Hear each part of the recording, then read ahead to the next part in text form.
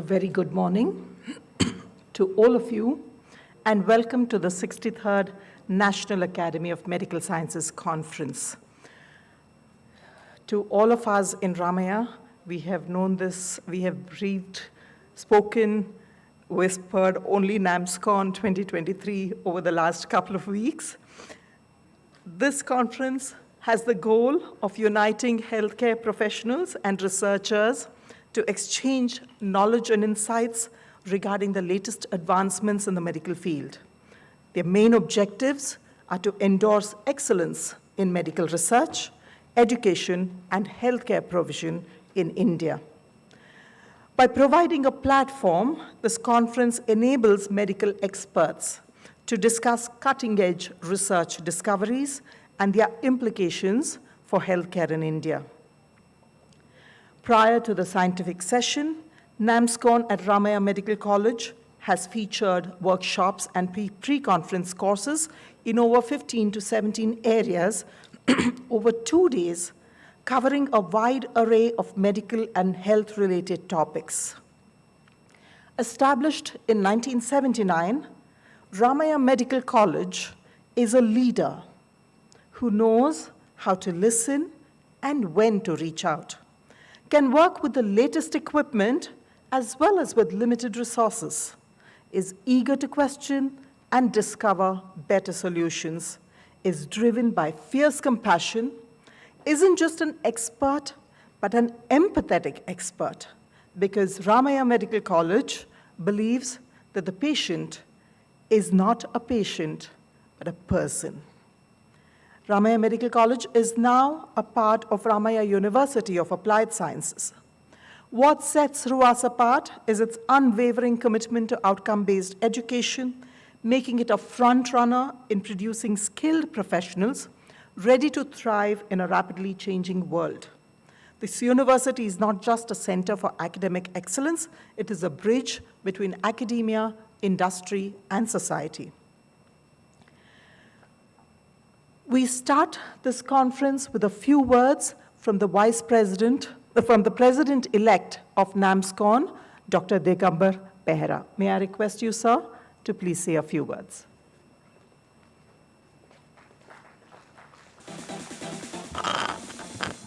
Thank you, madam. A very good morning to all of you, ladies and gentlemen, and welcome to the beautiful city of Bangalore, and more specifically to this beautiful venue, that is the Ramaya Medical University. On behalf of the organizers, as well as on behalf of National Academy of Medical Sciences, I welcome you all to this deliberations on scientific feast. In fact, the conference has already started, actually 2 days back. So today we are starting with the CME. You will hear more about National Academy of Medical Sciences throughout the day, and particularly in the evening. Since we are already late in starting, I will not waste much time, and I will request the organizers to start the proceedings after Dr. Verma had his address. So with this, yes sir, please come and sweat. Okay, then thank you very much, and welcome to this CME program. Thank you. Thank you so much, Dr. Behera, for your warm wishes. Dr. Verma has, in the interest of time and wanting to start, we know that we're all eager to start, and therefore he has requested that we commence. And we commence the first scientific plenary session with the theme of digital technology in communicable diseases, with the first presentation by Dr. Saumitra Das. Professor Das's laboratory has been working on the biology and pathogenesis of RNA viruses, unraveling the mechanisms and exploring novel targets for effective therapeutic interventions. The primary focus of Professor Das's research is on hepatitis C virus. Recently, he broadened his focus to understand the role of host factors in the replication of other positive strand RNA viruses. His persistent efforts led to the involvement of clinicians from different hospitals to understand the key players of viral pathogenesis.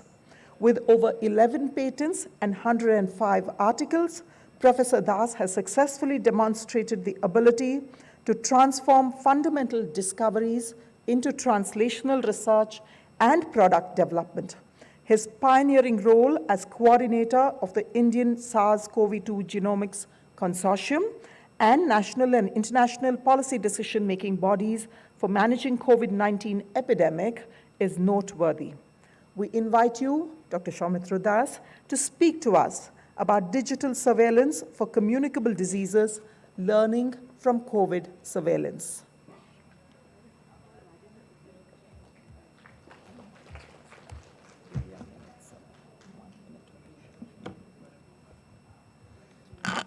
May I invite Professor Rajendra Prasad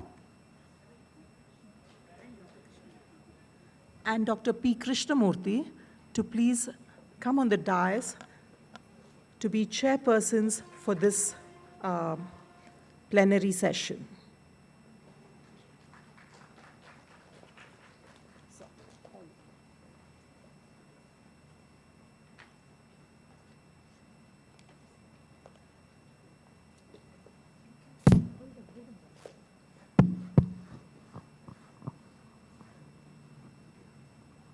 A warm welcome from the organizing committee to our chairpersons and Dr. Saumitra Das, please. So, good morning. Before Das starts, good morning to all of you, and this is the first scientific session, I believe. And I also welcome, as a chairperson of this, and welcome to this beautiful city, as Dr. Behra said, Bengaluru, and then this beautiful campus of MS Ramaiah University. So, you know, digitalization is now a key word which is being practiced in every walk of life. So, this talk, I think, would be very, very fruitful as for digital surveillance for communicable diseases, learning from COVID-19 surveillance. You know, communicable diseases are also very common in our country. Actually, such countries are facing with both the problems, communicable as well as non-communicable disease. So without taking much time, sir, you wanted to say something? No, just one. I am neither an expert nor have experience in the field of digital technology, but as a concerned citizen and also with little public health interest, so that I am here to learn. Thank you. So then I invite Dr. Das, please go ahead with your talk. Thank you. Good morning. It's a real pleasure to attend this first NAMSCON 2023 first conference for me. Thanks to the organizers, particularly Dr. Gayatri, Dr. Anand Kumar, my friends, and also the other organizers. You know, I'm going to talk about the digital surveillance for the communicable disease. You know, this communicable disease is more complex than what you can see here in this slide.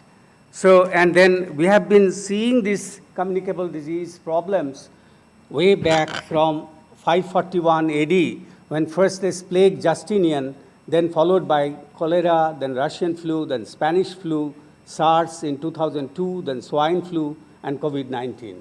So the question is, what do you mean by surveillance? Just for the disease containment? And you know, we have realized in a hard way, particularly after cholera, people and worldwide, they understood the importance of disinfecting clothes or keeping the patient quarantined, the infected person, and more importantly, to control the travelers from the infected country, the countries where the infection is spread already, to contain the infection. Now, in this modern world, now as you rightly pointed out, there is a scope for digitalization, and now we have the surveillance which is integrated with the digital surveillance. Now, the syndromic surveillance is the fever medicine usage data from the pharmacy to identify a trend in an area, then followed by the geographic information and the system analysis, then The samples are collected from the symptomatic local citizens, livestock, and then we need to have sequence done, which can be coupled with the smartphone app and identify the emerging pathogen. Then the pathogen sequencing data analysis is deposited into a public repository, which is tagged with the metadata appropriately, and this final information is released and announced by the social media. So you can see from where we have come in last 200 years, we have actually progressed into this modern world of digital surveillance. Now, this syndromic surveillance can actually help us to identify the hotspot where from this infection is actually coming out, alert the local surveillance. This pathogen can actually evolve from the environment, from the wildlife, from the domestic animals, and the close proximity of the domestic animals and the human being. We can actually, it can be spreaded into humans, and then you isolate the patients, identify the pathogen, and then inform this, deposit this in a publicly accessible data sets, and so that the timely actions can be taken. Now, what is actually what we have understood? The surveillance helps to track the outbreak and to take appropriate response.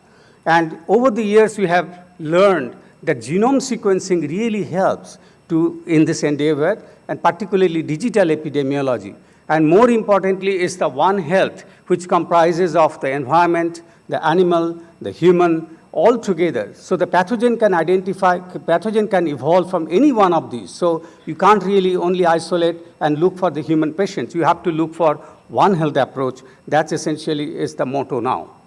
Now, in a small way, in 2020, when I was heading the National Institute of Biomedical Genomics, which is the hub for the sequencing, and this COVID outbreak happened, we had a small 10 samples sequenced in Kolkata area in West Bengal. And we identified for the first time the D641G mutations, which actually became rampant soon. And actually, and all the variants, even today, carries the same mutations.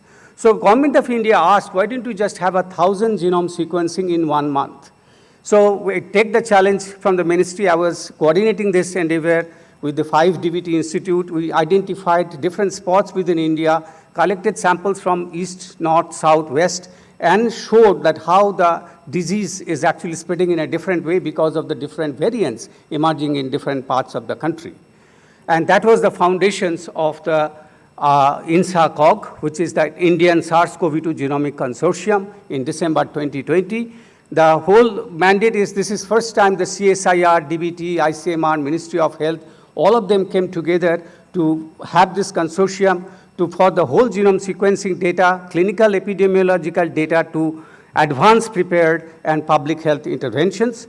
We started with simply 10 national institutes, and now all over India we have more than 70 research laboratories that are involved into this network, and over 300 plus sentinel sites we are collecting samples to make sure that we can track in the real time the emergence of the new pathogens.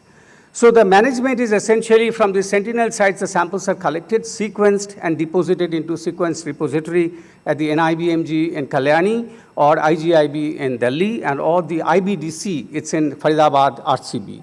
And we time to time report to the National Disease Control, the NCDC, and from there we upload the sequence in the international database called GISAID, and we also disseminate information time to time to the ministry and also to the public awareness. And in parallel, we are trying to isolate the pathogen, characterize it, and try to see how this pathogen is different from the earlier one and what can actually help us to understand the disease paradigm better.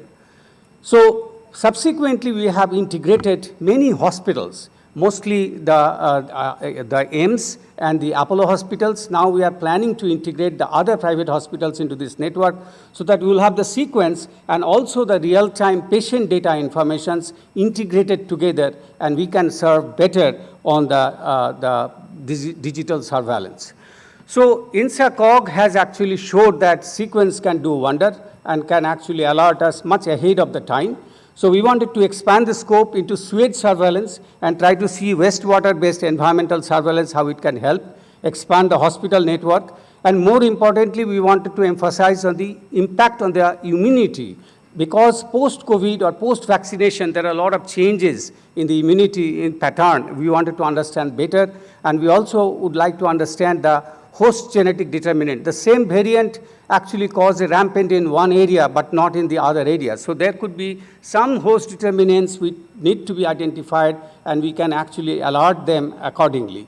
And ultimately, the knowledge management, the knowledge or the huge amount of data that we will generate has to be utilized properly. And that's the goal of the INSACOG. And we are definitely now going to expand it to other diseases, not only restricted to SARS-CoV-2, because we have a huge infrastructure established around the corner of every corners of India. We wanted to expand to dengue, chikungunya, or any other emerging pathogens or new pathogen identification. So this is in the line of government's 2035 vision, where they want to have this information from the public, private, and the central government agencies, and from there the information will come to the hospital network called the e-hospital, and every patient will have a unique health ID, and that medical card will be actually shared with the surveillance information foundations at the national level and the state level, and accordingly, essentially, the action will be taken. So essentially, we are looking at the developing of an ecosystem for the surveillance. Information system should be linked with the laboratory networks as the data sources, data analytics, and the predictions, and informations for appropriate action.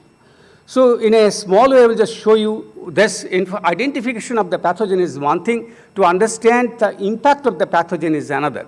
So what we did during SARS-CoV-2 in my laboratory at the Indian Institute of Science, where I've been working for last more than 25 years, we developed an artificial protein shell, which is actually a SARS-CoV-2 virus-like particle, which has all the structural protein but doesn't have the genome to replicate. So that with that, you can incorporate the mutations into that and immediately ask the question, does it really affect the entry? Does it really affect the infectivity? Or it can have a escape mutations to escape from the vaccine challenges. So essentially, we have generated for the Wuhan, Omicron, Delta, Beta, and all the other emerging strains.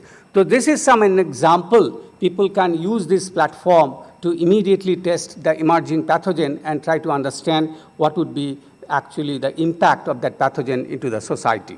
With this, I would like to thank my laboratory at the Indian Institute of Science, and I would be happy to answer any questions. Thank you. Thank you, Dr. Das, for telling a very scientifically in a very short span of time. I must congratulate you because we are already running late.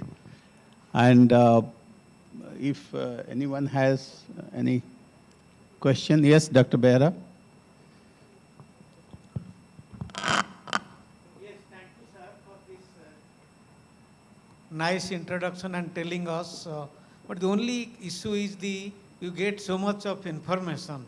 So how do you actually, Store the assimilate it? information. Yeah, that is yes, we have this biological data center, IBDC, set up by the government of India, and particularly this is a RCB, Regional Center of Biotechnology. All this biological data will be deposited there, and from there, with the security password, people can access it, analyze it, and we are planning to somehow integrate that with the US, UK, and the European counterpart, so that internationally this information can be shared for the health of the society.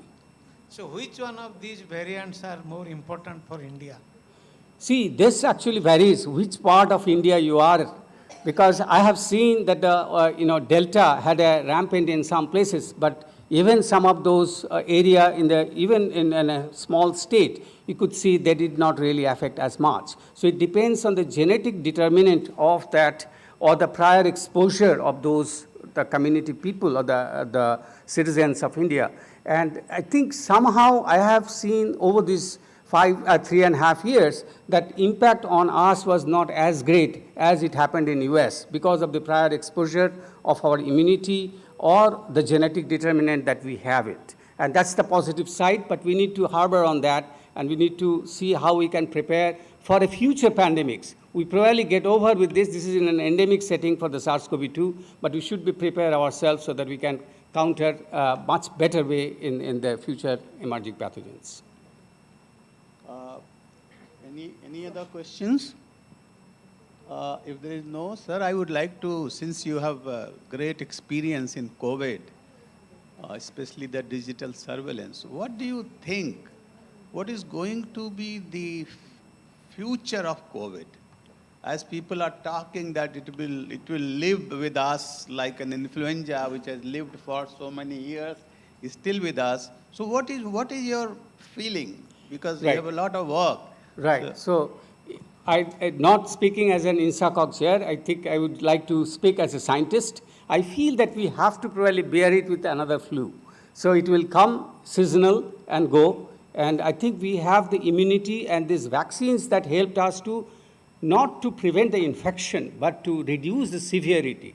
And as long as the severity is controlled, I don't think we need to worry too much of it. I mean, we have been living with malaria, TB, so many other communicable diseases for so long. It's nothing to be worried about. Thank you, sir. Sir, thanks for the highly illustrated presentation. So that I have one question that about sewage surveillance. Right. So there are several reports coming from US, UK, and other countries where they have isolated the COVID DNA Right. with the several mutations. Right. And these mutations were never reported from the patients who are reporting at the hospitals. So does it mean there is a stage of carrier in the COVID virus?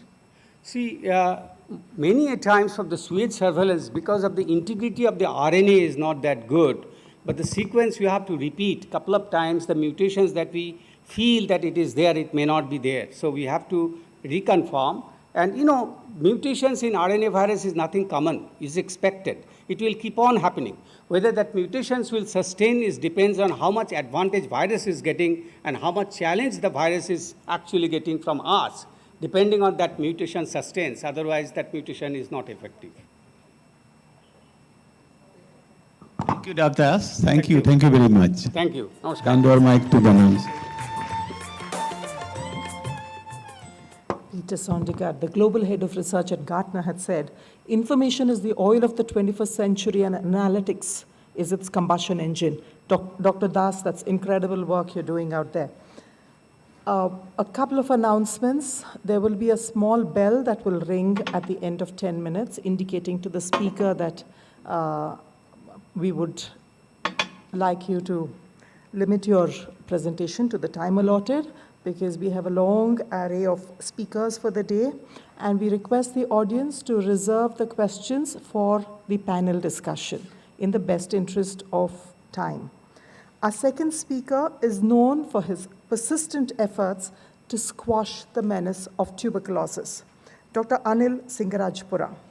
He has been responsible for establishing and scaling up of drug-resistant TB program in the state of Karnataka, establishing and scaling of universal drug susceptibility of TB, part of the WHO Joint Monitoring Mission, part of the expert writing group in developing Indian standards of tuberculosis care, initiated TB-free Karnataka and TB-free Gram Panchayat activities, is part of the expert writing group on non-communicable diseases for WHO and the government of Karnataka, part of the National TB Evaluation Team, co-chair for national writing groups on standards for TB care in India, and was part of the technical support team for the COVID pandemic. Dr. Anil Singarajipura will speak to us about the role of digital technologies in tuberculosis.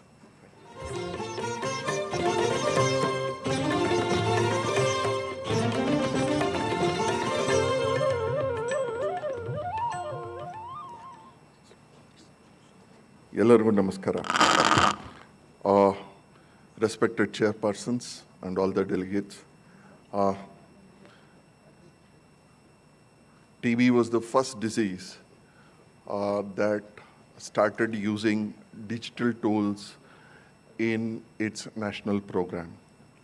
And today I'll be speaking on the various digital tools that we are using and some state-specific tools that we've used for artificial intelligence also. So we are working towards ending TB by 2025, 5 years ahead of the global TB targets.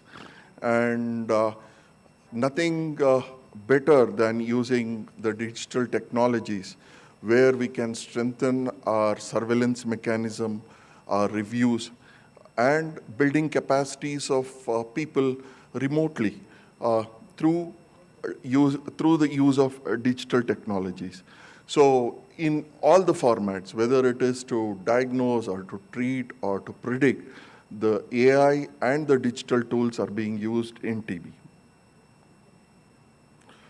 So Karnataka is one of the high burden states. We notify around 80 to 90,000 TB patients. We have a high HIV burden in certain districts. The current epidemic of TB is now associated with diabetes. We have around 17 to 25% of the TB patients having diabetes now. And our success rates hover around 83 to 85%. So, and keeping this in mind, our areas of intervention was around the diagnostics, around knowledge dissemination, the telemedicine that we are doing, the data analytics, patient care management, and to some extent on predictions. We are now on the anvil of testing predictions also. So in the knowledge dissemination, this is a platform that is being widely used throughout the country, so be it in the state. This is called the Swasth e-Gurukul. It's a management system that's endorsed by WHO, and it enables effective training. It's a certification, so anybody can get certified. It's a course that runs for days, where you can take these courses on a virtual platform. At the end of every chapter, you'll have to pass a test. So this is not just for medical professionals. It ranges from a non-medical person to a medical person. So the state is using the Swasth e-Gurukul for all our trainings or certifications. And so the government of India, through the Central TB Division, is also using this Swasth e-Gurukul. This is one of the very important digital technologies that we are using now. Most of you are aware of this. This is the NICSHI tool that is there since a decade now. This is the most robust tool that's happening around us. Sitting in Bangalore, I can call a patient who is 700 kilometers away and ask him as to how he is on the TB treatment, whether he has compliant to medications, whether he has adverse drug reactions, is his HIV done, is his diabetes status done. Not only just on notification, it gives you a large scope for analytics that's happening around TB, the age, the shift to the right, the sex, the predominance of loss to follow-ups, deaths. Everything happens in the NICSHI. So it's a very important digital tool that, as I told you, this was the first tool that we started, and it's there. We have probably every year around 26 lakh TB patients, or more than 20 lakh TB patients being notified. This tool is a very good tool, digital tool for us. And all these are done on a real time, and that's the best part of the NICSHI.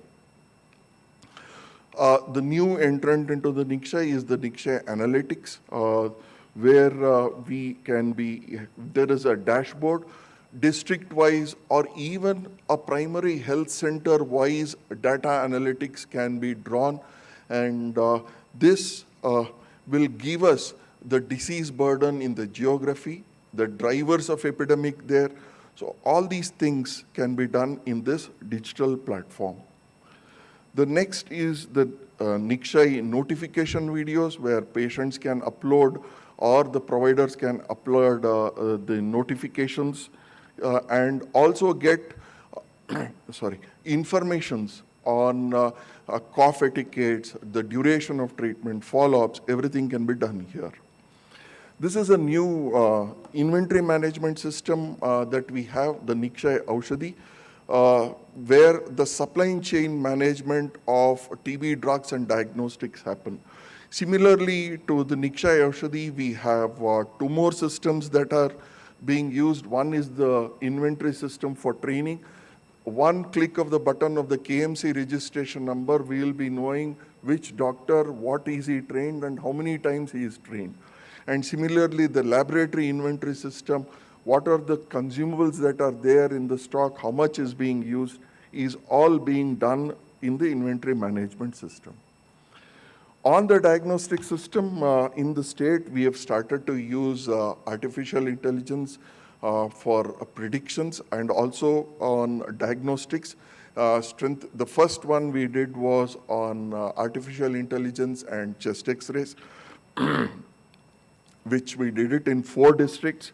And the advantage of using AI tool for chest x-rays minimized the clinical diagnosis that was happening in Karnataka, in the sense, especially both in the public and private sector, more so in the private sector.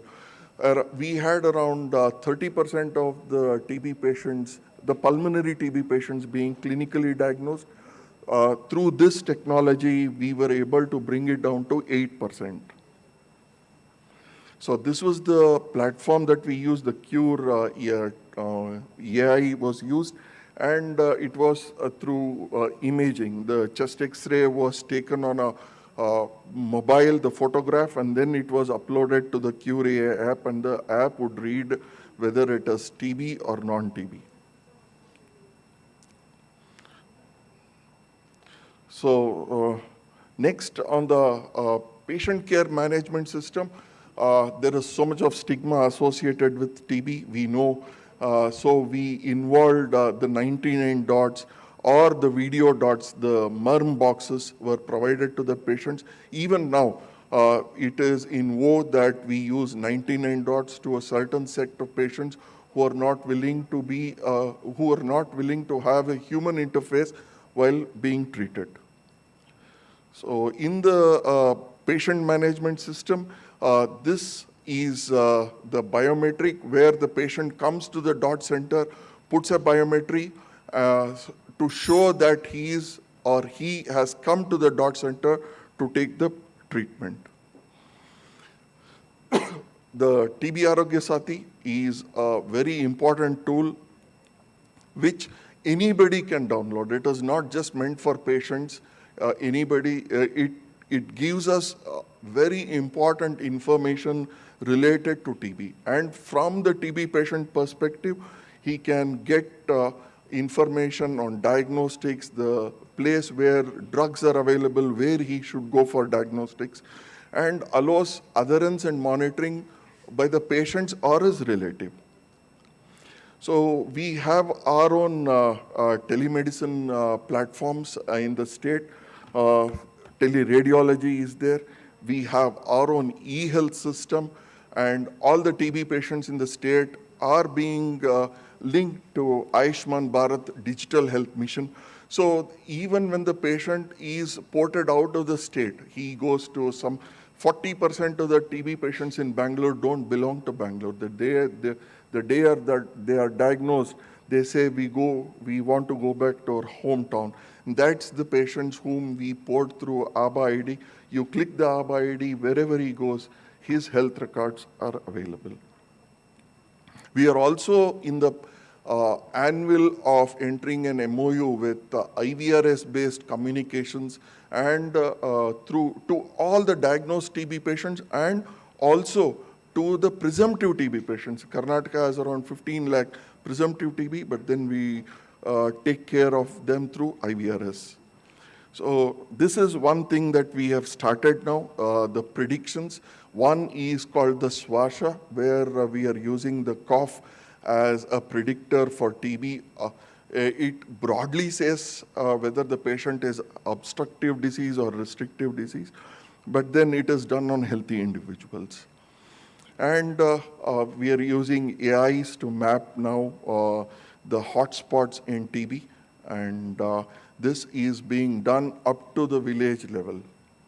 So this is the AIs that we use in the diagnosis of TB. Thank you so much. Thank you, Dr. Anil, for really highlighting all the digital technologies being used in tuberculosis, especially the TB elimination program, especially in the Karnataka. Thank you very much. As we have a panel discussion in the end, so I think question and answer you can have in that panel discussion. Thank you, sir. Thank you, Anil.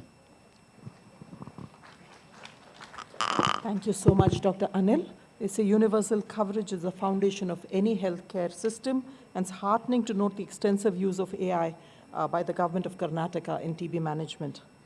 Our next speaker is the very accomplished Dr.Prasanta Raghab Mohapatra. He has a total of over 290 publications, including 175 in PubMed Index journals, of which 16 are in Lancet Group journals and 10 chapters in textbooks. He is the founder member and present vice president of the Indian Society of Study of Lung Cancer, a core committee member of Lung Cancer National Cancer Grid, regional editor of the Lancet Respiratory Medicine, and active fellow of 15 societies. As head of department, he was instrumental in starting the super specialty course in pulmonary and critical care in 2017, which was the first DM course in AIIMS Bhubaneswar and the first DM course in pulmonary medicine in Eastern India. He is elected as the National Delegate of India by the He was elected as the National Delegate of India by the European Registration Society from 2012 to 15, and is the editor of the book Clinical Melioidosis, a practical guide to diagnosis and management. Today, he will speak about challenges in management of melioidosis.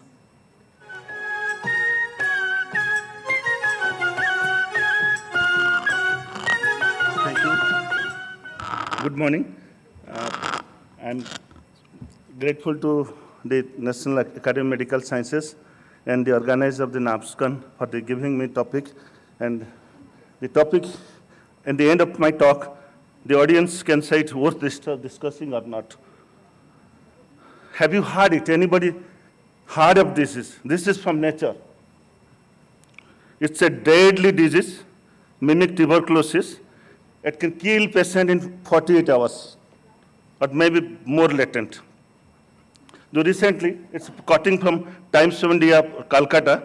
This one patient from Vietnam gone to septic pneumonia, septic shock, and straightway gone ECMO.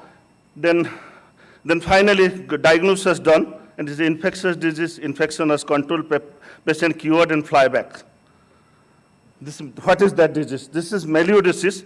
It's caused by environmental gram-negative bacterium known as Burkholderia pseudomyeli, found to in tropical and subtropical disease. It is extended to subtropical, and also more extended to place like US. I will discuss. This is the slides. It was published actually a few days before. So that if you look at this 2016 slide, this has changed. So now it is said that it's a complete presence throughout India and this Southeast Asia. So and this agent is a category B agent of bioterrorism, and from CDC it is a select agent, tier 1 agent. This is melioidosis, and is and other one is glandor. So it is coming to one publication in 2022, multi-track series of melioidosis isolated cases and death by imported aromatherapy spray. So this has happened during COVID, when the aromatherapy they report it simultaneously 4 places: Georgia, Kansas, Minnesota, and Texas. And the spray was imported from India. And what has happened? How they missed the diagnosis. How they missed the diagnosis, the system, there is no system to diagnose accurately. They miss this, even if the best technique, MALDI-TOF, this 16S ribosomal RNA, all sequencing, they misidentified the bacterium. That is why they missed. Even if they say that, I'm quoting the line from any of them, this is including the health worker providers encouraged to re-evaluate the patient. And because it's misidentified many bacteria, including most common bacteria, Acinetobacter, Pseudomonas, or Burkholderia cepacia is one of the common misidentified.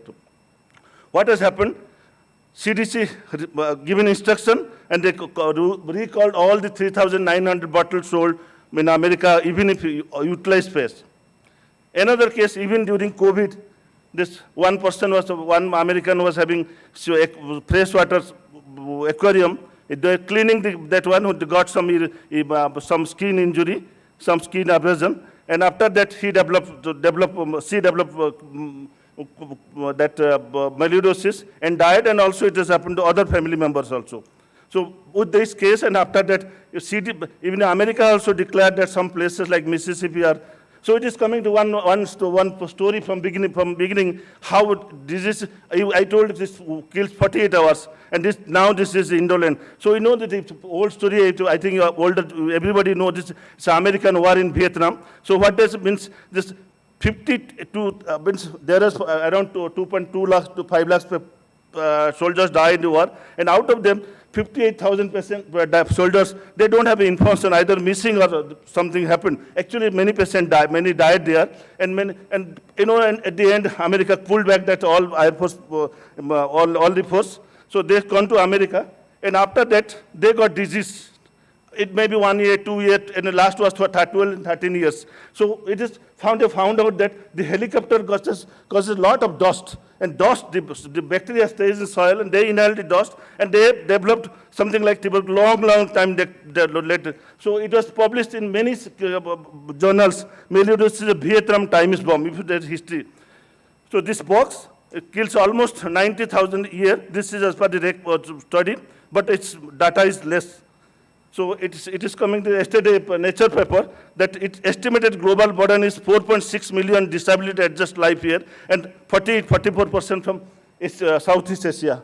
And there is three way of transmission, 3 route of transmission. It's inoculation, skin inoculation, inhalation like tuberculosis, or ingestion is mostly water. Incubation period is very highly variable. It can be 1 day to 12, 13 years, maybe more than that, we do not know. But it's commonly, median is 4 to 5 days.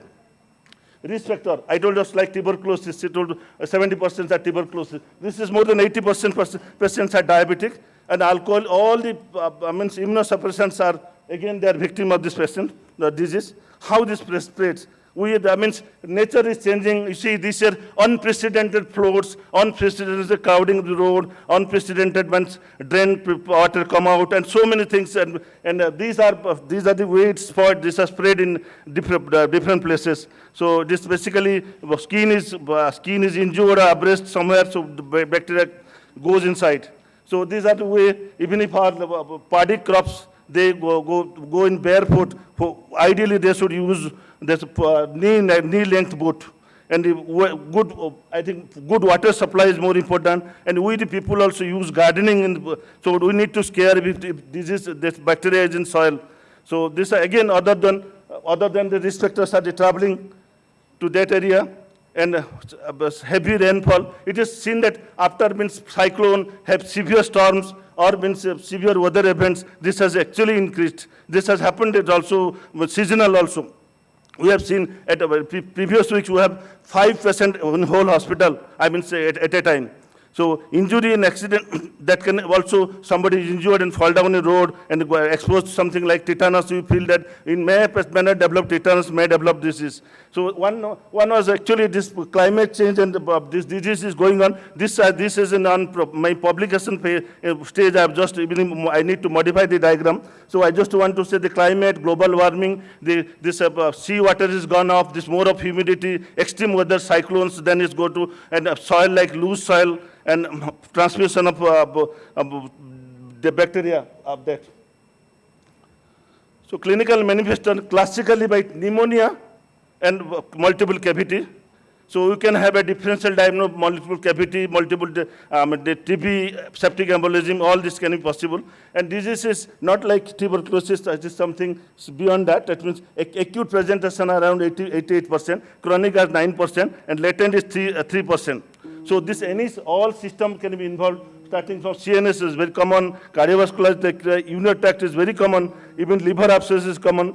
So skin abscess is common, even lung is almost more than 50% involved. So and it is again at one time soon they are cutting emerging infection in central India.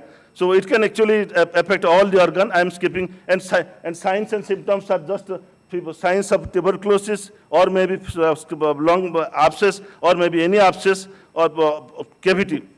I'm skipping this slide. This is all our patient data. You're having renal abscess, prostatic abscess.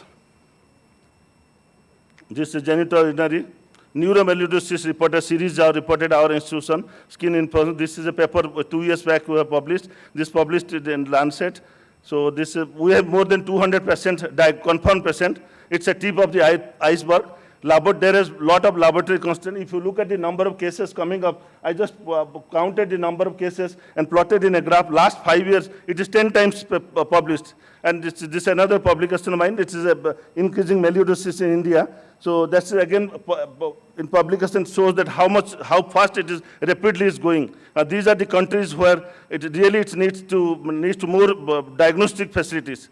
So challenge is diagnosis, just like TB is all diagnosis possible. We have to take aspiration from all the abscess site, and its blood culture is most vital on that. And the challenge is only 60% are positive. So you are whatever you do, 40% are going to miss.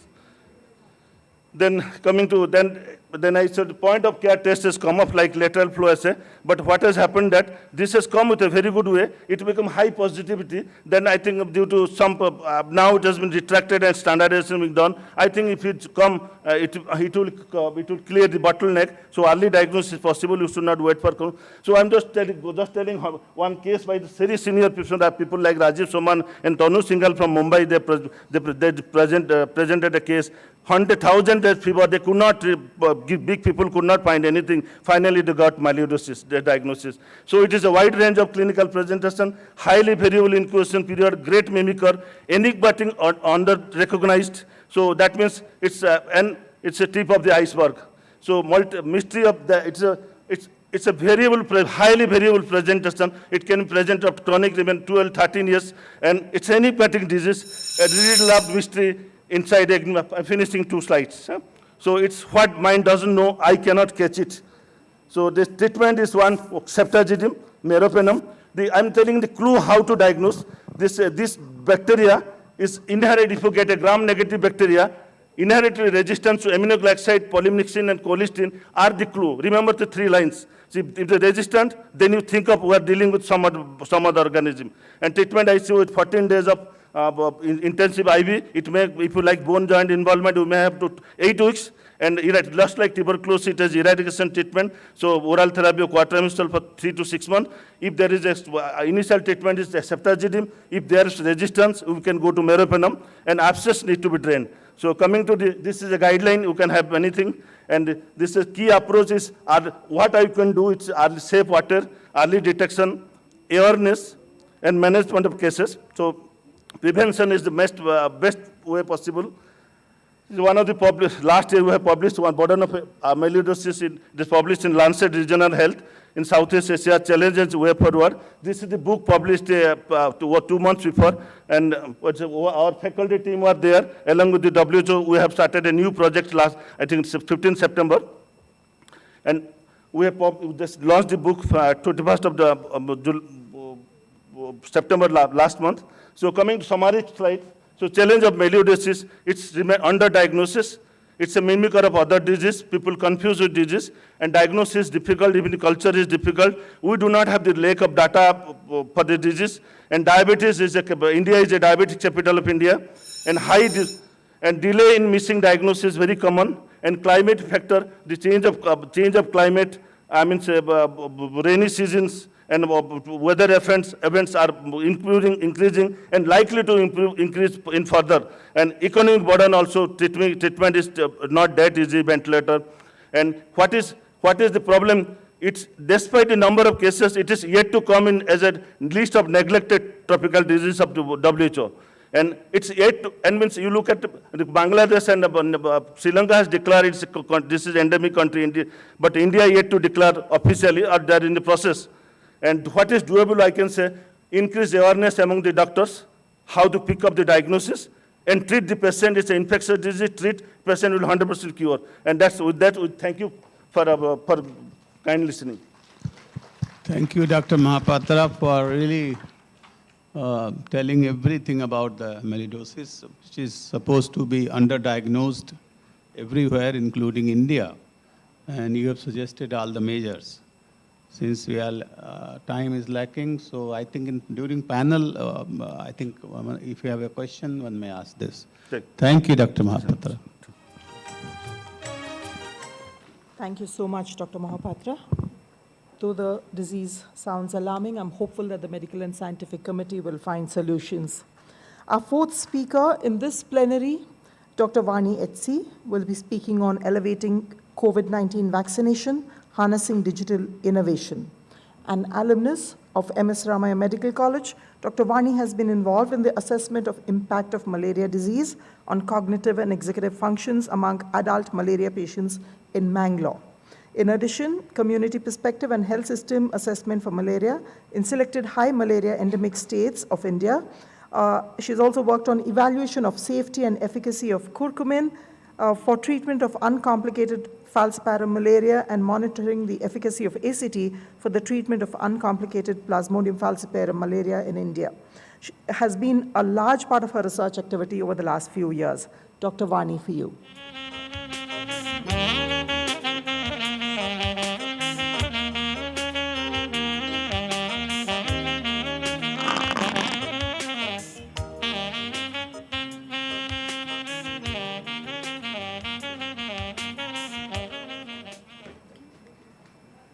Ellarigu Namaskara. Today I am here to present the simple digital innovation technique how to improve the COVID vaccination drive in a government medical college. So we all know that digital healthcare is basically practical application of technology to healthcare, thereby providing better healthcare services. And post-COVID pandemic, we have embraced this digital transformation. Especially in Karnataka, there were a lot of digital innovations to curb and curtail the COVID pandemic, including the Arogya Setu as well as COVID app. And over a period of time, we got the ray of hope of vaccinating the people, and we started the first vaccination drive in 16 Jan 2021, where throughout India as well as in Karnataka and Bangalore, we started the COVID vaccination. So ours being a medical college, it's a government and tertiary care catering to the services of the poor, and we had around 5,500 vaccine beneficiaries being the healthcare workers. So we initially started with 7 vaccination sites. If you look into the timeline, we first started with vaccinating with Covishield for the healthcare workers. 1 month later, we went for the frontline workers. So initially, the vaccination, what it will include, it was pre-registered, and the beneficiaries get the SMS where and when and what time they have to come to the COVID vaccination center. At each of these centers, they had to be verified, entered in the COVID app, and then they used to receive the vaccine, and then waiting for an observation for a period of 30 minutes. But what happened is, once we opened up for the elderly and the community, that is more than 45 years age group, we had a huge challenge. The challenge was, first of all, they were not pre-registered. There was a lot of walk-in people, and a lot of documentation had to be occurred in the COVID app. So there was basically like oral communication between the beneficiaries and the vaccinators. Initial time motion study for the healthcare workers, it showed that average time was around 37 minutes.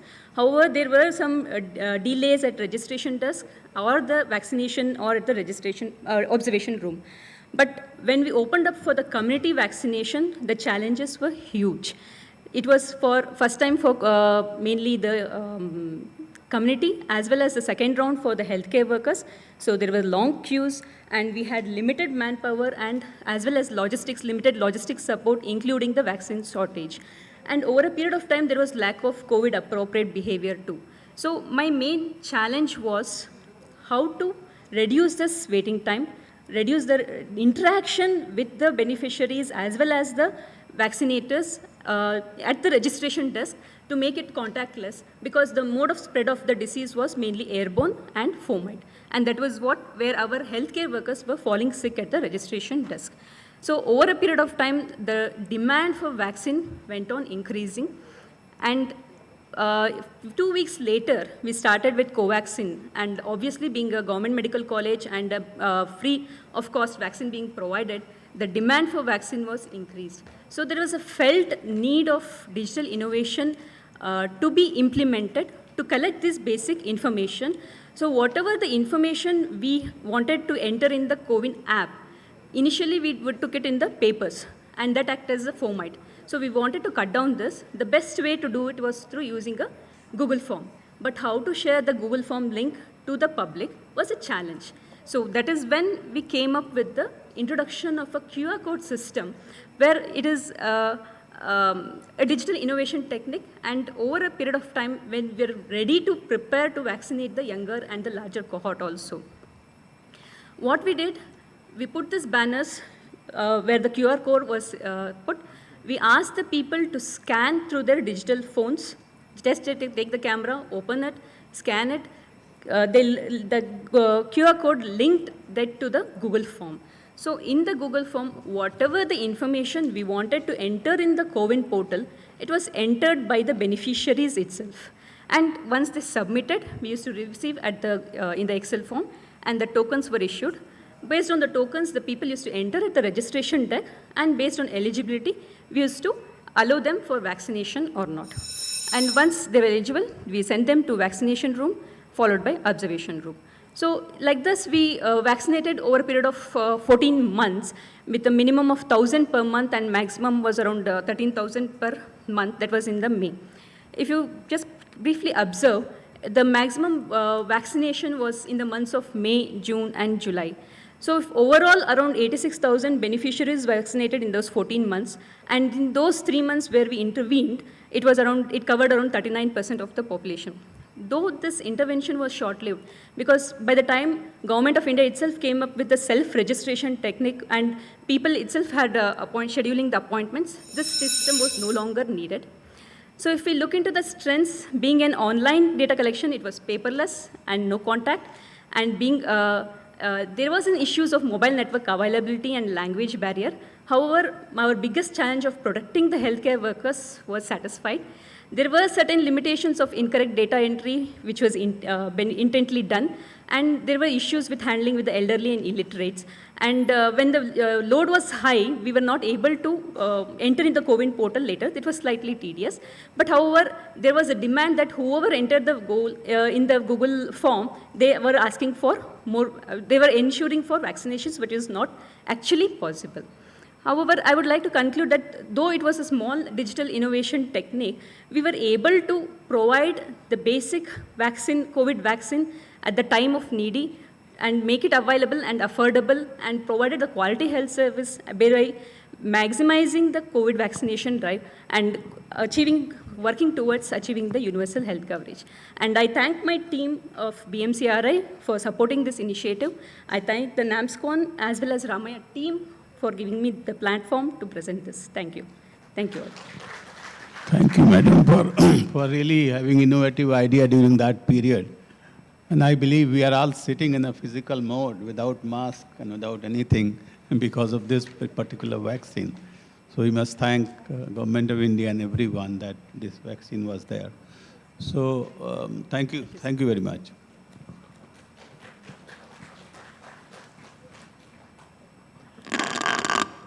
Thank you so much, Dr. Vani, for your enlightening lecture.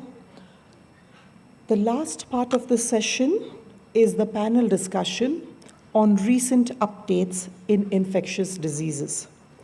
We have Dr. Saumitra Das and Dr. Anil Singarajipura as our panelists. In addition, we have Dr. Rajendra Prasad and Dr. Krishnamurthy. Before that, we would like to thank you for chairing this panel. Dr. Rajendra Prasad is the International Governor of American College of Chest Physicians, USA, and Vice Chair, National Task Force, NTEP and RNTCP, India, and is a Dr. B.C. Roy National Awardee for developing pulmonary medicine in India in 2016.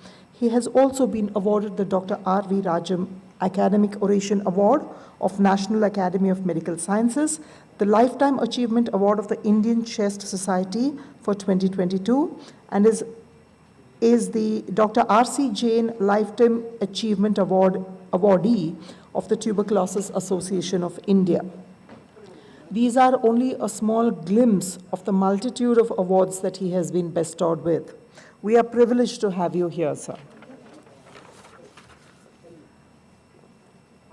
Our other panelist, Dr. P. Krishnamurthy, is an authority in the area of leprosy.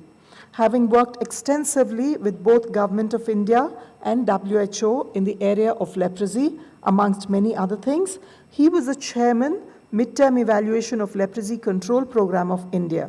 He is a contributory author on a textbook of leprosy of the IIL in 2022 and was conferred the exalted title of Commander of the Order of Leopold II, the highest civilian award by the people of Belgium in recognition of his exemplary service. To moderate this panel discussion, we have Dr. Balu Palicherulu, Research and Training, Heads Research and Training at Basveshwara Medical College and Hospital, Chitradurga. He holds an MPhil in Hospital and Health System Management from BITS Pilani and has been awarded the Shri B.M. Patil Oration Award in 2017 from the Karnataka Association of Community Health. He is president of the Association of Public Health Technologists and has supported various donor agencies for capacity building of the private sector in tuberculosis treatment and care, with special area of interest being the application of digital health technologies in public health.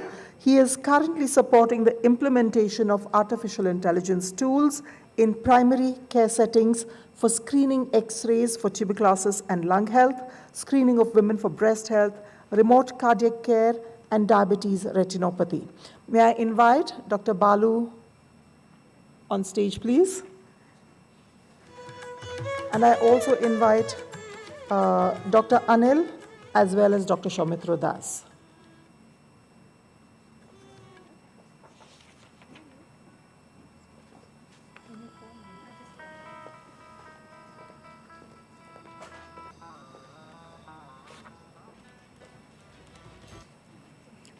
Our one panelist has stepped out, but we will start, sir. He will join us.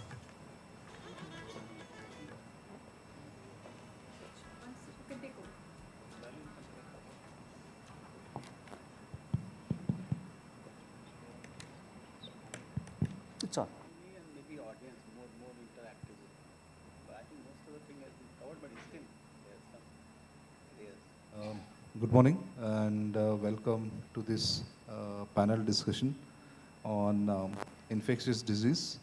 We have a esteemed panel, both on the podium and also off the podium, distinguished senior faculty members. So we open this panel discussion for infectious disease, mainly also looking at they already shared what are the various AI and digital tools which have been already used in the area of infectious disease. And all started as people presented with COVID. COVID helped promote use of AI and digital tools, including teleconsultation to a different level. So we start first with some inputs from Rajendra Prasad sir, then Krishnamurthy sir and Anil sir. Then we'll take some questions from the audience. Yeah, sir.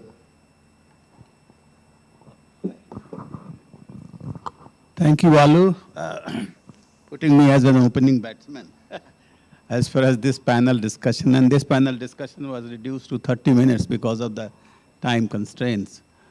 So you have seen that digitalization, as I said in my initial words, that has come into every walk of life. So it's true also in communicable diseases or infectious diseases, you may say. You have heard at least one beautiful lecture for the state of Karnataka by STO Karnataka, that what are the various tools are being used, especially in tuberculosis.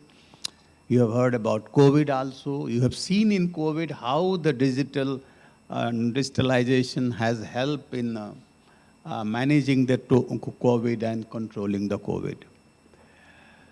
I must say that I always say that we must COVID has done a lot of harm to us, no doubt about it, whole of the country, but COVID has given so many innovations to us.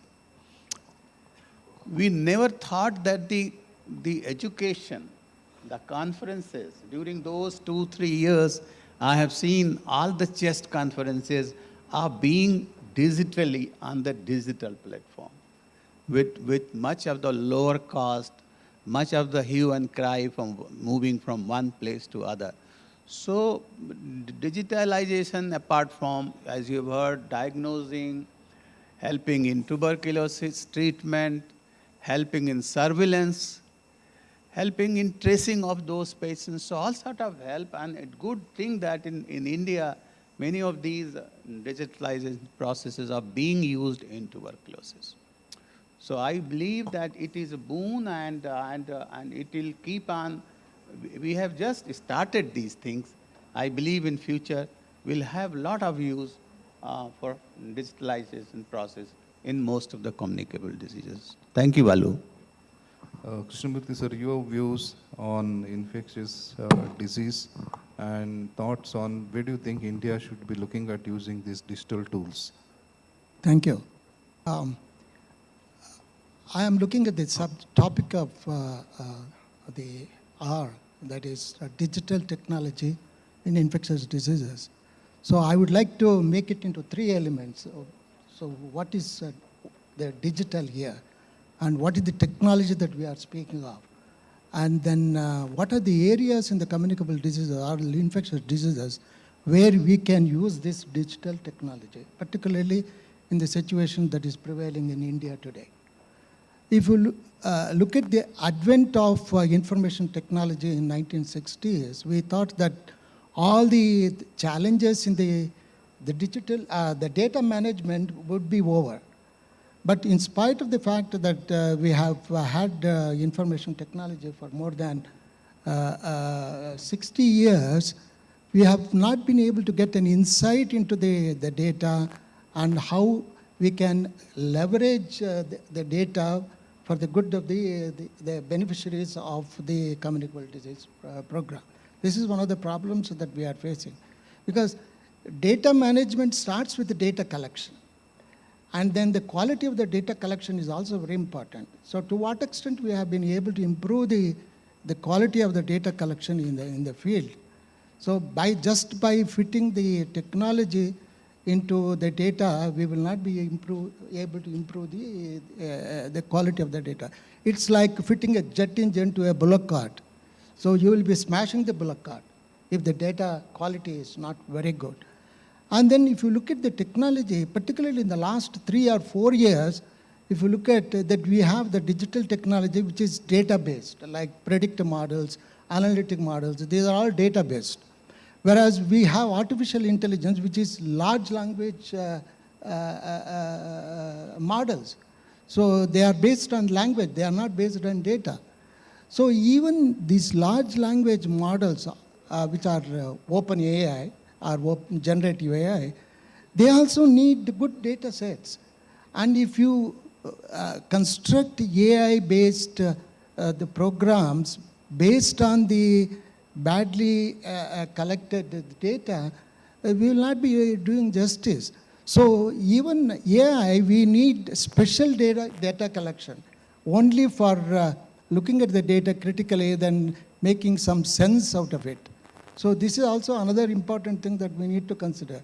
The technology is there. So particularly in the last 3 or 4 years, there has been a tremendous Cambrian explosion in the amount of research that is gone into artificial intelligence, particularly the artificial intelligence. But unless we make sure that our data collection process is up to the mark and able to align itself to the demands of the artificial intelligence, we will not be able to make any headway into it. The third one is infectious disease. What are the areas or elements where we can introduce this new technology into the management of infectious diseases?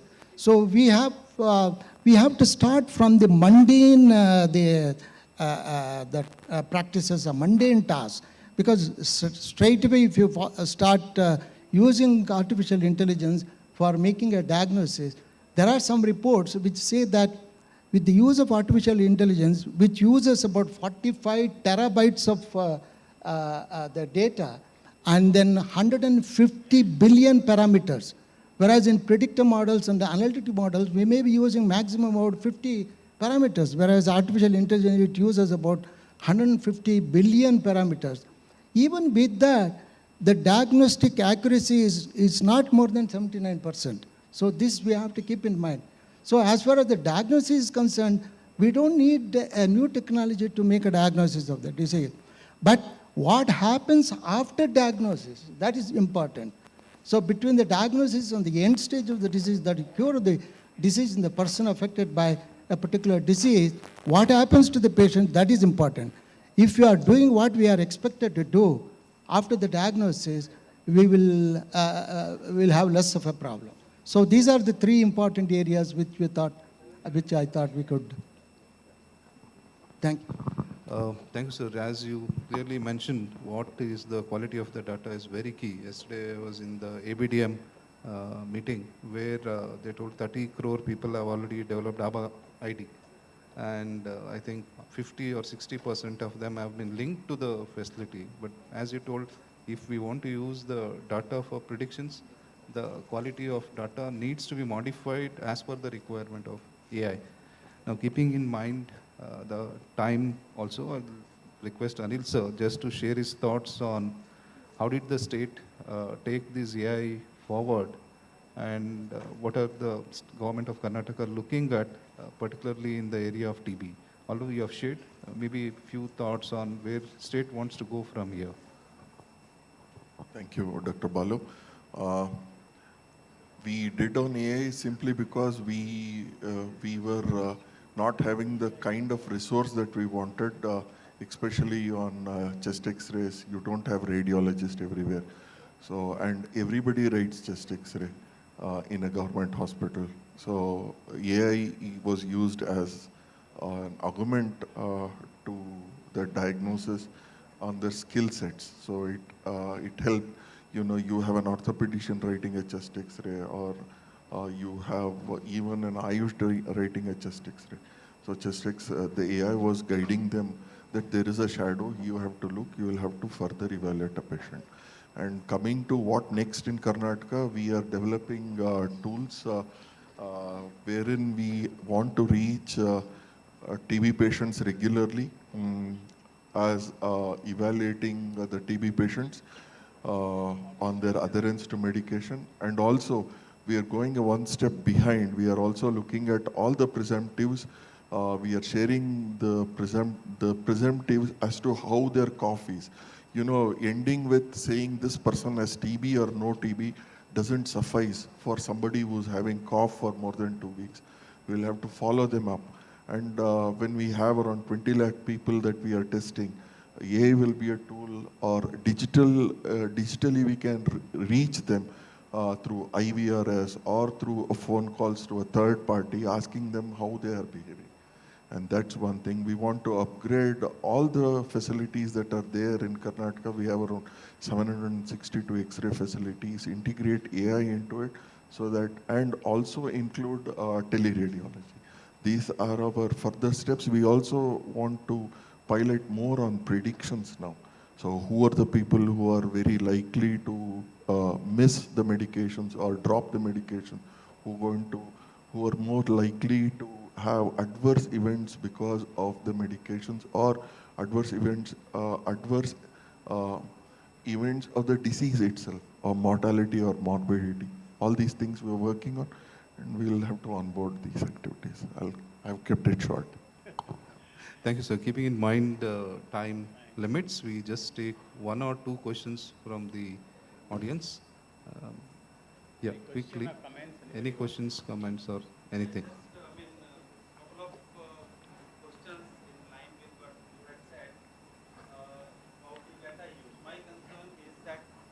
We may generate a lot of data, it may be of poor quality, and at the end we may generate a lot of data analytic graphs at the national and state level. But what are the efforts that the users, PHC medical officer, CHC medical officer, they are able to use the data at the local level for action? Otherwise that link is missing. Like if there are fewer cases, and you have vector surveillance also, that data is not monitored at the local level, although it is reported. But if that is monitored, then before it becomes epidemic, one can take actions. And that is then we say that this is mysterious fever causing deaths.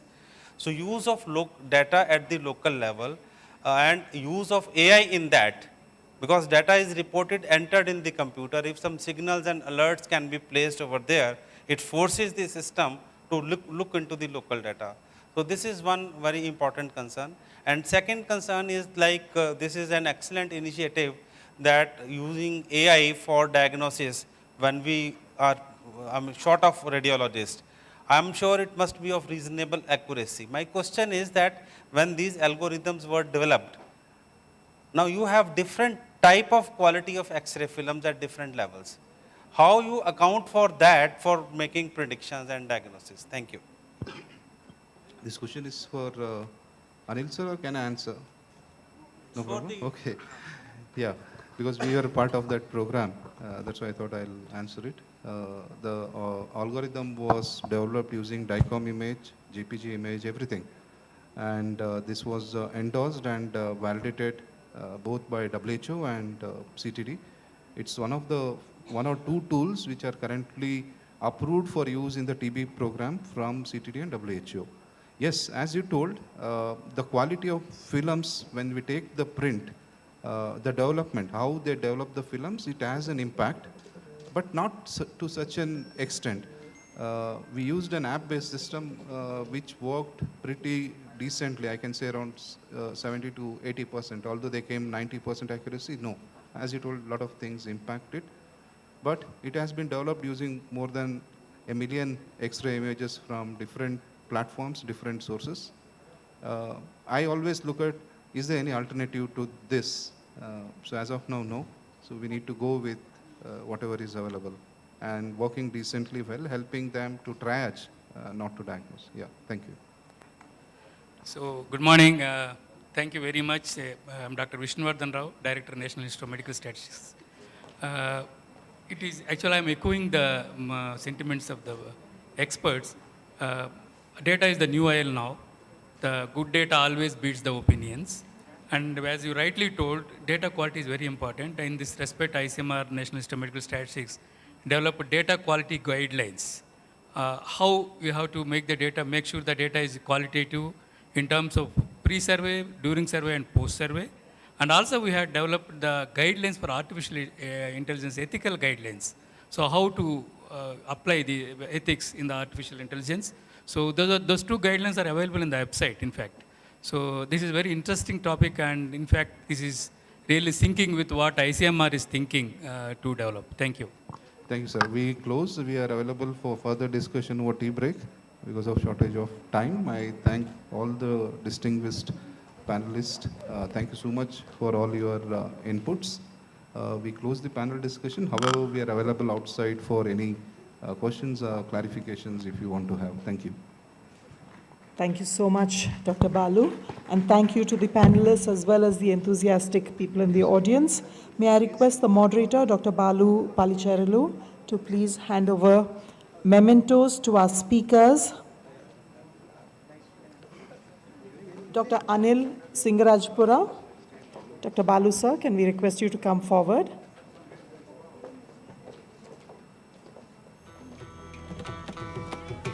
And hand over a memento to Dr. Anil Singarajipura.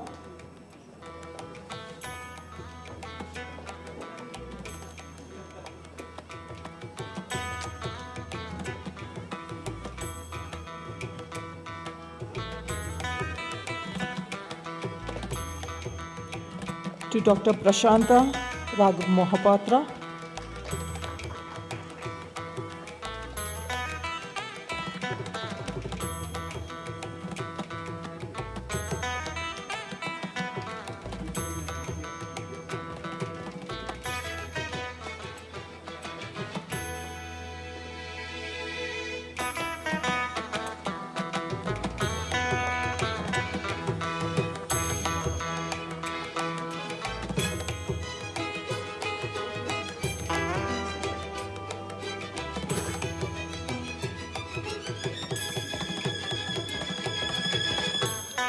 And Dr. Vani HC, please. Dr. Vani.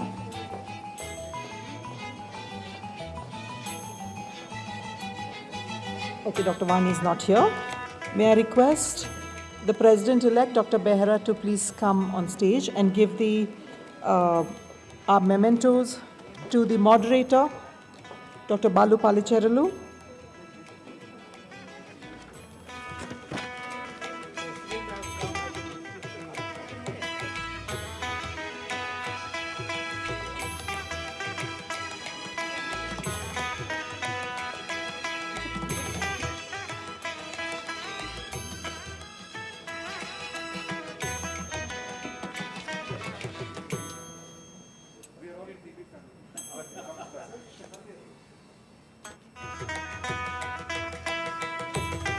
To the chairperson, Dr. Rajendra Prasad.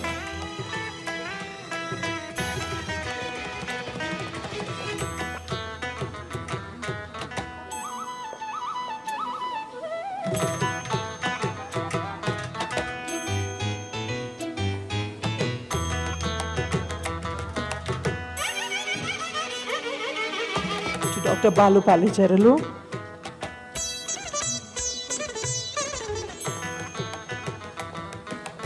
And to our other chairperson, Dr. Krishnamurthy.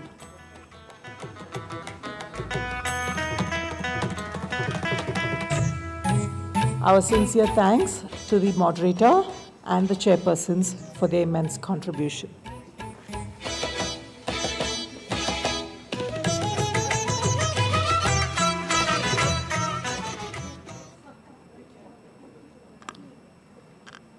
We will be having the launch of the scientific session in just a few minutes.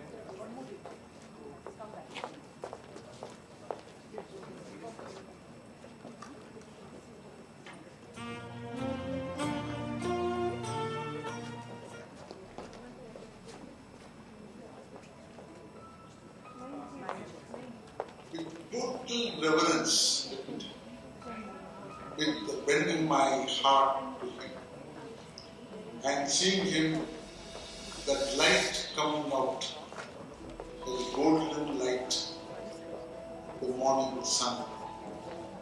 And when I see that golden light falling from his face and to the body, and seeing the whole golden picture of him, I feel so great that this man, the man who came, could do so much to me. And this makes me feel so small that can I be a part of that golden light where it can stay forever so that this light can be to the younger generation, to the younger people, the younger people who are going to be born. And even to them, they can come and learn the wisdom, where they can grow up and as a full-fledged member of knowledge who can partake in this building of this nation.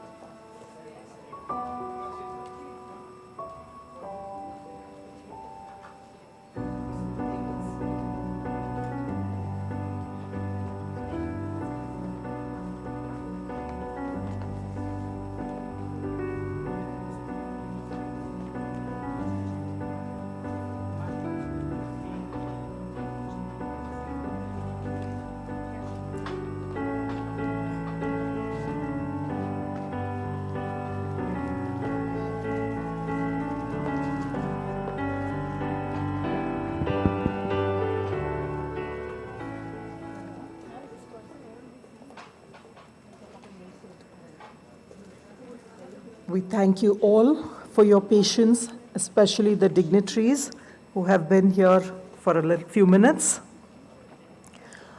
May I request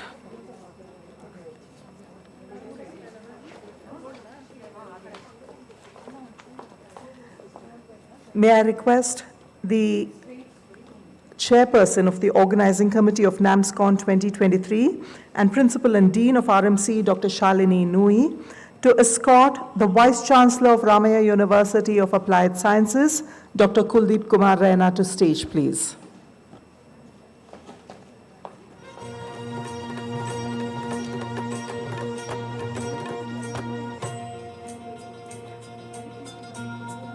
May I request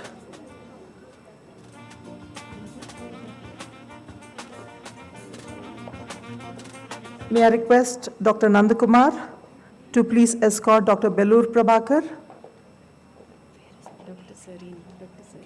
Okay. May I request Dr. Medha Rao to please escort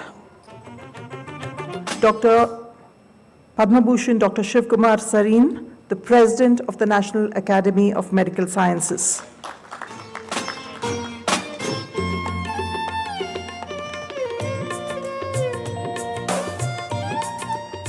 May I request Dr. Nandakumar, the Associate Dean Research Ravas and Organizing Secretary, to please escort Dr. Vellore Prabhakar,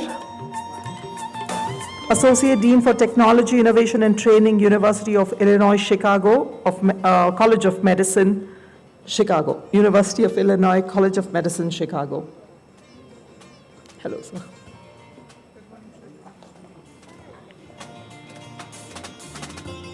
May I request Dr. Nandakumar to please escort our Pro Vice Chancellor, Health Sciences, Ramaya University, Dr. O.P. Kharbanda, to the dais, please.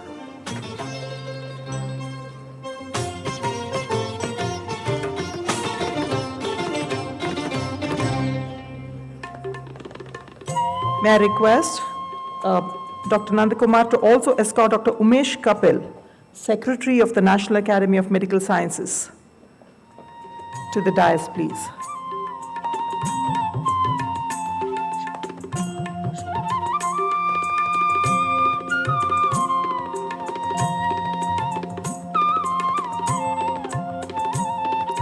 May I request Dr. Nandakumar to please come on the dais.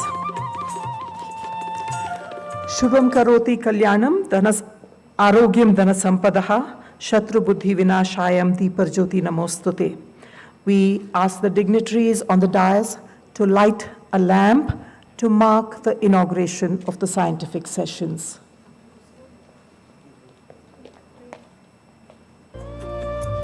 Shubham kurutvam kalyanam arogyam dhanasampadah. Shubham kurutvam kalyanam arogyam dhanasampadah. Shatru buddhi vinashaya deepajyotir namostute. Deepajyotir namostute. Deepajyotir parabrahma. Deepajyotir janardanah. Deepajyotir parabrahma. Deepajyotir janardanah. Deepo hartu me papam. Sandhya deepa namostute. O deepa brahma rupastham. Jyotisham prabhuravyayah. O deepa brahma rupastham. Jyotisham prabhuravyayah. Arogyam dehi putrausha. Matim swachham hi me sada. Raverastam samarabhya. With that auspicious beginning, I invite Dr. Shalini Nui, a quiet yet very efficient leader and the Dean of the Medical College, to please give the welcome address.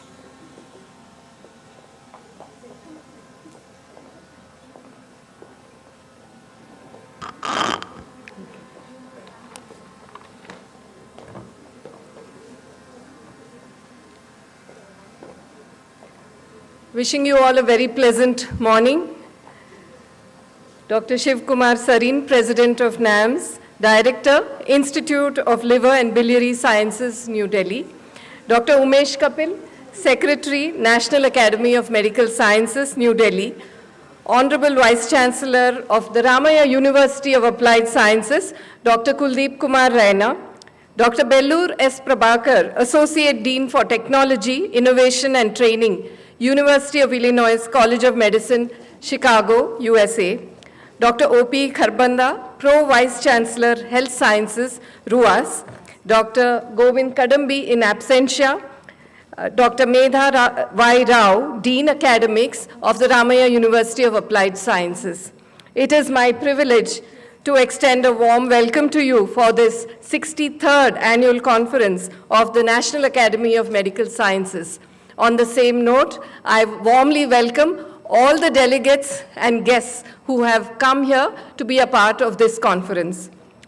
Initially named as the Indian Academy of Medical Sciences, it was inaugurated by Pandit Jawaharlal Nehru in 1961. The National Academy is now a premier institution fostering education, innovation, and research in medical sciences. The Academy awards memberships and fellowships based on stringent criteria. Eminent scientists are awarded as honorary fellows. Several awards and orations have been instituted by the Academy. We are therefore honored to be hosting the 63rd annual conference in the Ramaya Medical College, one of the very few private medical colleges to do so. Our world is constantly evolving, and it is this stimulus that has helped us zero down on the theme, digital innovations in enhancing healthcare. Digitization is the common thread that binds us all. I extend my deepest gratitude to all our distinguished guests on and off the dais, participants and speakers for being a part of this remarkable conference, which is multidisciplinary. We have disciplines of medicine, dental, pharmacy, physiotherapy, and nursing as a joint endeavor. On behalf of the Ramaya team, welcome to the conference. We welcome you to the campus and to Bangalore. Thank you, and hope you have an enriching experience. Thank you, Dr. Shalini ma'am. With that warm welcome, we invoke the blessings of our founder and the maker of this entire campus. Ladies and gentlemen, will you please rise for the Ramaya anthem?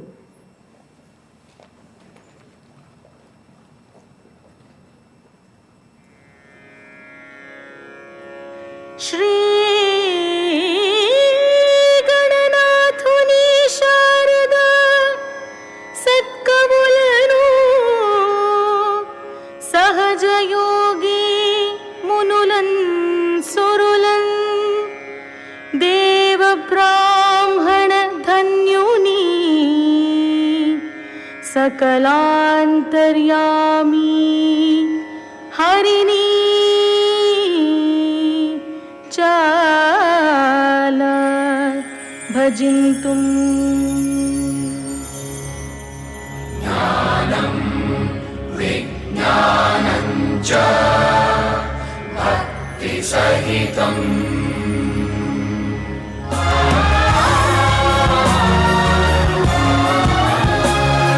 Jnana Vijnana Vidya Vinaya Bhushana Ramaya Samoha Samsthana Jnana Vijnana Vidya Vinaya Bhushana Ramaya Samoha Samsthana Tare Niharite Yagare Himalite Jaya Vennuma Samsthanake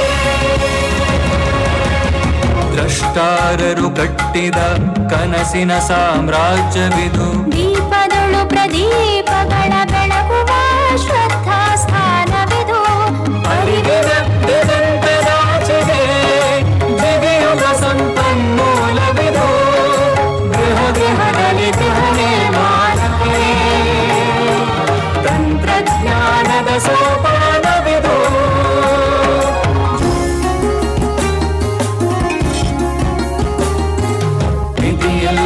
ಅಮಿತ ಜ್ಞಾನಕ್ಕೆ ಸಾಧನ ಕ್ಷೇತ್ರವಿದು. ಪ್ರತಿಭೆಯ ಸಾಧನೆ ಮಾಡಲು ಸ್ಫೂರ್ತಿಯ ಕೇಂದ್ರವಿದು. ಅಜ್ಞಾನದ ಕತ್ತಲೆ ನೀಗುವ ಸುಜ್ಞಾನದ ಸೂರ್ಯನ ರಶ್ಮಿದು. ಜಗದೋದ್ಧಾರದ ವಂದನಸಲು ಹೊತ್ತಿಗೆ ಅರಿವಿನ ತಾಣವಿದು. ಅರಿವಿನ ಹರಟೆಯು ಬೆಳಕನ್ನು ಚೆಲ್ಲಿದೆ. ಅಸಂಖ್ಯಾತ ಕಿರಣಗಳು ಎಲ್ಲೆಡೆ ಹೊರಹೊಮ್ಮಿವೆ.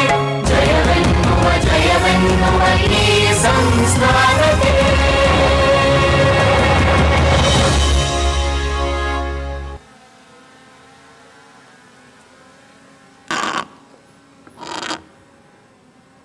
Good morning, everyone.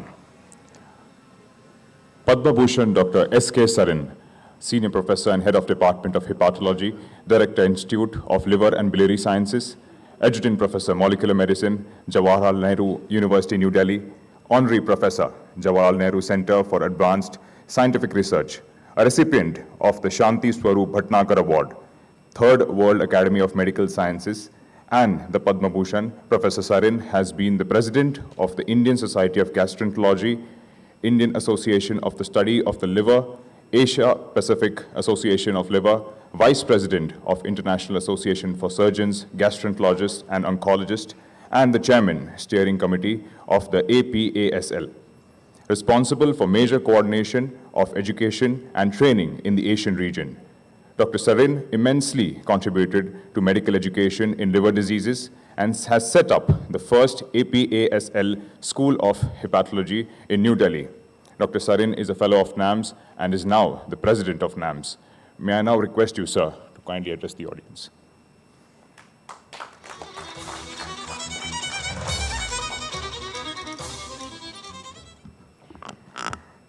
Thank you for your generous words, Dr. Anna, Dr. Kharbanda, Dr. Shalini, and the organizing committee of this very major 63rd Annual Conference of NAMS.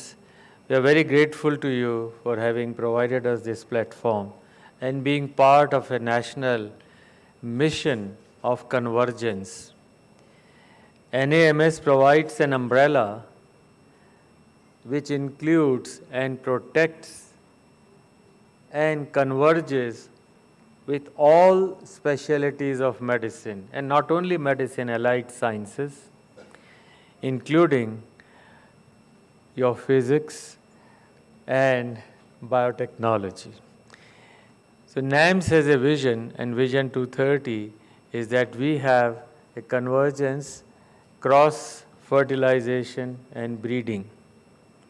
I find this program exceptional, and Dr. Kharbanda, Dr. Shalini and the whole team have worked for months together for making this program very unique. I find people are not so much aware of the value of these things. They only are bothered about their specialty. I should go into cardio or I should go into ortho and others.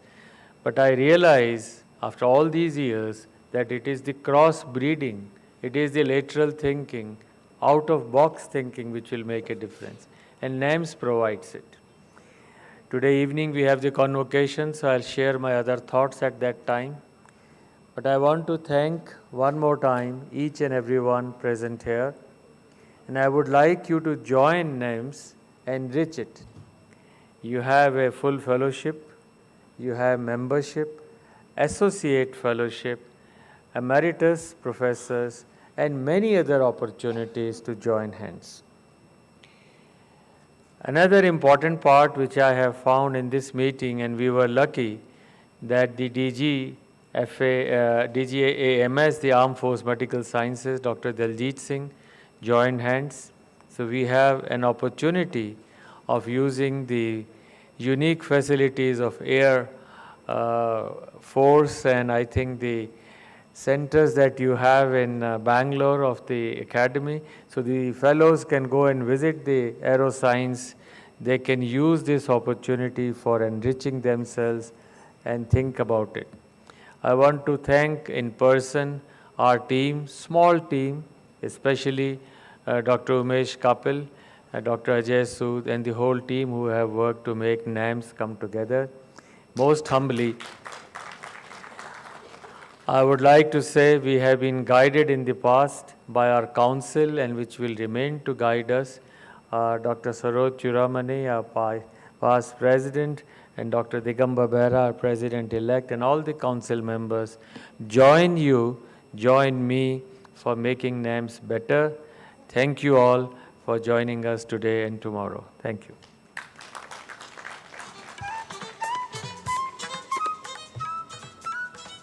Thank you very much, Dr. Sarin. Under your able leadership, we see the National Academy of Medical Sciences going by leaps and bounds. It makes me very happy to introduce our esteemed Vice-Chancellor, Professor Kuldeep Kumar Raina, a visionary leader who guides our expanding university with unwavering dedication and dignified grace. Professor Raina did an MSc and PhD in solid-state materials and then postdoctorate research work from the University of Manchester. He has published over 250 research papers in peer-reviewed international journals and delivered about 60 invited lectures in international conferences. He has attracted considerable research funding from different agencies like DST, DRDO, UGC, AICTE, etc. Like a flourishing garden tended with care, he cultivates innovation, inspires growth, and fosters a thriving academic community. Dear sir, may I request you to kindly address this gathering.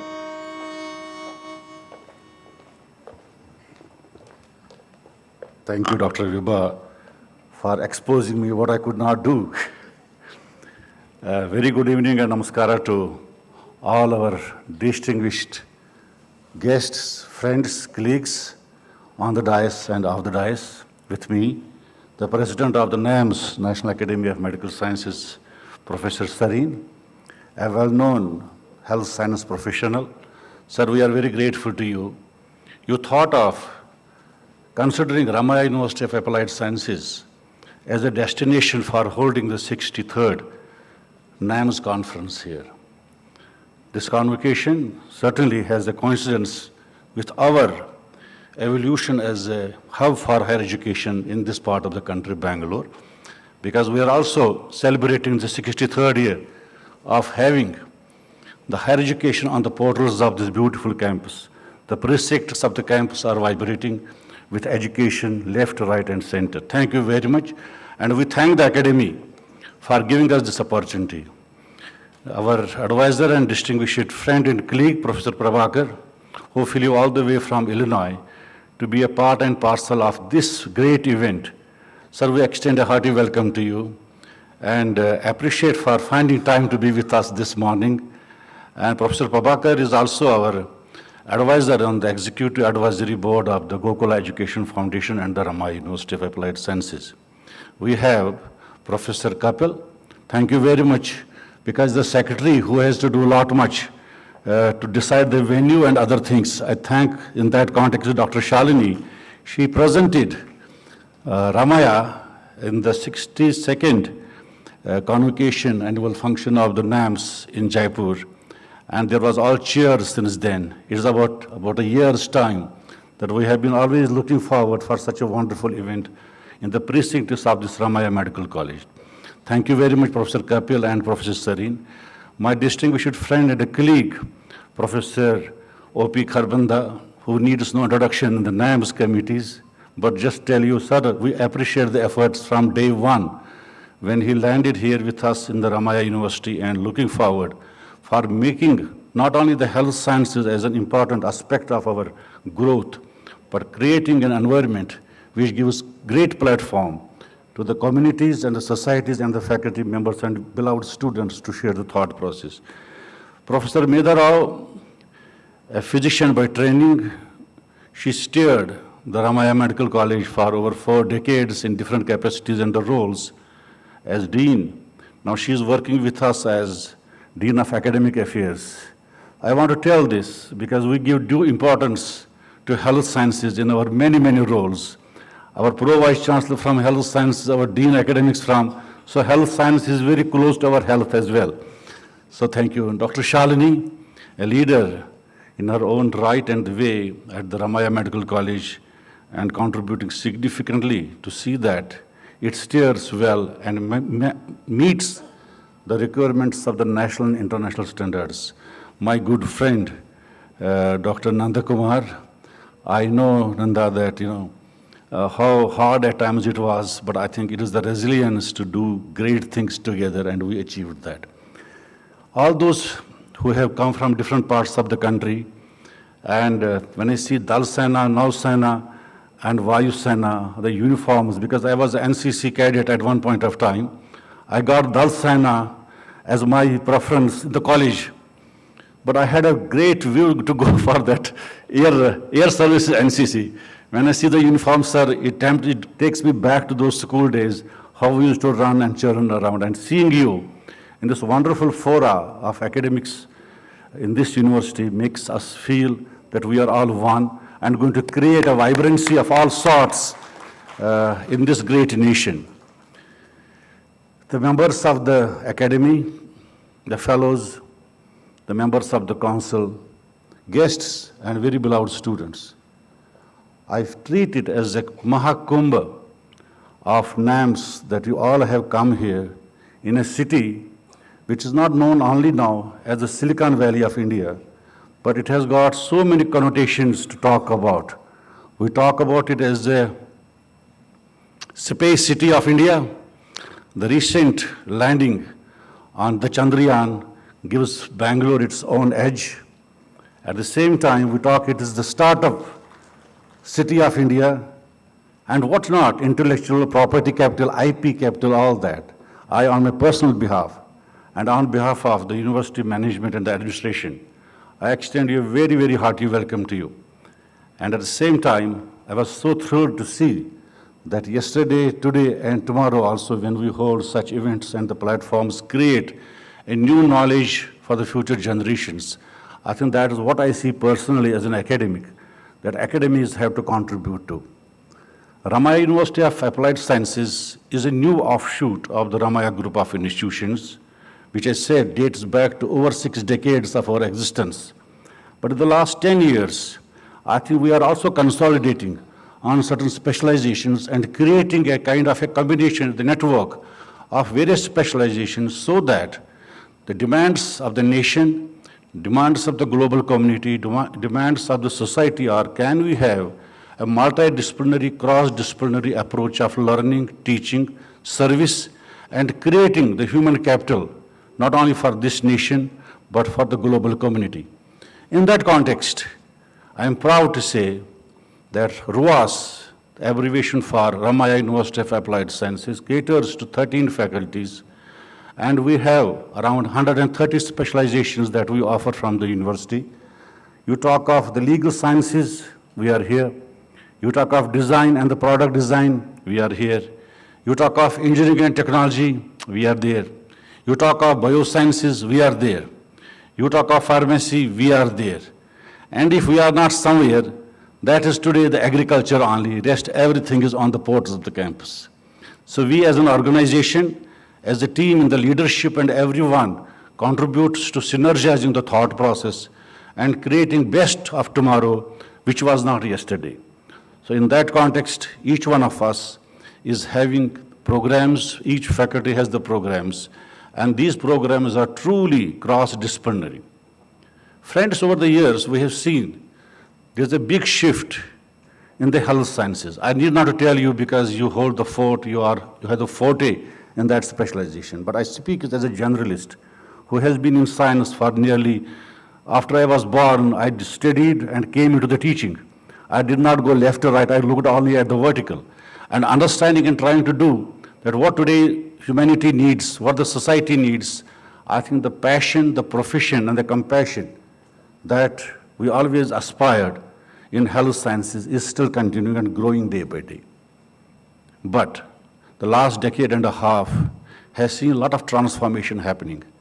Still remember, and most of us on the dais and slightly on the front rows, whenever there was some ailment in the family, grandmother, grandfather, or someone, will go to a doctor without knowing what his or her specialization is. He is doctor. And what he will do, he will put his fingers on the pulse and diagnose what the ailment is, whether it was serious or non-serious, but that was the best way to check. But with medical diagnostics tools coming in, then the devices that were evolved by, sometimes we gave contributions to that. Most of them came from the West. I think that is where we started looking at how the various sophisticated tools of investigations can also help us for the cure of the ailments. In the recent past, we talk of big data, we talk of artificial intelligence, we talk of data analytics, and all those things have a great relevance to you as well as to us, because we have to create the partnership of technology and health sciences together, data sciences and the health sciences together, social sciences and the health sciences together. That's why I say that Ramaiah University of Applied Science is truly a flagship where we offer such specializations. We train our undergraduate students, we train our postgraduate students. Now, the PhD programs, which is a very, very successful program which we initiated a couple of years back, I think it is also giving us a proper direction of cohesiveness in thought process and involving specializations. I also take this opportunity to inform all our guests here that there is a great coordination between various faculties. Whenever we look at a research problem to explore and expand, I think it is a thought process which works across the faculties, across the disciplines. With this, I'm sure the platforms that you had yesterday and are going to have today and tomorrow is going to enrich Ramaiah University of Applied Sciences in particular. And our great nation will have something to boost. The 63rd annual convocation of the NAMS, which was held in Ramaiah University of Applied Sciences, goes in the annals of having a path-breaking research, and that is what we can give to the global community. We used to say zero came from India.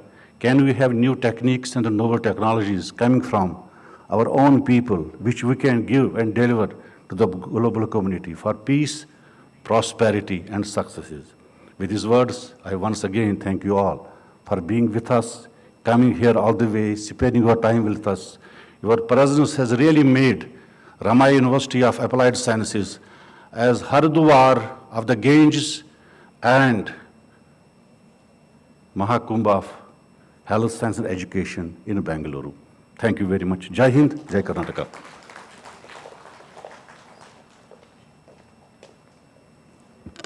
Thank you, sir, for those wonderful words. May I now call upon Dr. Vellore Prabhakar, Professor, Department of Microbiology and Immunology, Associate Dean, College of Medicine, PhD from Johns Hopkins University. Dr. Prabhakar's lab has been working on autoimmune diseases for over 3 decades. A major focus on research is to identify, clone, and characterize autoantigens implicated in different autoimmune conditions. Over to you, sir.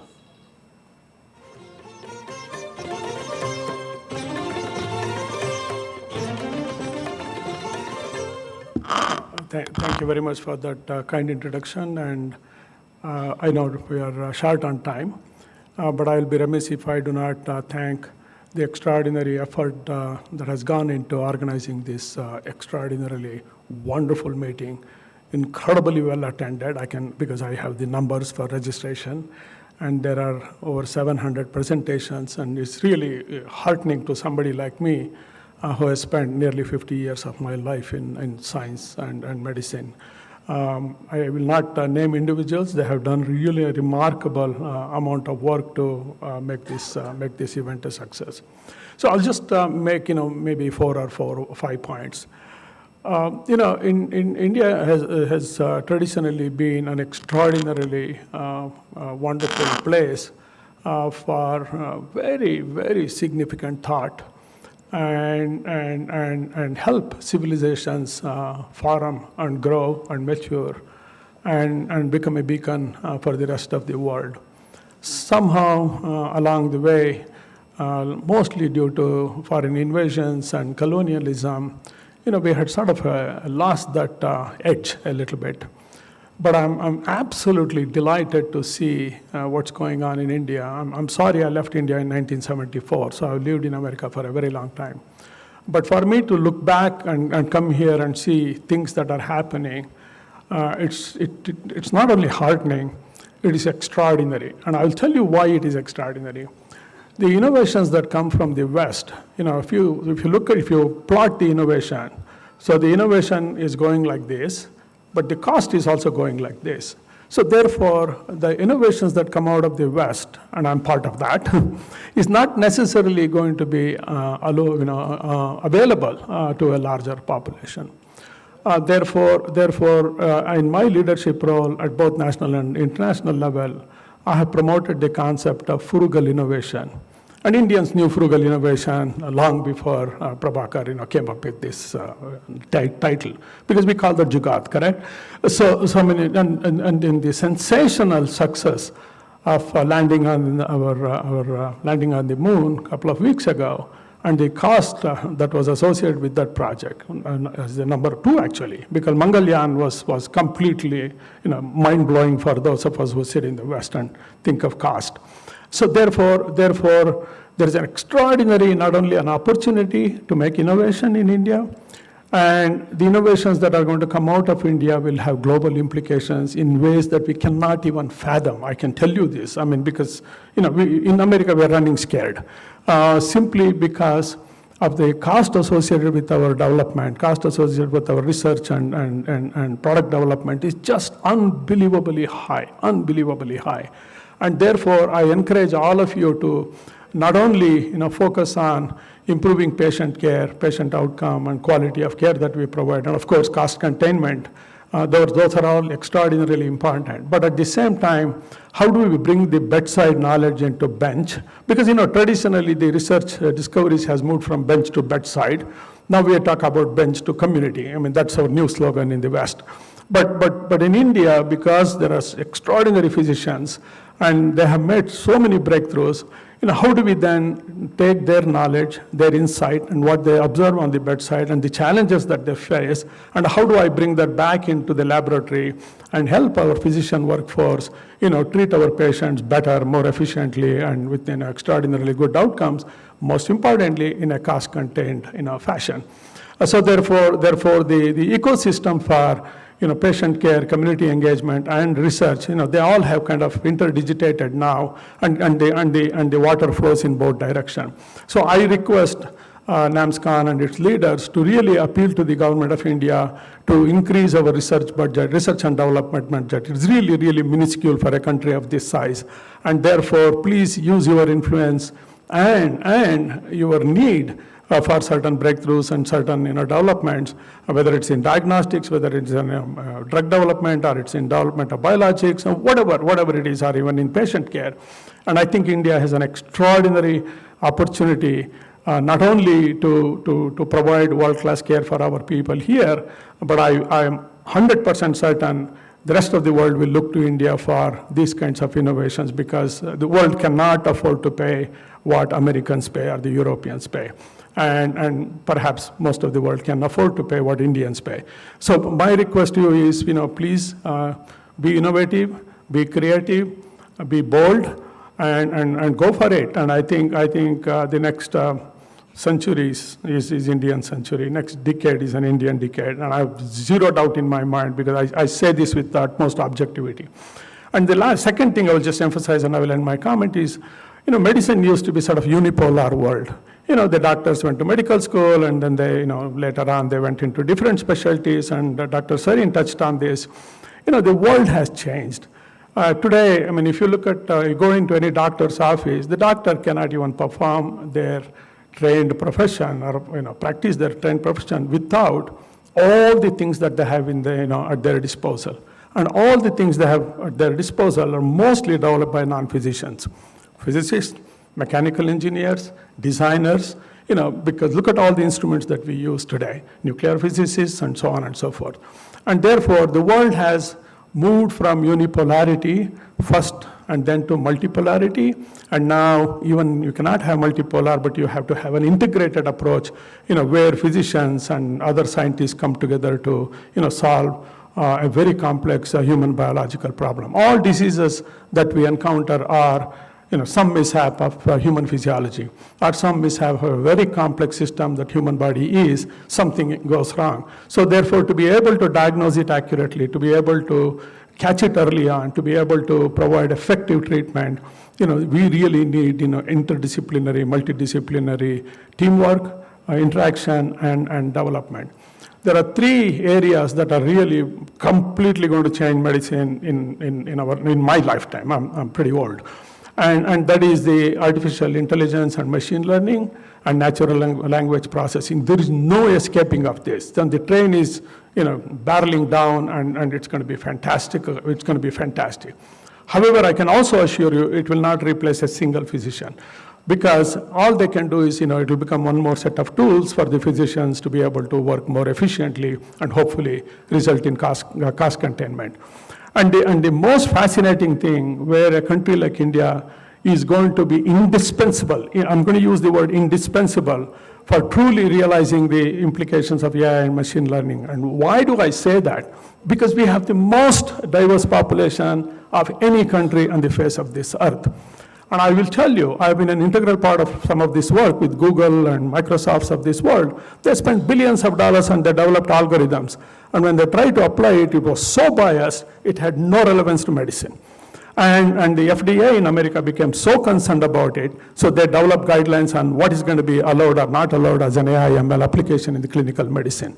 So therefore, in order for us to have extraordinarily predictive value and accuracy, you need a very divergent, set of data. So where is this divergent set of data going to come from? It's going to come from a divergent, population.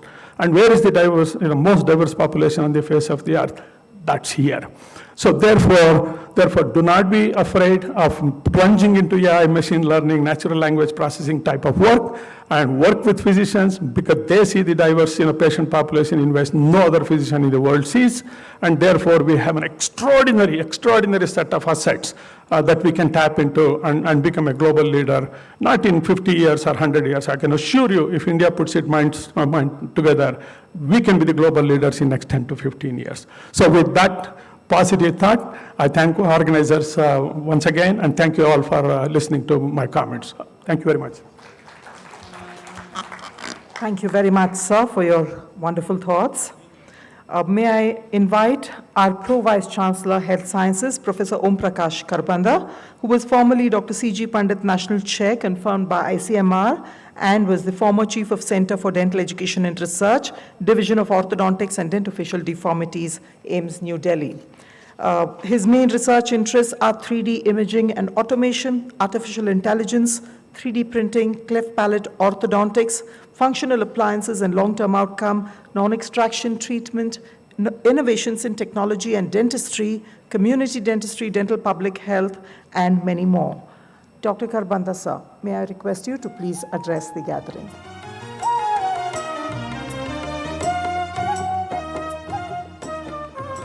Good morning, everyone. Thank you for the kind introduction.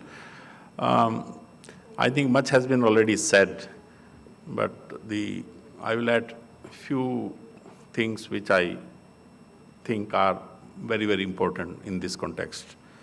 First of the foremost thing is that I think that being part of National Academy of Medical Sciences, I feel very proud. And I feel proud because the National Academy is doing a work which is kind of aligning so many minds with a single mission to provide better health and health for all. And I think, if I use the correct word, it is holistic health, which means that we are bringing a camouflage, sangam of all specialties. And thank you, Dr. Sareen, for this lead. I thank you very much for this.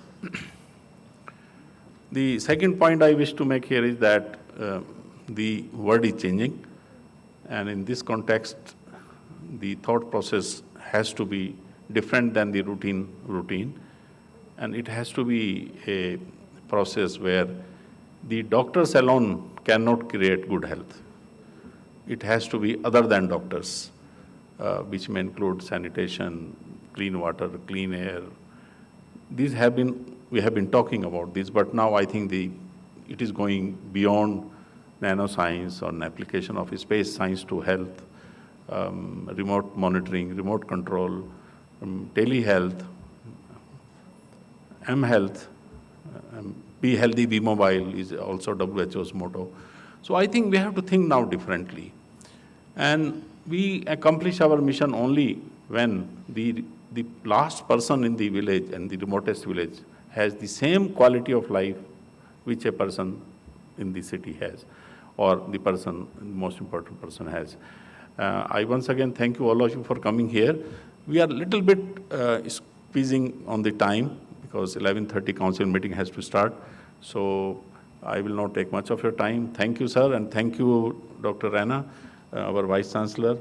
Thank you, Dr. Prabhakar, for those encouraging words. Actually, when we were trying to lit together, then he said, let us do it together. I said, we are doing so many things together that we'll keep on doing it. Thank you, sir, for that opportunity. And I cannot thank enough to my colleagues, Dr. Shalini, Dr. Nanda Kumar, Dr. Umesh, and Dean Madam, and everybody, the whole team, for bringing this show to this level, which is extraordinary. Thank you very much. Thank you. Thank you so much, Dr. Karbanda, sir. We know the kind of effort that you have put in as well to make this extraordinary. Cicero had said that gratitude is not only the greatest of virtues, but the parent of all others. To give the vote of thanks, we have the very dynamic Associate Dean of Research and the Organizing Secretary of NAMSCON 2023, Dr. B.S. Nandakumar. He holds several positions as Associate Dean Research and Innovation, Head of Research and Intellectual Property Rights, and Associate Professor in the Department of Community Medicine.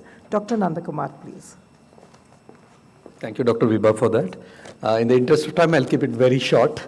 But at the outset, we cannot say without saying that, like, the God has been kind for us to get this opportunity to host this conference. So in that context, I thank honor and privilege Dr. Sivakumar Sarin, the entire team at NAMS for providing us this opportunity. And we also extend our sincere gratitude to the entire senior management and leadership at Ramaiah, the whole family, the GEF family, who has left no stone unturned for making this a wonderful event. And I'm sure in the next 2 days, we'll have the scientific extravaganza that would happen at Ramaiah will cater to both the intellect and to other social and cultural networking that is to ensue in the next 2 days, because we have a lineup of scientific sessions and national quiz and multiple events on the campus for these days. And probably in the valedictory, I will speak more because the efforts of each individual team member with whom we have worked is exemplary. And I take this opportunity to thank everyone. Thanks a lot. Thank you.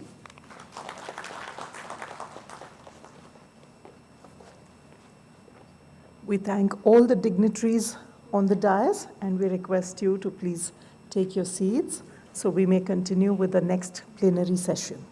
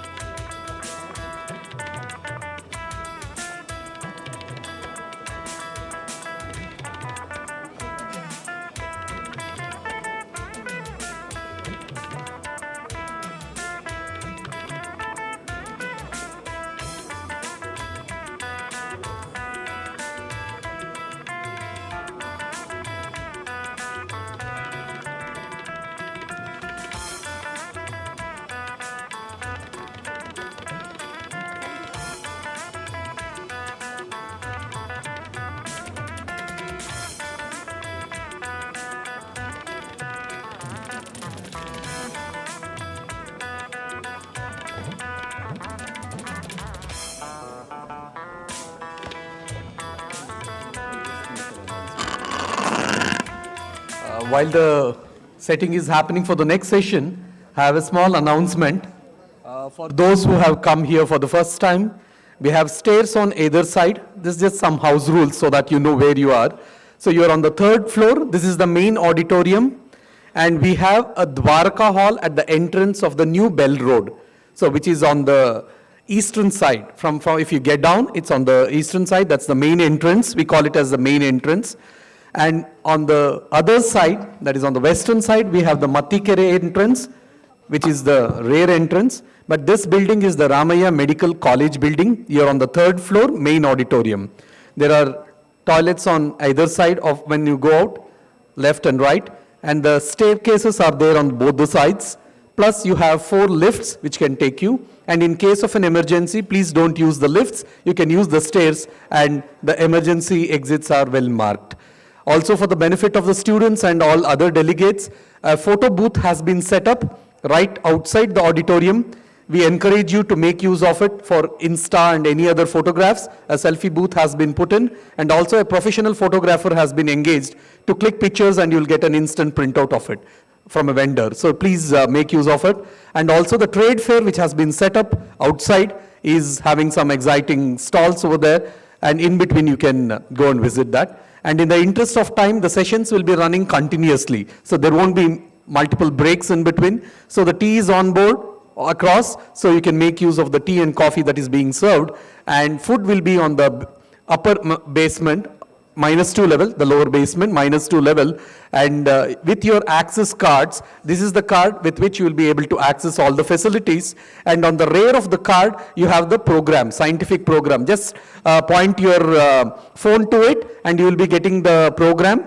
And the entire program is being streamed on YouTube. Just type NAMSCON, you will be getting that. And also there is a free Wi-Fi which has been on the campus for the NAMSCON participants. The SSID is, the Wi-Fi thing is NAMSCON 2023. And the password is NAMSCON at the rate of 2023. So hope you have an enjoyable time. Thank you.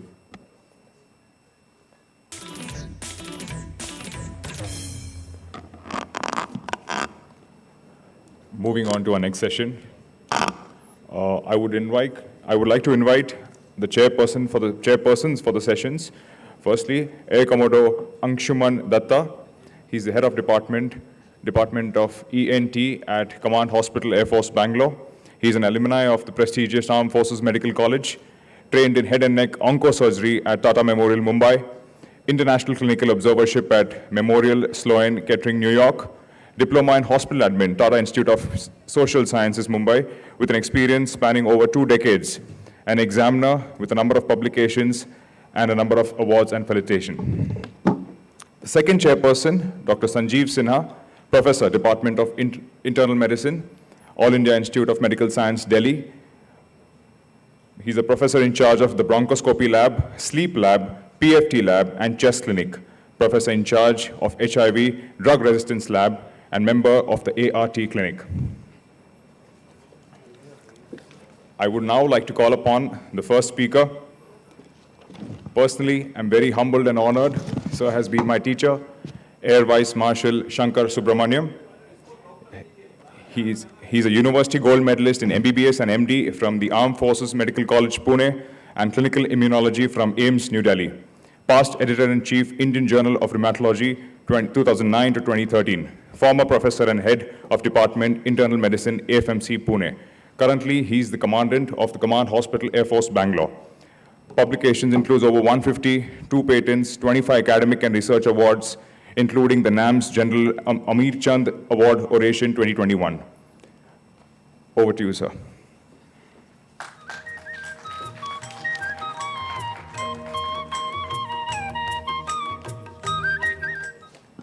Thank you very much.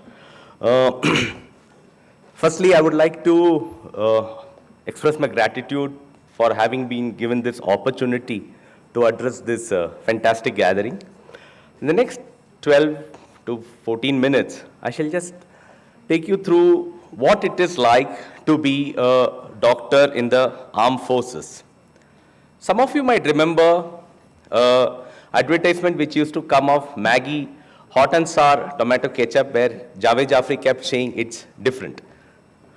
How are we really different? So this is how I think most of you practice medicine, where the circle in the red is, do we have a pointer, any chance? This one, okay, thank you.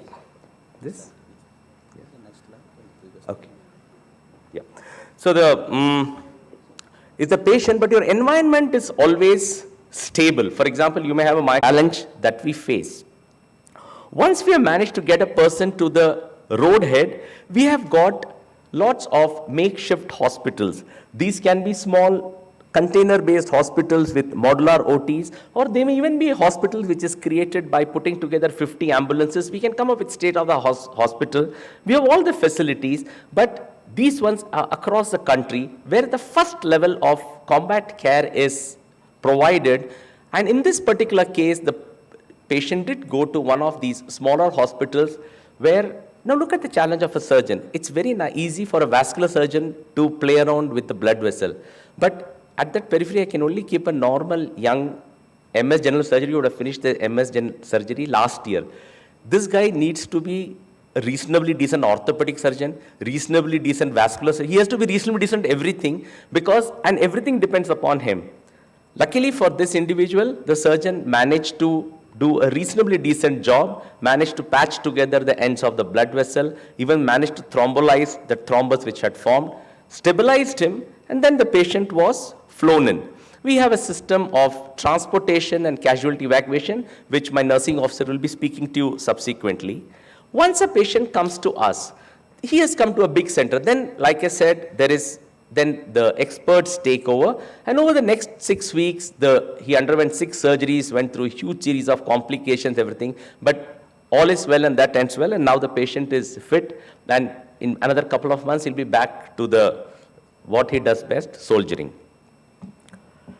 Every now and then you keep coming across newspaper of disaster occurring in India at one place or other, and wherever that occurs, you'll always find people in uniform going there. You must be wondering, it must be looking very obvious that we can handle it, but believe me, you have to keep practicing for it. The way we practice it, we keep practicing disaster drills. In my own hospital, in the last 1 year, we have done about 10 disaster drills. So that doesn't make me very popular. But the thing is that these disaster drills, we keep creating situations. And except for a select team of people whom I put as judges, most people don't know what the situation is. It could be a bomb attack, a building collapse, a terrorist attack or something at an unseemly hour. And then we actually check the response. We see how people have come, how the people were evacuated. We have a team which is there judging how you have been doing the evacuation, another team at the casualty to see how it came. So that then, and we keep having debriefing, we learn from each other, and from each situation makes us slightly wiser, so that when genuine disaster strikes, our muscle memory takes over. We have a dedicated set of things called a rapid access medical team. This is a group of doctors and entire paramedic this thing. When actually running from a Kerala flood to tsunami to Bhuj earthquake, we have been there and done that. And this one, in 2 hours, we can mobilize this team. Once it reaches anywhere, any corner of India or abroad, in 6 hours, we'll have a fully functional hospital with operation theater, and we would be able to be fully ops. And the thing is that I think we have taken part in some 40, 50 operations of various kinds over the last half a century. COVID taught us something interesting, the importance of telemedicine, and we have really taken to it like fish takes to water, and we have this lovely thing known as e-Sehat, which we used. It was used a lot during the COVID times, where we were giving free consults to civilians, but now predominantly people still, we realize to our surprise that people prefer face-to-face consult, but this still goes on.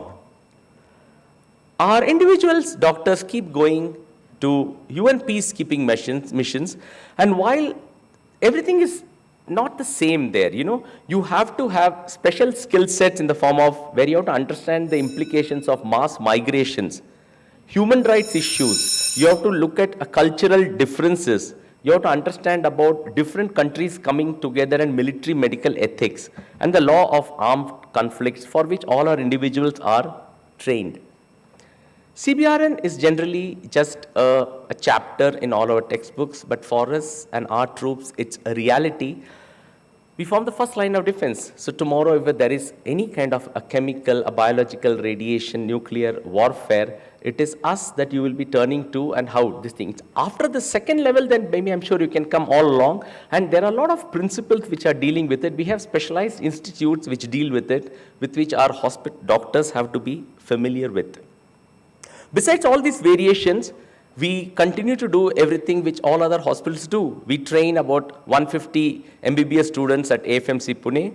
We train about 400 MD, MS students every year in 10 institutes, including my own. I have got 33 seats in 10 PG specialities. We have about 40 super specialty seats in Delhi and Pune in about, say, 10 subjects.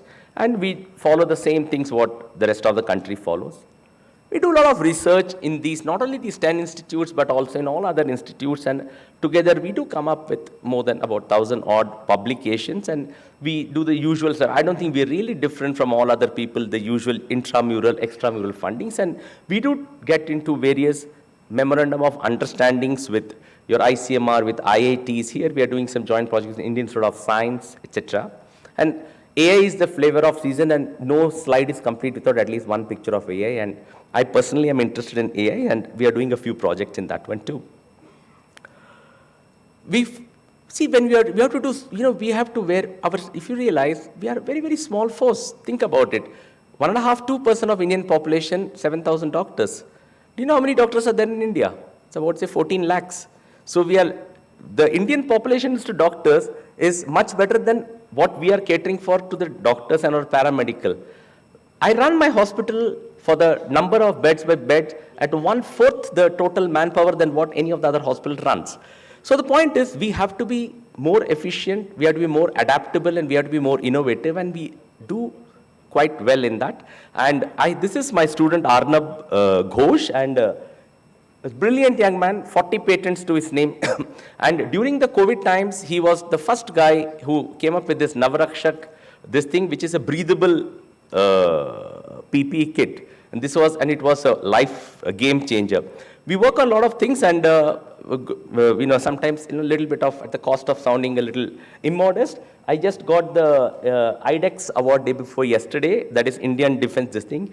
So we're always into it. This is for developing a low-cost osmometer. Sir, you were mentioning about things like the osmometer costs about 6 lakh rupees and each test costs 1,000. And our idea, we are hoping to develop it at 50,000 rupees and at about, say, 50 rupees a test. And I was just thinking that we can, possibly if the Americans are willing to buy, it'll still cost same 50 rupees only, and so sometimes I used to wonder that what is the life of a doctor in the military. I thought it is something like a tightrope walk. Then I said, no, this is too simple. It is a little bit more like this one, where you juggle the balls while cycling at the same time on the tightrope. Ladies and gentlemen, while all my patients expect their prostate to be operated by a Da Vinci's robotic system, the way possibly your patients do, and I'm always functioning on this side of spectrum, but I can guarantee that most of you have forgotten about community medicine except for the PSM specialists here. We have to keep this in mind day in and day out. I still work on how to handle my messes, about the sanitary hygiene, about the biomedical waste management, about dengue outbreak investigation. This is part of about hyperchlorination, because all these things, we balance both sides. And we have to balance all the things which the challenges every doctor in the country plus our own challenges, and we constantly reinvent ourselves by being adaptable. Thank you. Hello. Thank you, sir, for the excellent talk. It really opened the vision of where the military medicine and what are the changing paradigms in military medicine and how our armed forces hospitals and armed forces medical services are coping up for the near future. Thank you, sir. It was really very enlightening to all of us. Thank you, sir, for taking us into the exciting world of military medicine. I would now like to call upon Brigadier Anuj Chawla, Brigadier in Charge Training, Armed Forces Medical College, Pune, a national board-certified medical physiologist serving with the Indian Armed Forces for over 3 decades. Key area of research being environmental physiology, ranged from researching the effects of heat and hypoxia in the aerospace environment to the extreme cold and hypoxic conditions of high altitude. Sir has served in the Siachen Glacier, the world's highest battleground, with altitudes over 18,000 feet. He is there to train doctors of J&K State to manage medical issues during the Amarnath Yatra. Recipient of the International Fellowship in Medical Education, leading to award of the Master's Degree in Health Professions Education from the University of Kiel, UK. Over to you, sir.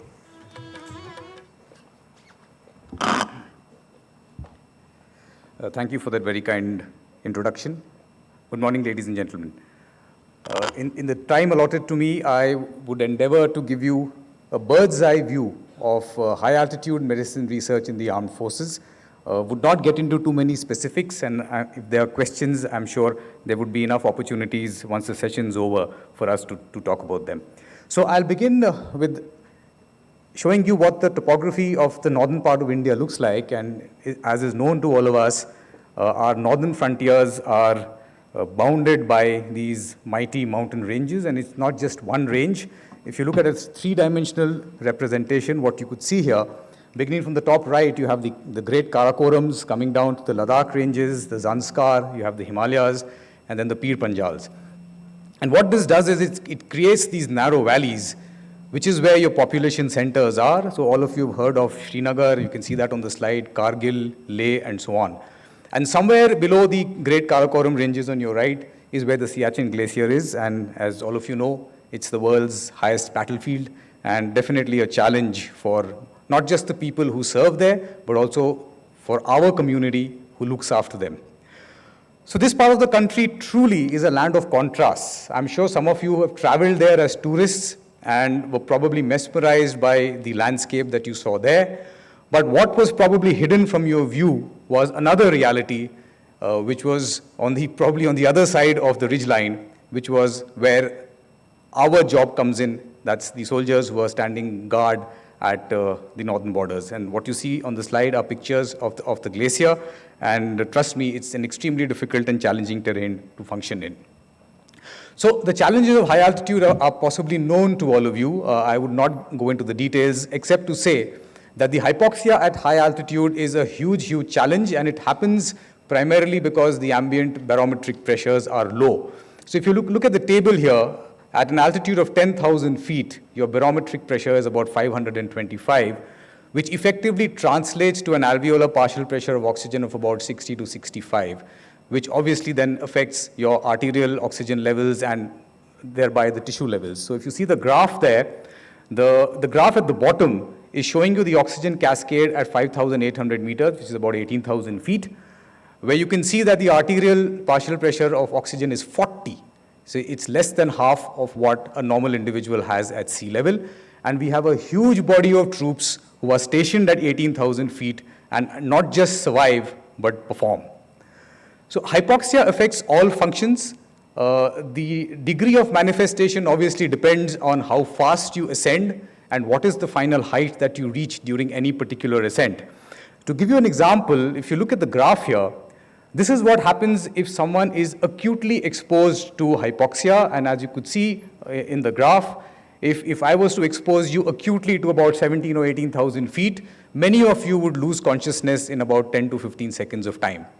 But the fact that our troops can function at 17 and 18,000 feet is primarily because of the phenomena of acclimatization that all of us are familiar with. It's a systems-driven phenomena, with the three systems, as you see on the slide, being primarily responsible. But of course, there are a whole lot of changes that happen at cellular level as well. But acclimatization, one must remember, is never complete. And as you can see in this table, for a soldier sitting at 4,200 meters, that's about 14,000 feet, even after he or she is fully acclimatized, the arterial partial pressure of oxygen is 50. So with that amount of oxygen in your blood, the individual is supposed to perform. The reason why I've shown this slide to you is to show you that as acclimatization progresses, what you see from day 1 to day 5 or day 6 is that the individual's cognitive performance comes back pretty much to sea level values. The incidence of acute mountain sickness also comes down to almost zero by day 5 or day 6. But look at what happens to physical performance. Even after the first 1 week, the physical performance, this data is for about 14,000 feet, physical performance is at 60% of his sea level values.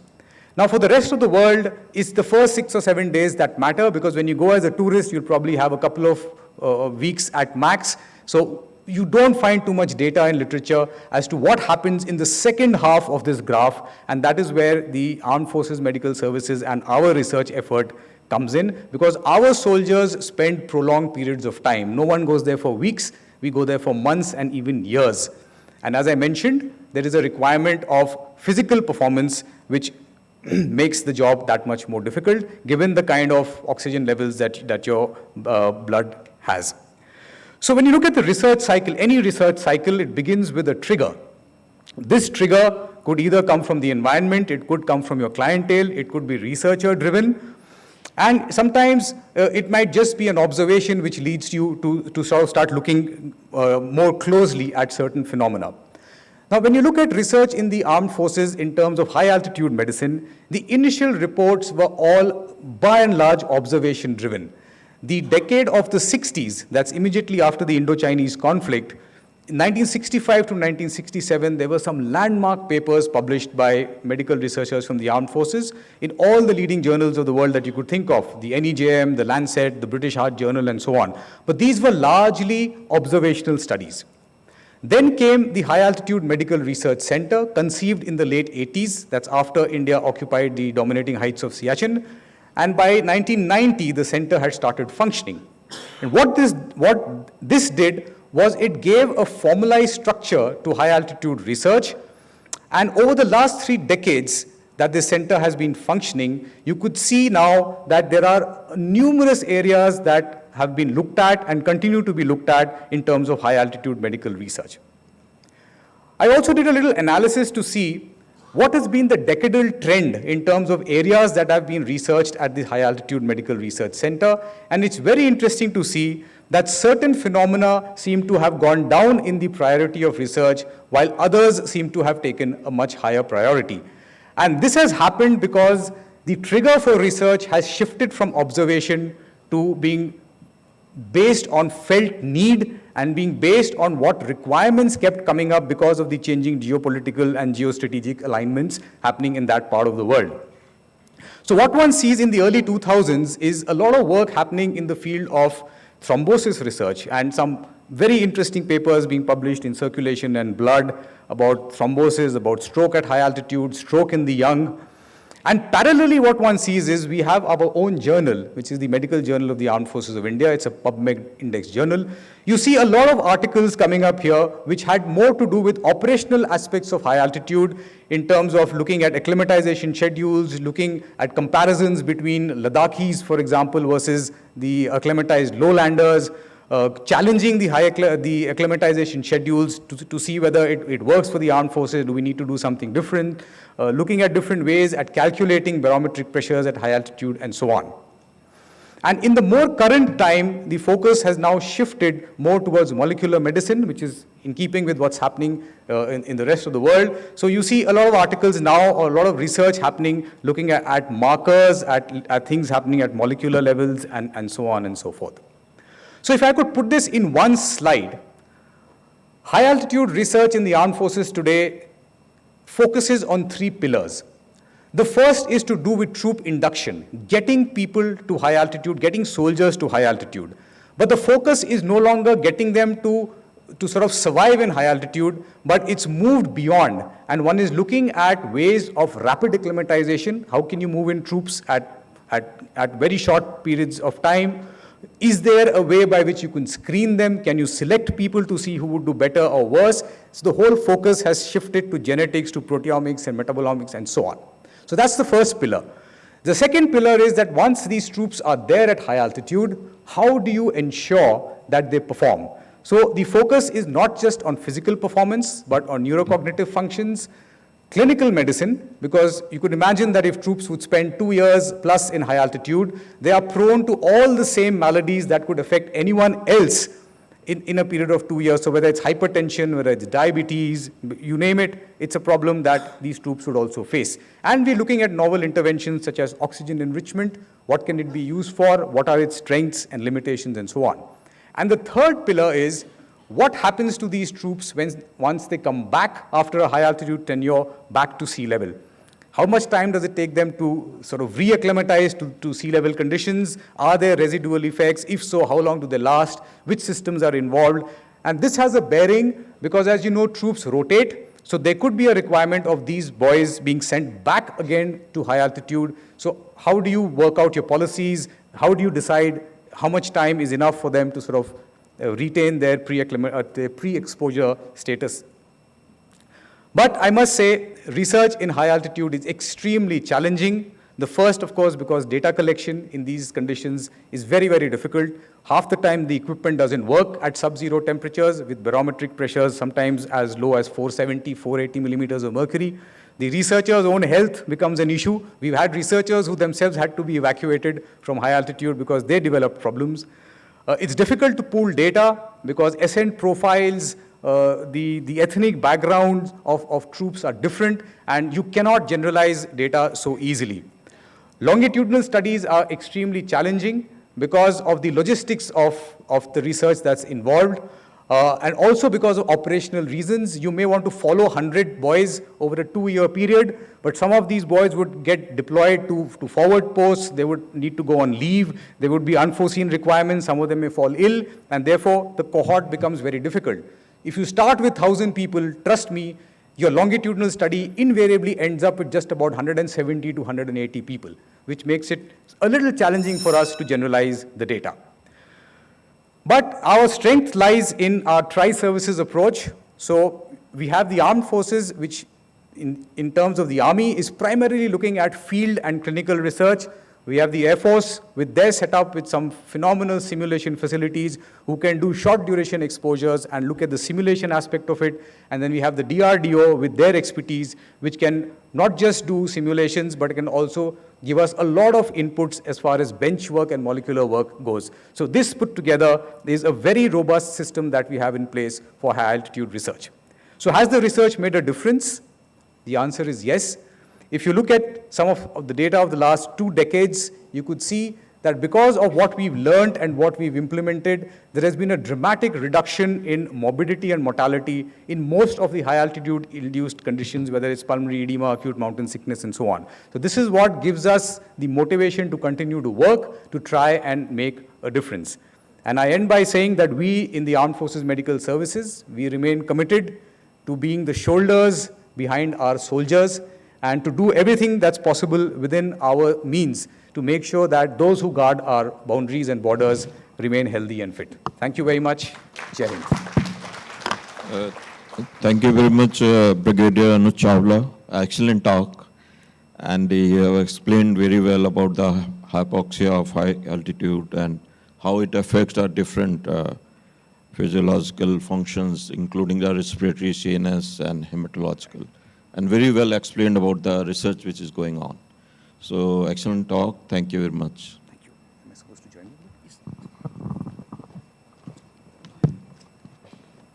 Yes. Thank you, Chawla sir, for the elaborate presentation. I would now like to call upon the next speaker, Air Commodore Vipin Sharma, the Commandant and Principal, Institute of Aerospace Medicine, Indian Air Force, Bangalore. Sir is having over 3 decades of experiences with presentations, publications in national and international journals, Chief Editor, Indian Journal of Aerospace Medicine, Chapter on Aerospace Medicine in API Textbook of Medicine, 12th edition, Chapter in Grand Rounds in Aerospace Medicine series, position papers on aeromedical topics. He's an awardee of the Chief of Air Staff Commendation 2003, and his area of interest is civil aerospace medicine, poetry, and long-distance running. Over to you, sir. Thank you so much. My job is easier because of the first 2 speakers, and I'm sure I'll finish in time. This is how I intend to cover this topic, and let us do it now. And to start with, since we are at MS Ramaiah, we start with an entity whom we know very well, Lord Ram. So this is Lord Ram and Lakshman. This is after Lakshman is Murchit, he's unconscious, and Jamvan suggests to him that you please get Sushen, who is the Raj Vaidya of Sri Lanka. So medicine without frontiers. So he tells that we require something and only one person can do it, and that is Hanuman. And this is available only in Dronagiri mountain, which is in the north part of India. And what we need is Sanjeevani Booty. Of course, later we gave it a botanical name. This happens. And this is the first instance of aerospace medicine. So we have air, we have space, we have medicine, and that is how I connect to aerospace medicine. Of course, in Ramayana, we also have the mention of the Pushpak Viman, which, if we were to believe, was first used to abduct Sita, and then later, after the victory of Ram, to bring them back to Ayodhya. If we were to believe that Deepavali, which is celebrated 20 days after Dashera, and Dashera was the victory, and Deepavali was the day when they reached Ayodhya, which is after 20 days, probably that was the speed of this aircraft. And maybe it took a lot of halts, we do not know, because scriptures have it that he stopped at many places and built Shiva temples along the way. But the thought was there. It is there in our mythology, and it is there in other mythologies as well. We've heard about Icarus and Daedalus, Daedalus the father, Icarus the son. They were imprisoned and they tried to escape using wings made of feathers, thread, and beeswax. And Daedalus told his son, don't fly too close to the sun, otherwise we may have problems. But Icarus, being younger and probably more, what shall we say, maverick, he flew close to the sun, the beeswax melted, and he fell to his own death. This is Greek mythology, and we know it. And of course, in the 17th century, we had a person named Leonardo da Vinci, who made very accurate diagrams of what things that could fly in future would be like. And all his designs found people to fund it 200 or 300 years later. The point I make is that no idea is less important. It is just that maybe we do not have the industry to support it. So keep thinking, and this is especially to my younger colleagues who are sitting in the rear end of this audience. We know these two people, the Wright brothers, right? And they were the first who developed the powered flight. And can you guess their profession? There is a hint in the picture itself. Okay, they used to make cycles, bicycles.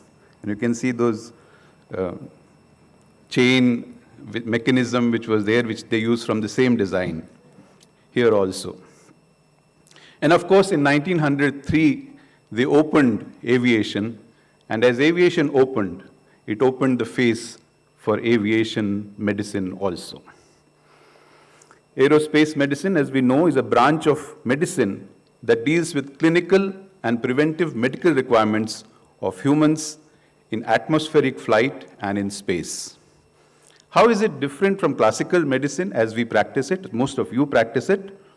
It is, like Shankar sir had brought out, in classical medicine, we look at abnormal physiology in a normal environment. Whereas in aerospace, we look at a normal person, but needing to perform in an abnormal environment. And that environment is fraught with several problems, which we will discuss. Just to complete the history, with the advent of powered flight, there was a need of selection. Who flies the aircraft? There was a need for fitness criteria. Why? Because this profession was inherently dangerous and the consequences of not knowing what to do could be fatal. And therefore, physicians rose up to the occasion and developed these criteria. World War I gave this thought that we can use aviation or aircraft to advantage for the military. And that happened. People dropped weapons, people dropped individuals with that element of surprise that the enemy could never anticipate. World War I ended. What do you do with the aircrafts now? There is no war going on. So then started the peaceful use or the civilian use of these aircraft for postal services, for geological service, for agriculture, and also for people who could afford it, hobby and adventure. All this happened till World War II and continued also. But in World War II, we thought bigger, and military uses for the aircraft became even more sinister. We wanted to drop more troops with more weapons into areas which were not accessible by other routes. And that happened. Wars were won, and the World War II also ended. What do you do with these bigger aircrafts now? And therein came civil aviation as we know it, cargo aircrafts, passenger aircrafts. And when they started flying, they realized everybody doesn't speak English. So they had to make ICAO. So ICAO is International Civil Aviation Organization, which sort of sets the rules for how to fly. If you fly, you have to use the language English. If you land, you have to speak in a particular way. There are ways of identifying a place and all that. And of course, then a different type of war came, which we know as the space race in the 60s. And again, of course, this did not lead to militarization, but a lot of developments happened. What I want to bring here is that pari passu with military aviation, civil aviation developed. Things that were developed by one were used by the other, and the same trend continues. Talking about the stresses that a person may have in aviation, they are physical stresses like heat, cold, sound, and radiation. Physiological stresses like Anuj mentioned, hypoxia. But hypoxia in aviation is slightly different because it occurs very fast, because the aircrafts reach higher altitudes very fast. Decompression, acceleration, because the aircrafts have to maneuver at very high speeds, very tight turns, and that leads to certain effects on the body, which the body cannot tolerate. Disorientation, problems because of expansion of gases, psychological issues, and of course, pathology, which affects everyone. So we take care of the aviator, who's a physiologically normal individual who works in a hostile environment. The specialists are known as aerospace medicine specialists, or when they are posted to an Air Force squadron or an army unit, the flight surgeon. There are some who would like to classify them further as military aviation medicine, civil aviation medicine, and space medicine, which is, each of which is slightly different from the other because of the work and the nature of problems that emerge there. Largely because of the complexities, and this is a fighter pilot flying alone. This is a more complex, but a more easygoing seat of a civil aircraft, much more to look forward to, and then a much more complicated seat of a spacecraft. The complexities, of course, were handled by the people in different ways, but there was a need for regulation in aerospace medicine. Why regulation? Because one, the decisions that the person who's flying is taking are very time critical. If you don't take a decision on time, 5 seconds later or 10 seconds later, it may be too late. Also, if he is carrying passengers, he is also carrying 100 or 200 people who are also heads of their family, probably the bread earners of that family. So it's a bigger responsibility for a person who is flying an aircraft which is flying passengers. So regulatory medicine came in, and of course we had regulatory medicine in the shipping industry and the railway industry already. Things were learned from them. The ICAO developed those documents even further, and it gave the umbrella for aerospace medicine to flourish. The standards were slightly more stringent for military, and even so, more for space medicine, but for a different reason. And that reason is that a person who's selected for a space mission is likely to be in it for the next 15 or 20 years. And one has to be very sure that this is the right person medically. So a lot of predictive tests need to be done to ensure this level of fitness. Military aviation primarily is time-critical job. The selection is important. The missions may be solo, alone and in adverse situations, dropping weapons, maneuvering the aircraft, and therefore it becomes very important to address these issues summarily. Civil aviation looks at the comfort of the passengers. So the aircrafts inherently are much better. However, the concerns for aerospace medicine is fitness of the aircrew who is flying, flight and duty time limitations, which should not be exceeded so that the person remains fit while performing his duty, to watch for chronic fatigue, the need for adapting the individual who is crossing several time zones, team issues when you have suddenly a new team, unlike the military where every pilot knows the other pilot. And of course, this led to the requirement and development of engineering solutions for aeromedical problems. The engineering solutions have worked well. For example, the pressurization inside the aircraft keeps the environment inside at 7,000 feet, whereas the pilot announces that the aircraft is flying at 32,000 feet. So that is an engineering solution to a problem that we face.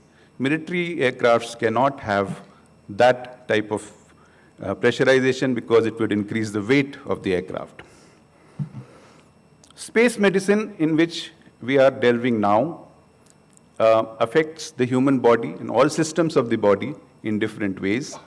And it is important that we do the selection of people correctly, which we have done for the human space program with the help of Command Hospital Bangalore, which has been our partners in doing so. They are now being trained, the 4 astronaut designates in Bangalore. Our role now is to maintain their physical fitness, because I told you that they will be astronauts for the next 15 years. And we also have a role in addressing other aeromedical issues of the spacecraft which will be flying them.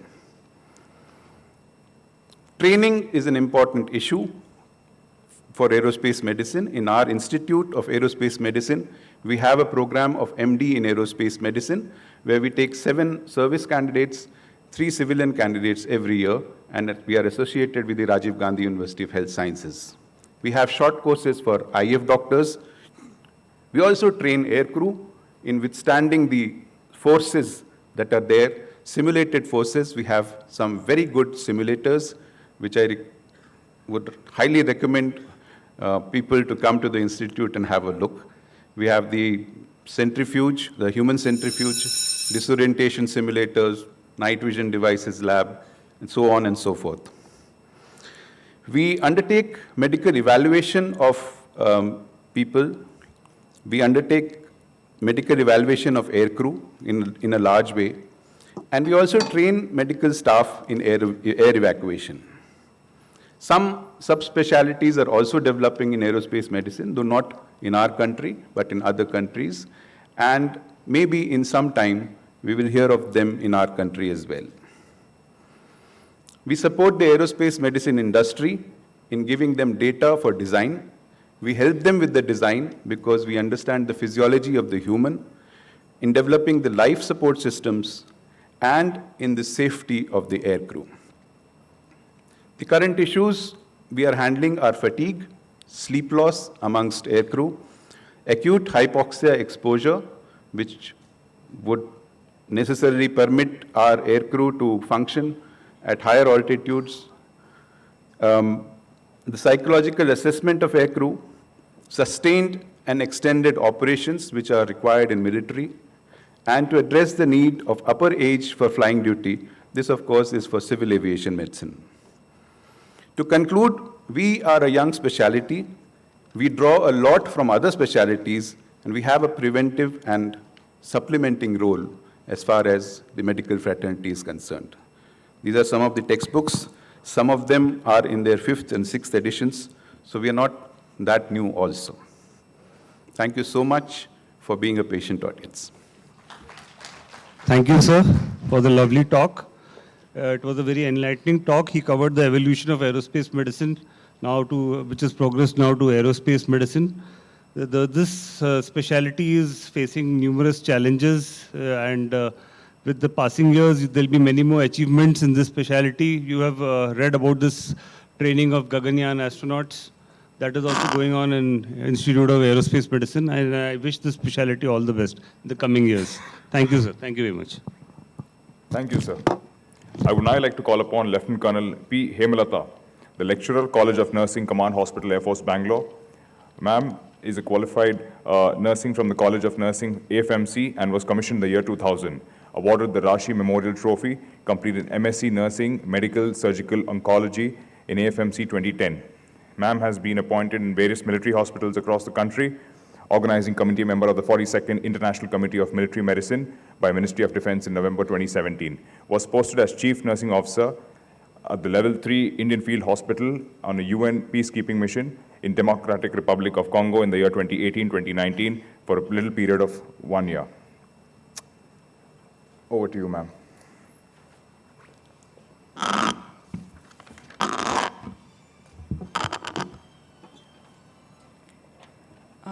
Thank you so much, sir, for the lovely introduction.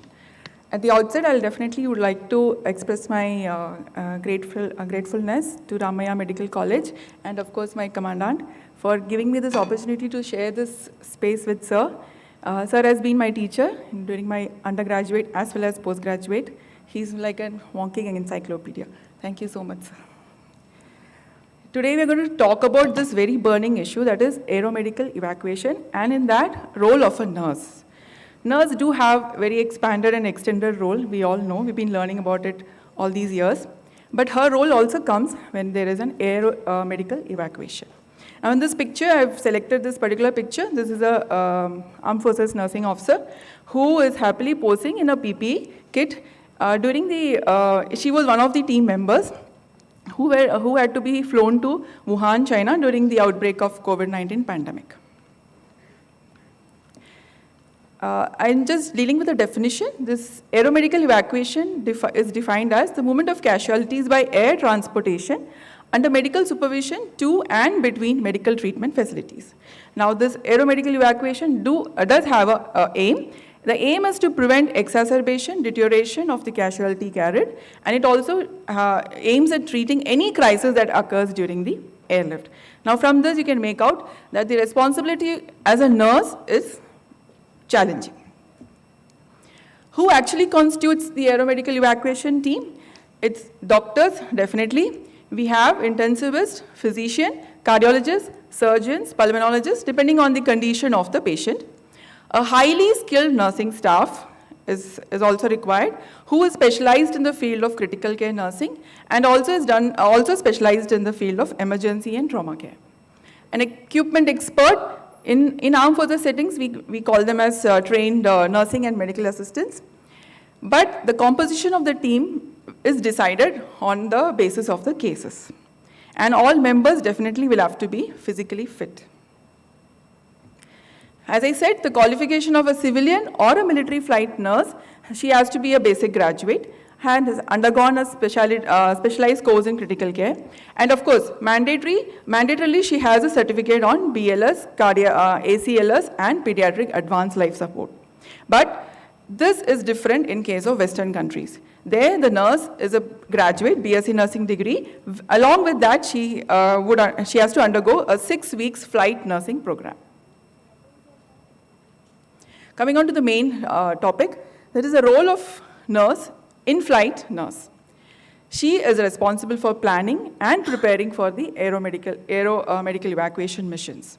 She expedites missions and initiates emergency treatment in the absence of flight physician, one of the very important roles.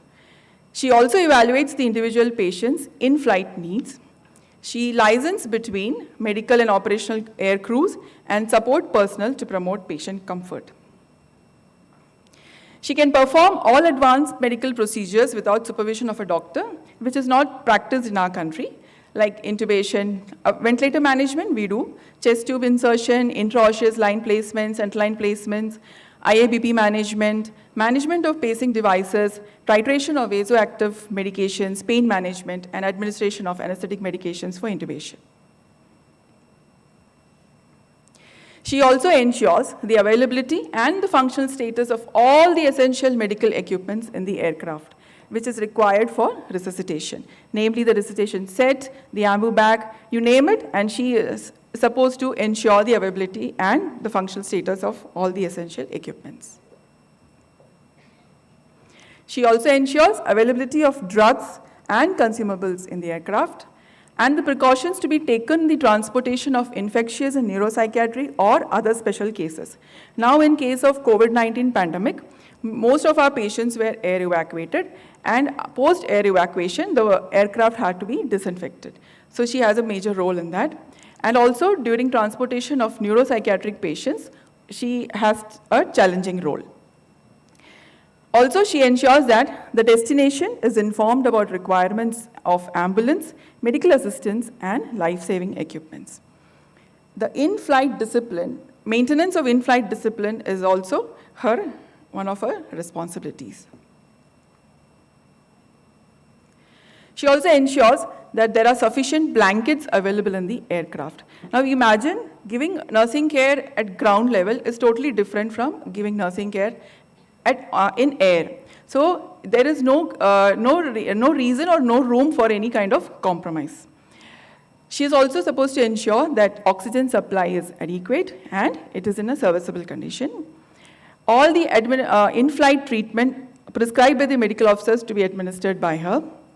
She has to monitor and keep a constant check on all patients, reassuring those who may be apprehensive also. She should also take care of the stretcher gears and lap straps during takeoff and landing. In the armed forces setting, I would like to mention that we do accompany patients who are on ventilator or who are very seriously ill, critically ill, and who needs to be transferred to a tertiary level hospital for further management. Sometimes we accompany the patient without an anesthetist. In such cases, the whole responsibility is on our shoulders. There are special care aspects to be taken care when there is an air evac, that is cold weather conditions. In cold weather conditions, the situation is different. So in such cases, as a simple hot water bags availability along with hot drinks in the aircraft should be, is a responsibility of the nurse. And because there are a lot of noise and the vibration of the aircraft, a small act like plugging of ears with cotton plugs also helps the patients to great extent. There are incidents of air sickness also reported and which can be prevented by just taking care of the patients. Now it is not that she's always carrying a conscious patient. She also gets involved in evacuation of unconscious patients. So in such cases, she has this supportive role to be played, that is turning the patient every 15 to 20 minutes to avoid pressure sores and pulmonary edema. It is very difficult to take care of patients who are on ventilator in the hospital setting. So imagine if the patient is in an aircraft, it would be even more difficult to manage such patients on ventilator. Because it is a mobile unit, her clinical settings has changed from on-ground hospital setting to a mobile aircraft. In a closed chamber, when it rises high altitude at a low pressure, the challenge is it's a very challenging role. Now, special mention about care of patient on mechanical ventilation in an aircraft. We know that when the environmental factors like pressure, partial pressure of oxygen, humidity, luminosity, accelerations and vibrations, these factors do affect the patient as well as the crew members. So in such cases, the patient expresses in terms of changes in the basic parameters of mechanical ventilator. That is, the respiratory frequency, the tidal volume, minute volume, the inspiration fraction of oxygen, and the positive expiratory end pressure all changes. So in such a case, it is very important that any patient on mechanical ventilator is transferred along with a critical care nurse, because she is there to identify the changes and then take prompt actions. She should be sharp enough with all the mental alertness and the knowledge that she is able to identify these minute changes in the ventilator parameters and immediately change the settings of the ventilator and take action promptly. Along with that, she has to look after the fluid management, the infusions of inotropes, sedatives and muscle relaxants as prescribed by the physician, the monitoring of the intake and output, and the level of consciousness of the patient. This I am talking in an aircraft.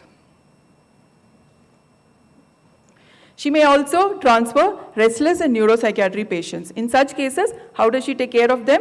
She just has to restrain them and give them sedations as advised. There can be patients with abdominal cases also. A simple abdominal distension, how will she manage on air? She has this necessary skill to pass the flatus tube to remove the gas, and she can insert a Ryle's tube for gastric aspiration and make the patient comfortable through the journey. Infectious cases, in this we have seen air evac was for all the COVID-19 patients, the best mode of transfer was air evacuation. So in such cases, there are specific protocols to be followed. That is, any infectious cases should be loaded last and they are to be unloaded first and then dispatched at the earliest. But this needs to be, after too much of proper assessment, only this can be decided. But once a patient is shifted, like we did it in COVID-19 pandemic, the walls and the floors of the aircraft are to be scrubbed with 2% cresol solution. The airspace should be sanitized with 5% formalin spray. And this is also now generally followed even when the aircraft is not being used. Now, is it enough that the nurse doesn't even know about her aircraft and then she's taking care of the patient? No, it is not possible. So, I've just highlighted how an aircraft is, how difficult it is to take care of a patient in an aircraft. The already smaller dimension of the cabin leads to restricted movements. When I say restricted movements, it also hampers the resuscitation measures. And there are very low the cabin height is reduced, so that interferes with the gravity of the IV lines. Since the aircraft is continuously on move, there are certain movements also of the aircraft can lead to fall and injure the patients as well as the crew members. And all the equipments in the aircraft should be... we are running short of time. Can you please complete? Should be accessible and the equipment should be portable. The high temperature, short airstrips, long distance flight and bad weather conditions are also a challenging factor. Because of the noise, vibration and high temperature, all these affects the assessment of the patient. The lack of adequate illumination also makes it difficult for her to observe and do any kind of life-saving procedures. Patients can also develop high altitude hypoxia along with the crew members. Thermal stress, because of high temperature and humidity inside the aircraft, it can lead to thermal stress for patients and aircrew members. These are different conditions, that is altitude dysbarism, air sickness and hypoxia that the patient as well as the crew members develop. This is just a picture of air ambulance which is coming up in India, and this is more like a commercialized thing available through which you can always transfer your patients. This is in a civil setup through which you can always transfer your loved ones to bigger hospitals. Thank you. Thank you very much, Lieutenant Colonel P. Hemlata, for excellent talk on role of nurse in aeromedical evacuation. And you have very well defined about the different instrument required and including the intubation, ventilator support and resuscitation kits and team which is required for the evacuation. So thank you very much and congratulations.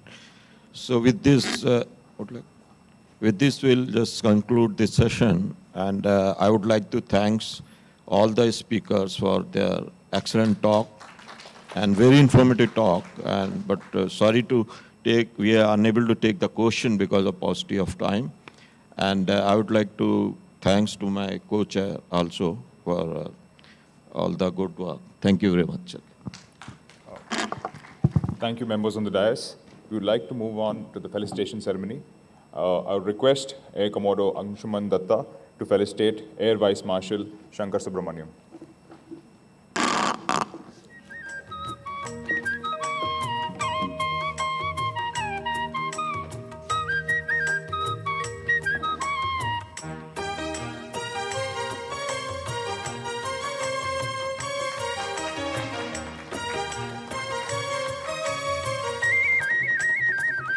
Sir, we would also like you to felicitate Brigadier Anuj Chawla.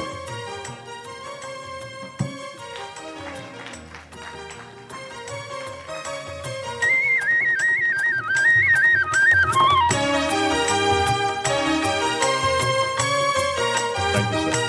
I would request Dr. Sanjeev Sinha to felicitate Air Commodore Vipin Sharma.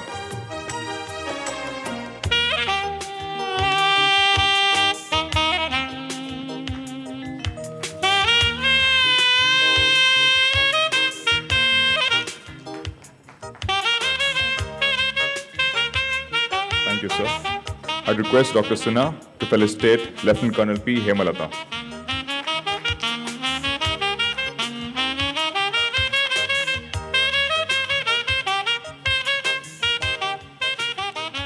I would now like to call upon Dr. Sumati, Head of Department Dermatology at Ramaiah Medical College, to kindly felicitate our chairpersons for the session, Air Commodore Anshuman Datta and Dr. Sanjeev Sinha.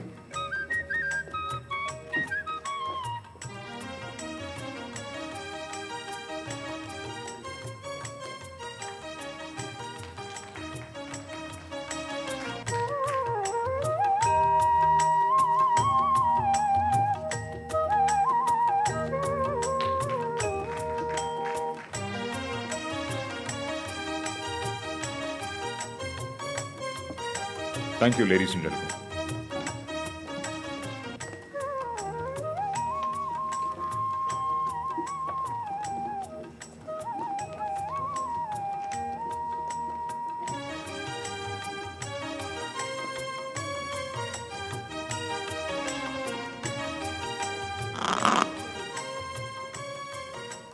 A warm thanks to all the speakers and the chairpersons.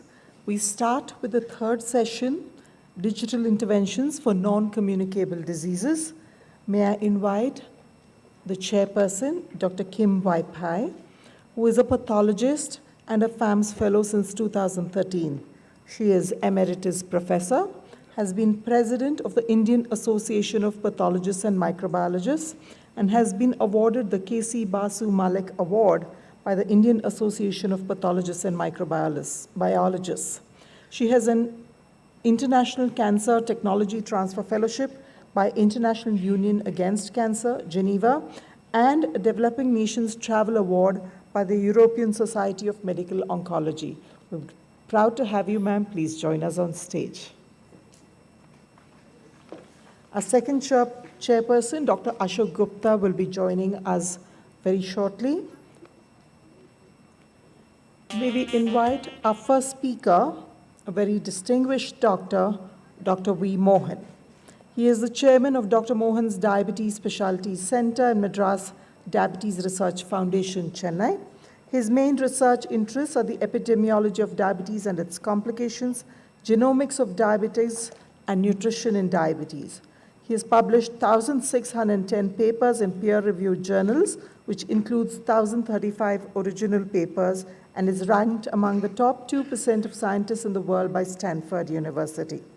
He has been awarded the Dr. B.C. Roy National Award, Dr. B.R. Ambedkar Centenary for Excellence in Biomedical Research, and the Dr. Harold Rifkin Award, and was awarded the Padma Shri by the Government of India in 2012.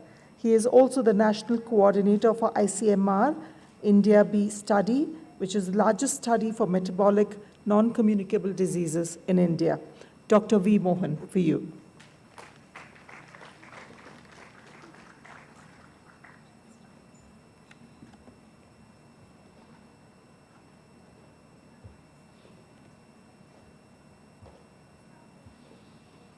As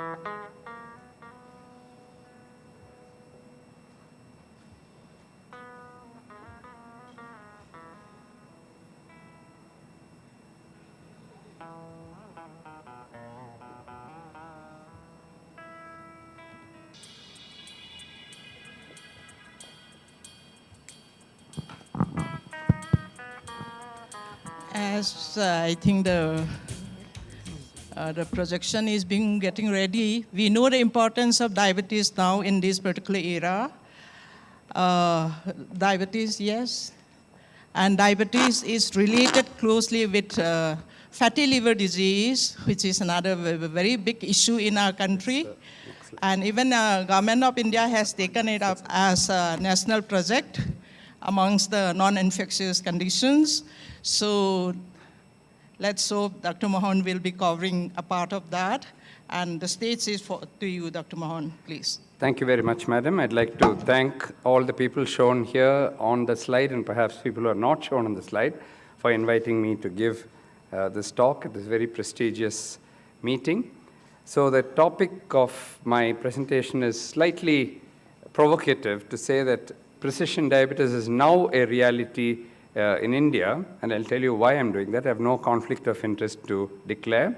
I'd like to thank, of course, Dr. Balasubramanian, our senior scientist in the audience. This team led by Dr. Radha Venkateshan in the middle is the person who does our genetics work, and a lot of our work on precision medicine is related to genomics. So the question I'd like to start off with is, does one size fit all? Now, we can't obviously give the same glasses to everyone in the world, nor can we give the same tie and a shirt to everyone. So that being so, how can the same treatment be given to everyone with diabetes? I'm sure all of you in the audience know that there is more than one type of diabetes, but I would like to put it to you that there are more than 50 types of diabetes, and that's why people like me, after 50 years in the field of researching diabetes, feel we know less and less as we study this enigmatic disorder. So what is precision diabetes and what is personalized diabetes? These terms are often confused. Now, precision medicine is something which is based on science. It can be anything. It can be a phenotype, it can be a genotype, it can be anything. But based on that, whatever medicine that you're practicing, if you come up with a solution and it says the computer is now telling you, or AI is now telling you that this is the best solution, perhaps it is, and that's precision medicine.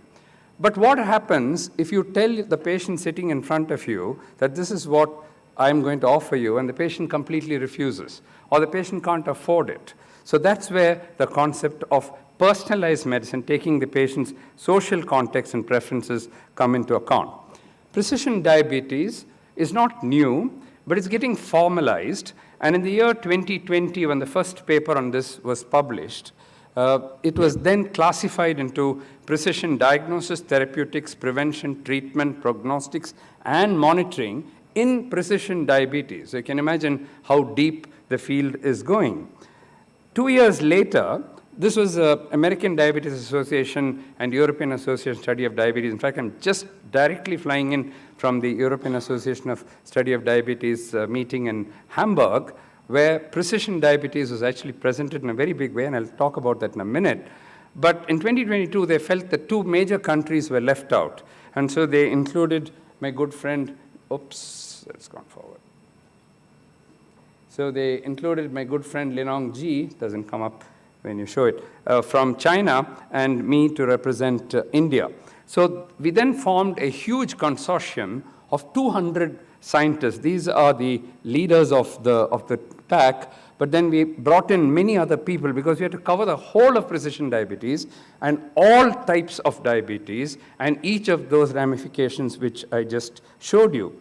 And therefore, precision medicine, and this is what I said, was presented yesterday morning at Hamburg. It was a very dramatic occasion because these 200 scientists were there at the meeting, and 28 publications are to come out from this particular effort, of which 18 were published yesterday morning at 7 a.m.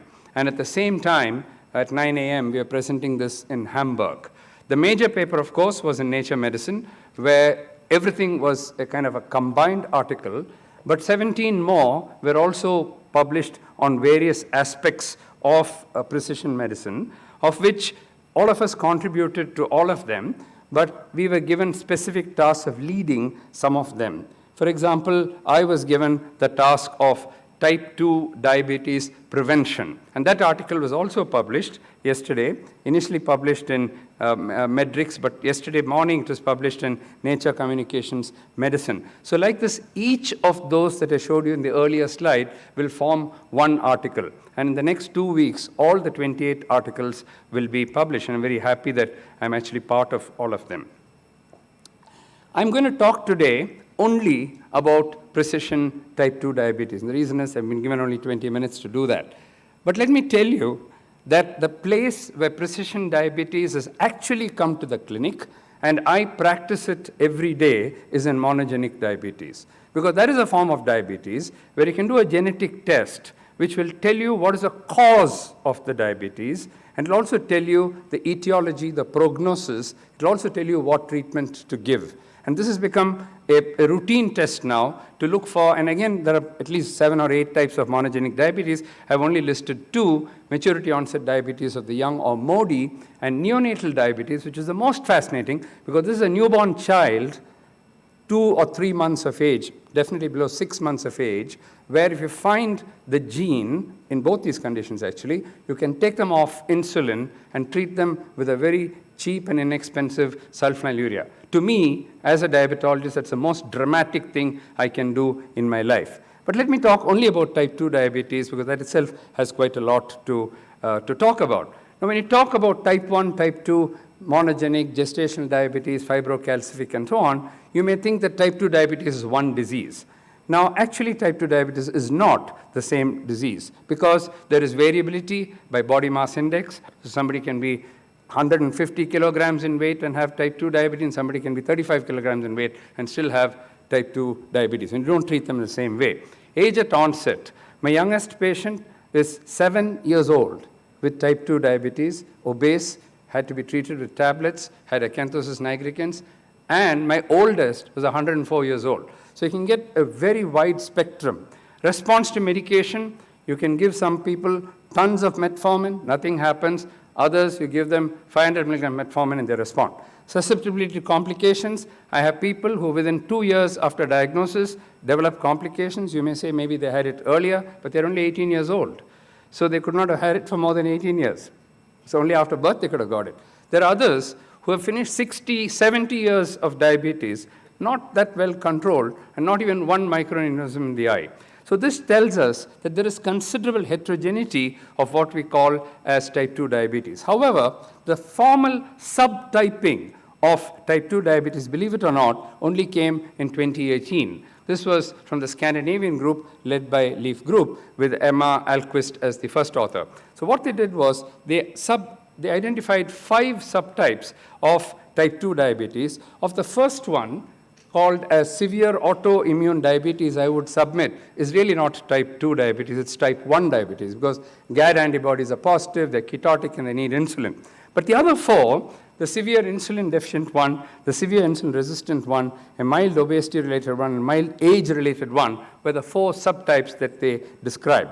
Now, the moment they did this, there was excitement all over the world, and we also asked the question, can this be applied to Indians? You may say, why you want to do Me Too research? They did it, so you want to prove it? No, not because of that, but because we know over the years that there are at least 13 differences in type 2 diabetes between Indians and white Europeans. And some of these are shown here. For lack of time, I won't go through them. First of all, we get type 2 diabetes 10 to 20 years earlier than it occurs in the West. We get it when you're much thinner. We have a much more rapid course, beta cell function fails very rapidly, and so on and so forth. But the most characteristic is number 5. I don't know whether you're aware, ladies and gentlemen, that we have the lowest good cholesterol or the HDL cholesterol in the whole world. No other ethnic group has such low HDL cholesterol, which explains why we get coronary artery disease when you're 20 and 30 years old. There's also high triglycerides and so on. I'm mentioning this because when we tried to replicate the Alquist model, the Leaf Group model, we could not do it using the very same criteria that they had used, because our age at onset is different, our BMI is different, insulin response is different, everything is different. So in this paper, we actually looked at the factors that they used, and after several iterations, we then came up with our own model where we included HDL and triglyceride into the model. The moment we did that, it all fell into place, and we were able to describe the subclusters of type 2 diabetes. Now, the population for this came from our own clinics across the country, where we have 50 centers now across 32 cities. So from our electronic records, we took patients who were very similarly matched to the Swedish cohort. But then you may say that's a private center and it may have referral bias. That is true. And therefore, we replicated it in the same paper from the ICMR INDIAB study, which was just mentioned. This is the largest epidemiological study done in the world on type 2 diabetes, a representative sample of India's 1.44 billion people using 113,000 people as a sample size. Right from Jammu and Kashmir up to Kanyakumari, every place was sampled. It took 15 years to complete the study. So from here, we had a 4,000 sample in each state, and we used, again, triglycerides and HDL included in this. So to cut a long story short, and for you to remember, there are 4 subtypes of type 2 diabetes in India. The first one occurs at very young age. They are thin, and they are severely insulin deficient. So you may say that's type 1 diabetes. It's not, because their insulin levels are higher than type 1 and they respond to oral drugs, but they are thin. The second is the opposite, very obese people with high insulin resistance. The third one was a new variety which we described first time in the world. It's called as a combined insulin resistance and deficient type of diabetes, or CIRDD. This is unique to South Asians and has not been described anywhere else.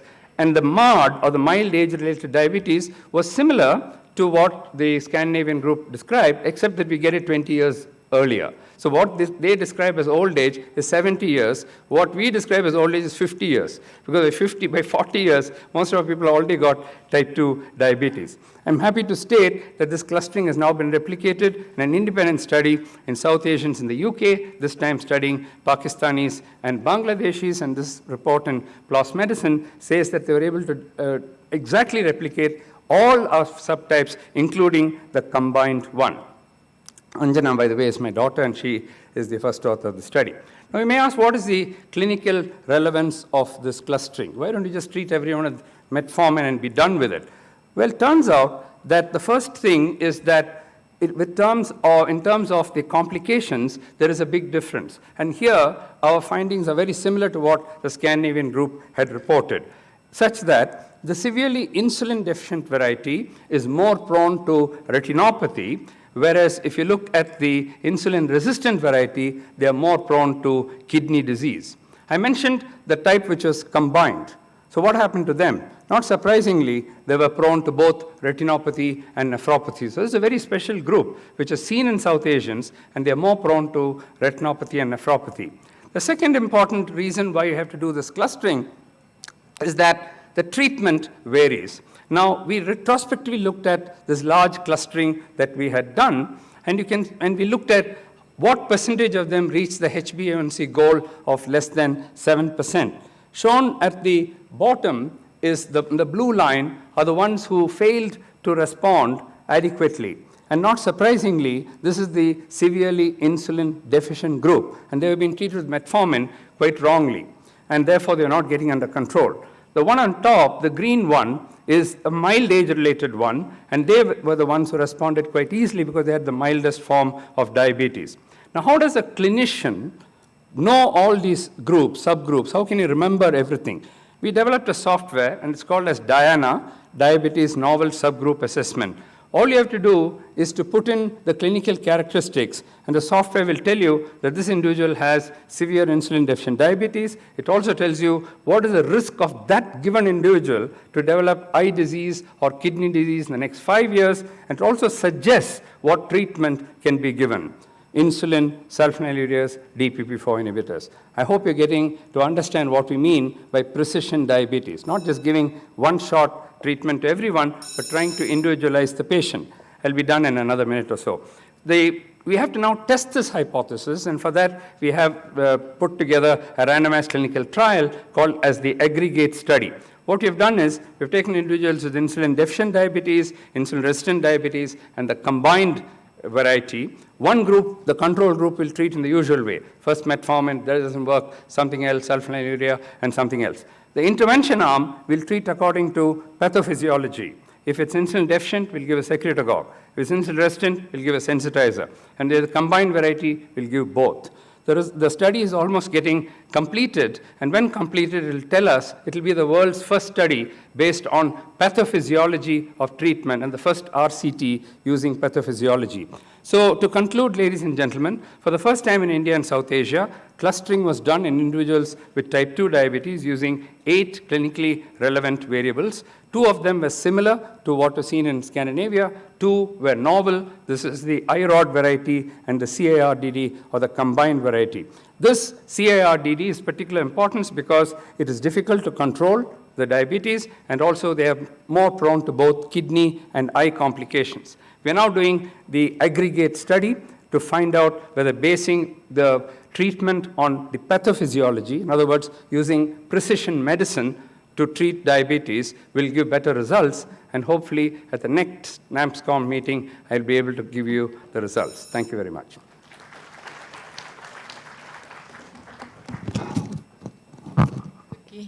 Thank you very much, Dr. Mohan. Please join me here. And it was excellent study. And I do have just one query. Yeah, sure. I think your case collections, I think majority of them were from the South India, except the Delhi. I think diabetes is very common, even the rest of the country, except the Northeast, possibly, I think. And so do you think that it really represents our country? Thank you, madam. I knew you will ask this question, so that's why I said we replicated in the INDIAB study. In the INDIAB study, we have done the entire Northeast using the same sample size.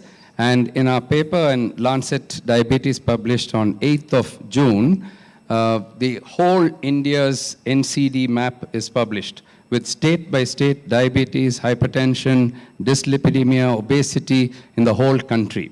And we also know the level of control in each of this. We have blood samples from the entire country as well. So it is a representative sample. Our centers are only in the south and the north and the east of India, but the samples that we use are the whole country. I would have been happy you would have quote that one, where it representing the whole country. I showed one slide. But you did, but you were emphasizing on your study. Thank you so much, ma'am, and thank you, Dr. Mohan, for a very comprehensive lecture there. May I invite our chairperson, who has just arrived, Padma Shri Dr. Ashok Gupta, a renowned reconstructive plastic surgeon. Dr. Gupta is affiliated to few prestigious hospitals in the city of Mumbai, like Grant Medical College. So please, Bombay Hospital Institute of Medical Sciences and Bombay Hospital and Medical Research Center. Padma Shri Dr. Gupta has been awarded the Lifetime Achievement Award on Health and Philanthropy at the Global Officials of Dignity Awards at the United Nations, Queen Victoria Communication Award for Innovative Social Initiatives in CSR and Sustainability for Outstanding Community Services in the field of healthcare at Oxford, United Kingdom, and the Sheikh Hamdan bin Rashid Al Maktoum International Award by the Deputy Ruler of UAE for volunteer and humanitarian medical services. We're so proud to have you, sir. Welcome to this session. May I invite our second speaker, Dr. Arshad Ayub. Dr. Ayub is Assistant Professor in the Department of Community and Family Medicine at AIIMS Deoghar, along with being Assistant Dean of Academics. His prolific research career spans over 45 national and international publications, focusing on non-communicable diseases, immunization, family medicine, and systematic reviews with meta-analysis. He is the principal investigator and co-investigator of various extramural funded projects amounting to over 1.4 crores, and is the principal investigator for National Mental Health Survey 2 for Jharkhand State. Dr. Ayub, please.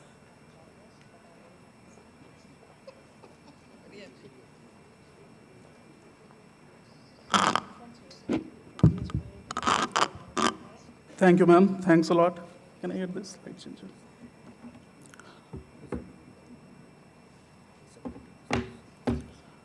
Good afternoon to one and all, and thanks to NAMSCON as well as Ramaiah Medical College for giving me this platform.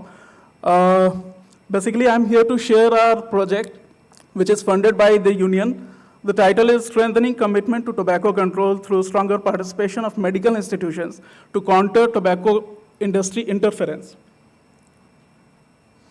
So our study objectives are to sensitize and develop strong commitment from medical associations and institutions, including leading hospitals at national and subnational level to advance tobacco control, establish a center of excellence to advance tobacco control among tribal and indigenous communities of India, as Devghar is a basically tribal, so many tribal people are there. So support the states of Jharkhand and Bihar with compliance surveys, and support Devghar Temple Town to achieve a tobacco-free status by 2023 based on compliance studies and high-level declaration. So this is our team, and it is led by our respected Professor Dr. Saurabh Varshney, sir, who is the Executive Director and CEO, and we all are the co-PIs from the Department of Community and Family Medicine and the Department of Psychiatry. So before starting my presentation, I'll just request all of you to kindly scan this QR code and fill the questionnaire, which will just assess.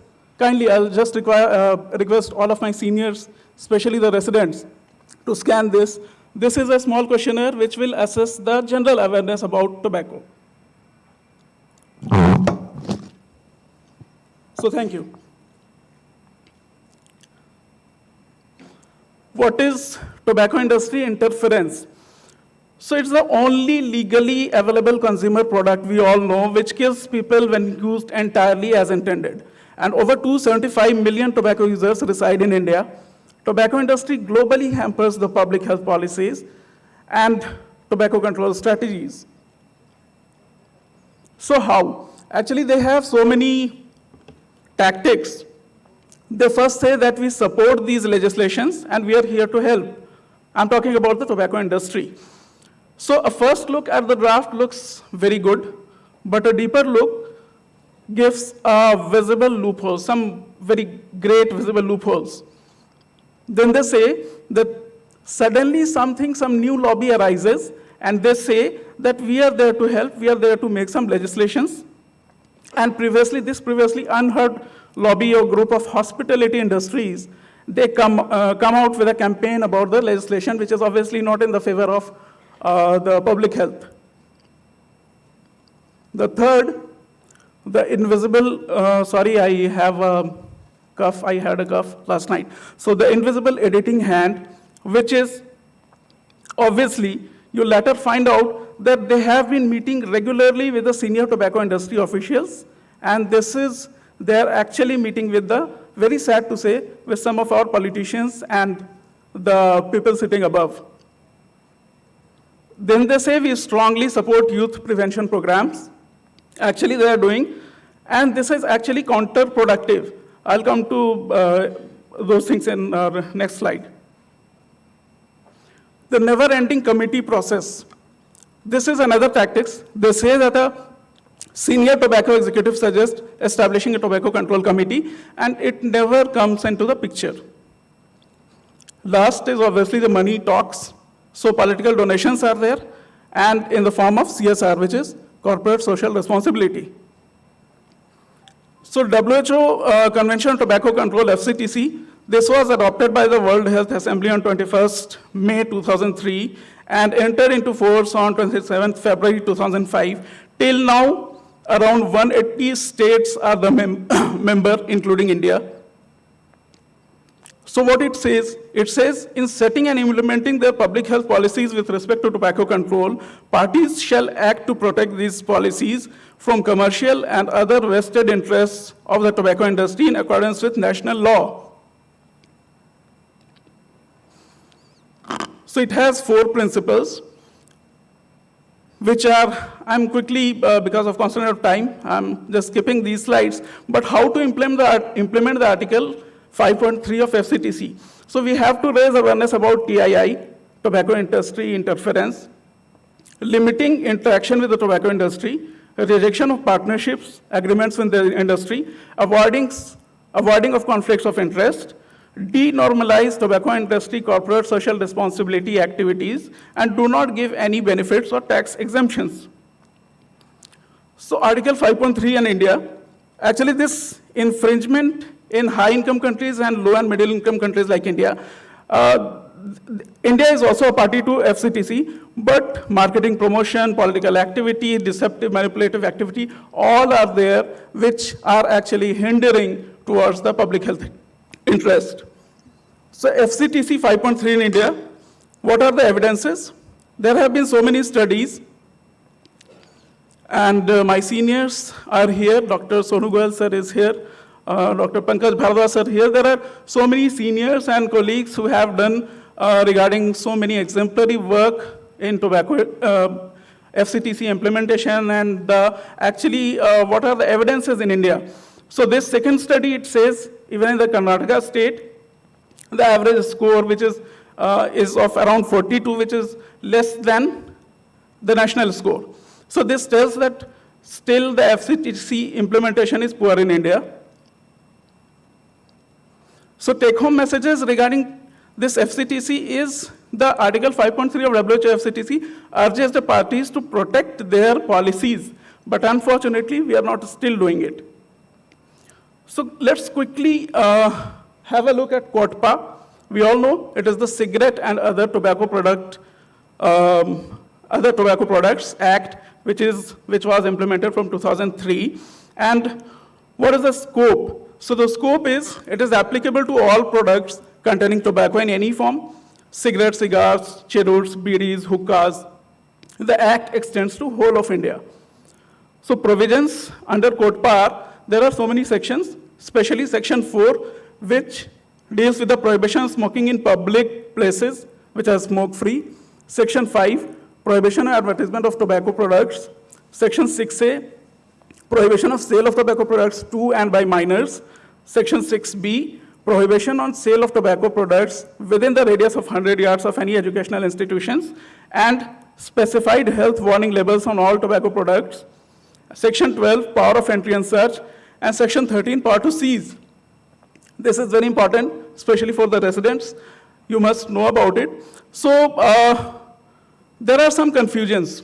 Actually, what is a public place? So the public place can be any auditorium, court building, hospital building, educational institutions, libraries, or public offices. So what are the responsibilities of the owners of any public place? The owners shall ensure that no person smokes in the public place, no materials facilitate smoking. Prominently displayed, at least 2 warning boards must be prominently displayed. The responsibilities are such that they must make some of the sample boards like this, which clearly says about smoking and smokeless tobacco. Then COTPA section 5 says about tobacco advertisements. So direct, indirect tobacco advertisements, promotional programs, or sponsoring event like sports and cultural events, all must be avoided. Sponsorship of all tobacco products also, no person should engage in the production, supply, distribution. No person having control over a medium shall cause to be advertised through that medium. No trade brand name of any tobacco product should be displayed in exchange for sponsorship of gift or something, donations. So, but unfortunately, we see something like this, which is the celebrities also promoting the events, and proudly frequently they are using cigarette and other tobacco products in the events. And this ITC, sadly we have to take the names of this industry. ITC owns so many other things, which are especially the student products like Classmate. Many of us might not be knowing that these Classmate products are actually owned by ITC. And these food products also, the noodles, biscuits, matchboxes. So they are projecting themselves as a philanthropist organization, and they're something like they're doing good. So COTPA section 6 says prohibition of sale to and by minors, and sale near educational institutions, 100 yards near the educational institutions shouldn't be there. So these two pictures are two of the shops which are selling the tobacco. So one is complying with the law, another is doing the violation of law. Display boards should be like this in the educational institutions.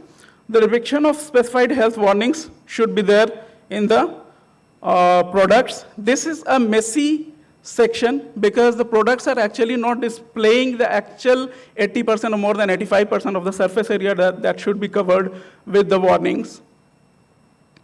So current pictorial warnings are like this. And there are so many penalties for the violation of these CODPA acts or rules.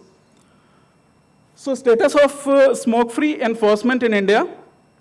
Chandigarh was first smoke-free city in India and followed by Kottayam in 2009. Since then, so many districts from Himachal Pradesh, Northeast, Bhubaneswar, even Delhi have been declared. Mohali, Mansa, 12 districts of Himachal Pradesh, Badgam, Srinagar, they have achieved the status. And many more till 2020, 150 plus million people are protected. So some of the important events like Smoke-Free Commonwealth Games 2010 was developed with SF Smoke-Free Games guidelines. More than 70 jurisdictions gone smoke-free in 2021. 71.6% vendors refused to sell tobacco, according to GATS-2, which is the Global Adult Tobacco Survey. And it says that it varies, the smokeless and the smoked tobacco usage vary from 10% to something around 80, even 82, 85% in various districts. So what are the challenges to implementation? The point of sale provision under CODPA, online sales of these products are there. Constitution of India Article 19(1)(a) says all citizens shall have the right of freedom of speech and expression. So another, food safety and standards regulation, it states that a package of supari or pan masala should carry this. It has not banned yet, but they say it should carry the chewing of pan masala, supari is injurious to health. So these are some of the challenges. Enforcement strategies are identify who has the authority to enforce the law, collaborate with enforcement officers early on, assure them these laws are mostly self-enforcing, and agree on consistent, fair enforcement protocol communications about enforcement strategies. So these are self-enforcing. So winning messages are stick to health. Secondhand smoke is a public health problem, we all know. There is no safe level of exposure to tobacco smoke. The debate is over, the science is conclusive. Smoke-free indoor air is actually everywhere, should actually be everywhere at all times. This is not only a health issue, this is a moral issue. So what medical institutions can do? I'm quickly just ending my talk. What we are trying to do at AIIMS Devgar with the support from the union, we are trying to make free our campus. Actually, we have made our campus smoke-free and smokeless tobacco-free completely. We have displayed all these IC materials inside the campus as well as outside. We are trying to contact with the district officials, and we are trying to make the temple town city of the holy town city of Devgar completely smoke-free by this year. I hope we get succeeded. Then we have an opportunity. We are trying to completely implement these things to all the 22 medical and dental institutions across Bihar and Jharkhand. So this title, I already discussed about what we are doing with the support from union. And the Companies Act 2013, this contradicts the WHO, FCTC, and CODPA. So actually what happens, this section 5.3b and article 5.3 of FCTC of CODPA, these actually, the Companies Act 2013 is contradictory and legalizes CSR activities of tobacco industries. So tobacco industries are the invisible thing they are doing. They say that they are doing promoting smoke-free public places. Actually, they are not. And I'll just try to show this. This is the ITC Milky Magic All-Rounder Biscuit owned by the ITC company. so unfortunately promoted by the very well-known celebrities. Also, this classmate spell bee promoted by celebrities and educational activity, also supported by, owned by ITC. Then CSR by tobacco industries in India is, since long there, they say that they are philanthropists, they are promoting Go Green activities, and sustainability report, they also say that we are through sustainable energy goals and we are promoting the Go Green activities. And this is also very unfortunate to see that so many of our politicians are also promoting their philanthropist activities. So this, all I had to say with this last picture, supporting the child through CSR after killing the father. So don't shout of neck breaking. See, I have given biscuits and classmate products, stationery, copy and pens to the children. This we have to understand. And the role of medical institutions, what we are doing, we are trying to implement, we are trying to strengthen the capacity, we're trying to support research, capacity building, IC and community participation, and monitoring evaluation.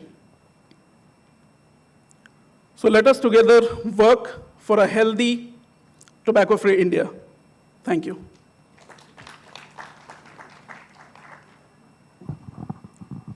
Thank you, Dr. Ayub. Wonderful presentation.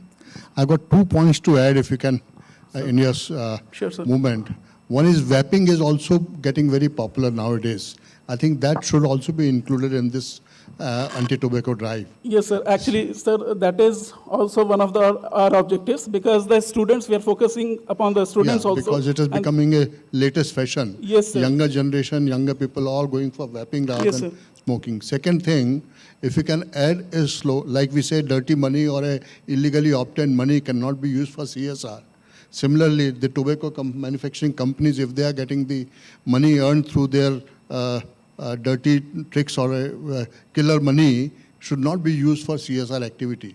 If that slogan can be added somewhere, it will carry some impact on that. My last suggestion is, working in a government organization or a private sector, if smoking can be a negative point in the confidential report of a person, that probably will add a point in reducing the smoking in public places or office places. Sir, we are trying to promote these activities inside our institution as well as our city. No, but in confidential, whether they are smoker, if they go outside and smoke, doesn't add to the smoke-free atmosphere. So, I mean, frequent break, we call it the oxygen break, yes, sir. Leads to interruption in the work also. So that's why we have included psychiatrists in our team, and those are also doing the de-addiction services, providing and giving the insights what to do or not to do. As a surgeon, I've been operating these, doing extensive reconstruction because of smoking, all oral cancers. And Yes. the amount of money which is spent on these people is tremendous. I mean, many more times than what the tobacco company is making it. So I think it's a very important step to do this. Thank you. Thank you, sir. I'll just request just 5 to 6 seconds of all of yours to kindly scan this. And if you scan this, we'll be providing the certificates for this pre and post test. So kindly scan and submit your responses. Thanks. Thank you.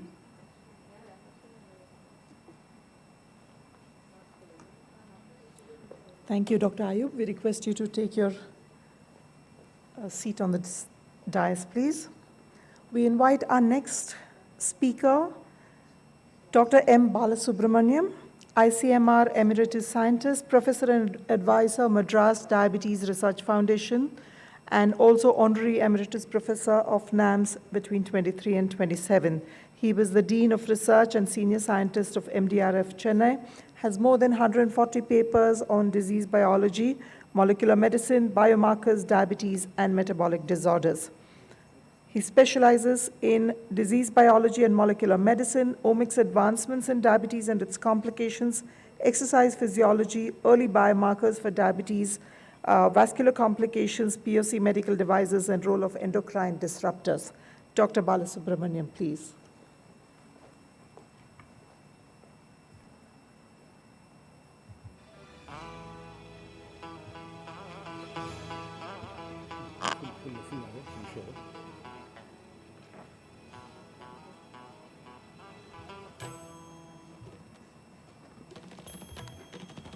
Good afternoon, everyone. At the outset, let me thank the organizers for giving me this opportunity. I also thank Dr. Mohan, particularly who has been supporting our research for the last 25 years. So I am going to talk on omics advancement in diabetes. Where do we stand now?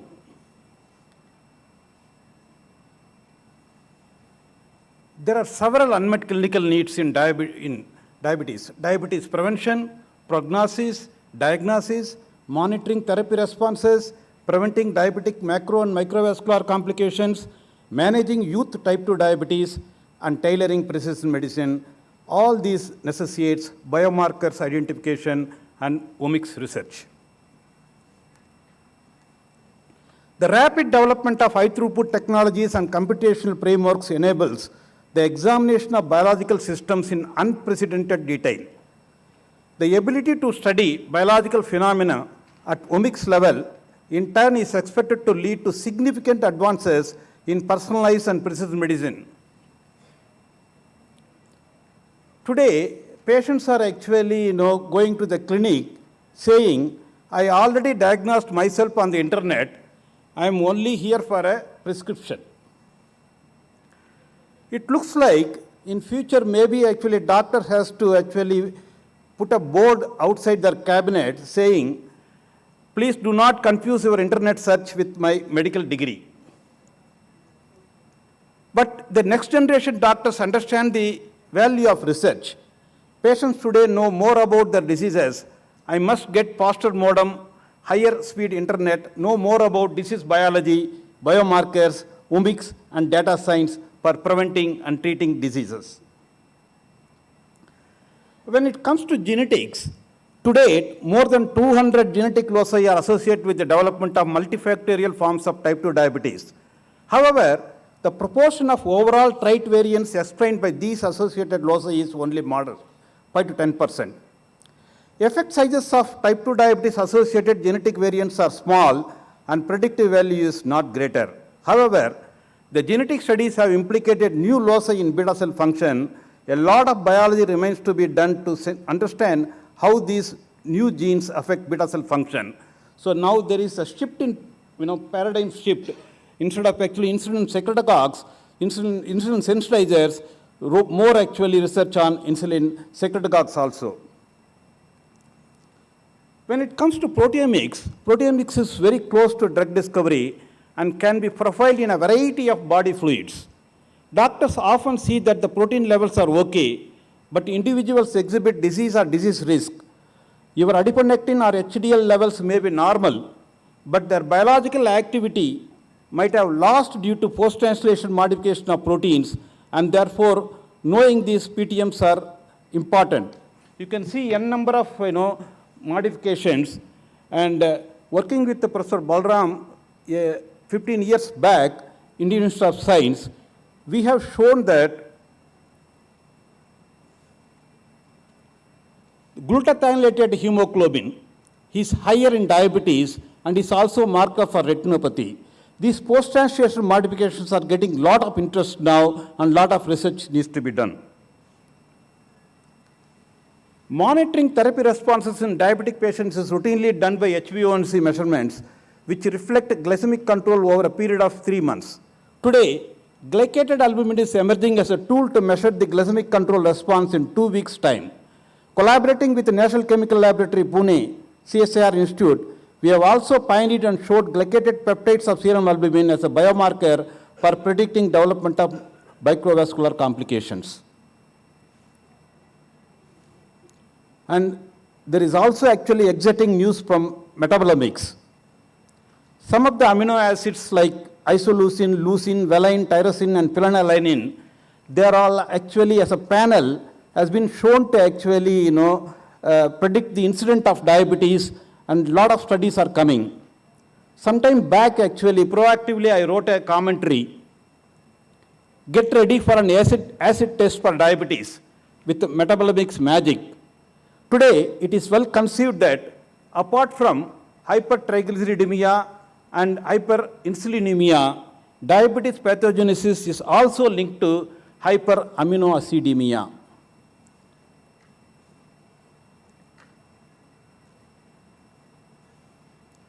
considering the microRNAmics, we have reported a panel of altered microRNAs of Asian Indian phenotype, not only in patients with type 2 diabetes, but also in individuals with pre-diabetes. This is the first study actually done in India, and our work got excellent media coverage, quoted as tiny RNA molecules as diabetes marker and microRNA markers for Madhumeha. The challenge now is how to get these actually real-time PCR work into a point-of-care device technologies. That is where actually the primary health care actually can be benefited and societal benefit will happen. There is also a role for pharmacogenomics. Even actually when I was working in New Jersey Medical School in the year 91-95, a lot of actually clinicians tell me 30% of their patients only actually respond to metformin kind of thing. That's true. Today, with the pharmacogenomics, by studying the variants of drug transporter variants, we can say actually who will be metformin responder or metformin non-responder. Particularly a variant in organic cation transporter 1, if it is shown, it will decrease the metformin response. Whereas in another actually variant, the multi-drug and toxin extrusion 1, if it is there, then you will get actually some additional benefits of metformin. Recently, it has become increasingly clear that part of the gene-environmental interaction relevant to complex diseases such as type 2 diabetes is regulated by epigenetic mechanisms such as histone modification and DNA methylation. Again, first time actually we have shown that histone deacetylase 3 is increased in diabetes, and we have also shown subsequently there is also altered long non-coding RNAs in diabetes, then that is actually associated with the accelerated senescence inflammation in patients with diabetes. All these are actually very well quoted in the media and very good biomarkers. And again, as I said actually earlier, we need point-of-care device technologies to put them in clinic practice. One more layer of complexity, metagenomics. Your diabetes fate is not only decided by your own genes, but also by your gut microbial genome. We just completed a large-scale Indo-Danish metagenomics project, thanks to Dr. Mohan, where we have shown distinct alterations of gut microbiome diversity, not only in patients with diabetes, but also in pre-diabetes. In addition, we do find ethnicity-specific differences in gut microbiome. So now a lot of actually, information coming, the importance of short-chain fatty acids, branched-chain amino acids, bile acids, so lot of information. So I proactively wrote an article, Metagenomics Health Claim, are you rich enough in our gut microbiota? Your better health may not be directly related to how rich you are financially, but it is going to be related to how rich you are in your gut microbiota. So this is getting a lot of interest and a lot of studies are coming. I also want to expose to you another omics, exposomics. 3 decades ago, when I was doing my PhD, there is a cause for concern on environmental contaminants because of the relation to reproductive physiology alterations. Now these environmental contaminants, bisphenol A, phthalate, dioxin, they're all called as actually endocrine disrupting chemicals, also metabolism disrupting chemicals, and they are also linked to genesis and progression of diabetes and its complications. And when we studied actually first time actually BPA levels, serum BPA levels are increased in type 2 diabetes, more so in women. So they should be careful, and there is a risk has been shown, the bisphenol A connection to GDM also. Another interesting area is liquid biopsy, exciting expectation escalating for profiling extracellular vesicles. Now, whether it is microRNAs or proteins or some other molecules, when an injury happens in an origin, like a FedEx, the exosomes are coming to urine or actually plasma, we can catch up as actually a liquid biopsy marker, and we did this actually with the urine, because although for predicting diabetic nephropathy, the microalbuminuria is the gold standard, we have to look at beyond microalbuminuria. And one of our study actually shown the urinary exosomal microRNAs, a panel has been altered and that has a predictive power to detect diabetic nephropathy independent of microalbuminuria. And this has been also quoted liquid biopsy microRNA biomarkers to predict risk for diabetes kidney disease in Asia Research News. So all this actually omics needs a lot of data analysis. Patient data and computing tools are the prerequisites for quality data outcomes of omics advancements. Well in advance, US has made substantial investment in health information technology and big data analysis in relation to drug discovery. This is slowly catching up in India, Healthcare Technology Innovation Center in IIT Madras and other such initiatives in the rest of the country. This has been well covered by Dr. Mohan. This sub-analysis of actually subtypes of type 2 diabetes happen because of data, and also Dr. Mohan not only has a heart to do research, he has a cohort.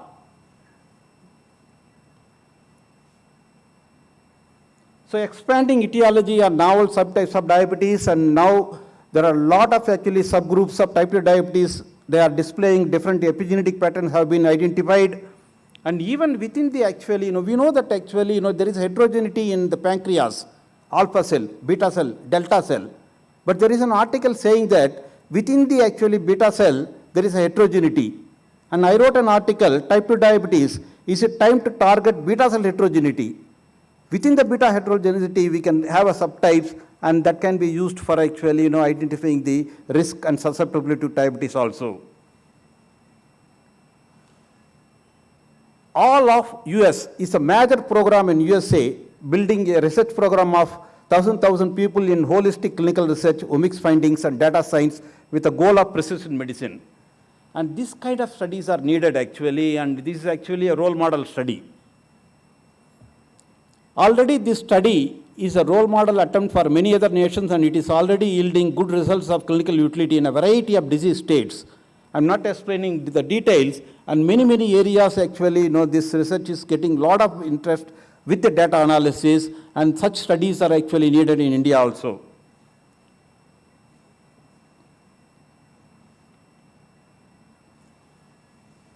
So it appears that multidisciplinary research with the big data is the future of medicine.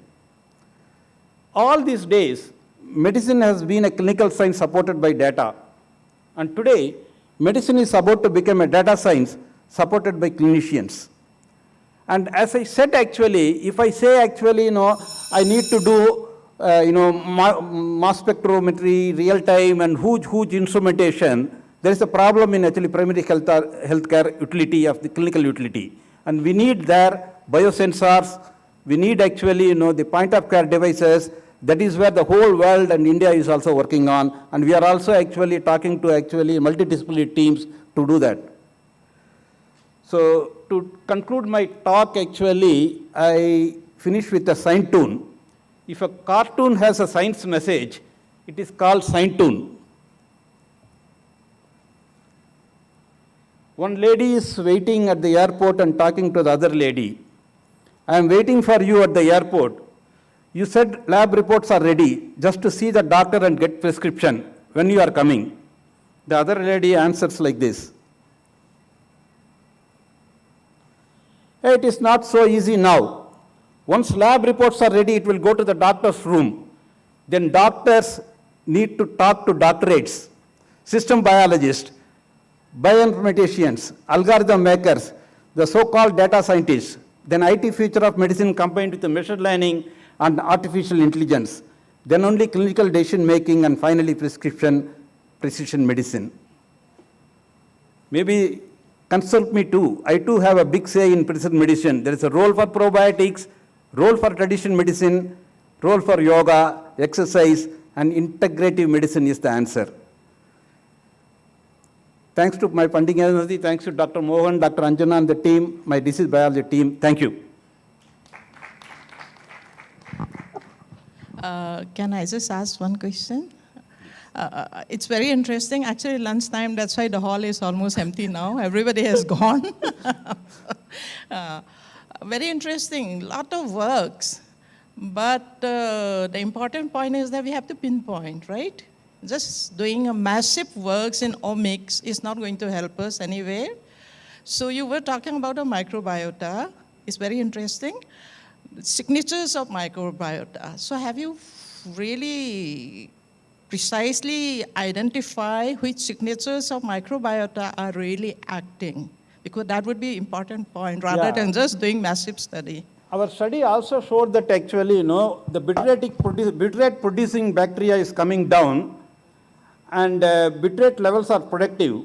And short chain fatty acids, acetate, the propanate, lactate, and bitrate. Among that, actually, the acetate, lactate, the bitrate, and propanate are good. And bitrate is also the endogenous inhibitor of HDAC3, histone modifications. Yeah, a lot of connections, but at least actually, specifically we can measure acetate, bitrate, propanate levels. Thank you. Thank you.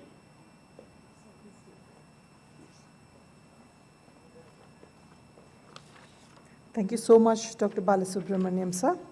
May I invite our last speaker for this session, Professor P. Satish Chandra. He is advisor and senior consultant in neurology at Apollo Hospitals, Bangalore, and was the former director and vice chancellor of NIMHANS, Bangalore. He was awarded the Doctor of Science by Rajiv Gandhi University of Health Sciences, emeritus professor in neurology at Kalinga Institute of Medical Sciences, Bhubaneswar, is NAMS emeritus professor in neurology for the year 23-27, got the Ambassador for Epilepsy Award by the International League Against Epilepsy, M. Vishwesvaraya Senior Scientist Award, and the Basanti Devi Amirchand ICMR Award for Biomedical Scientist. Dr. Professor P. Satish Chandra, please.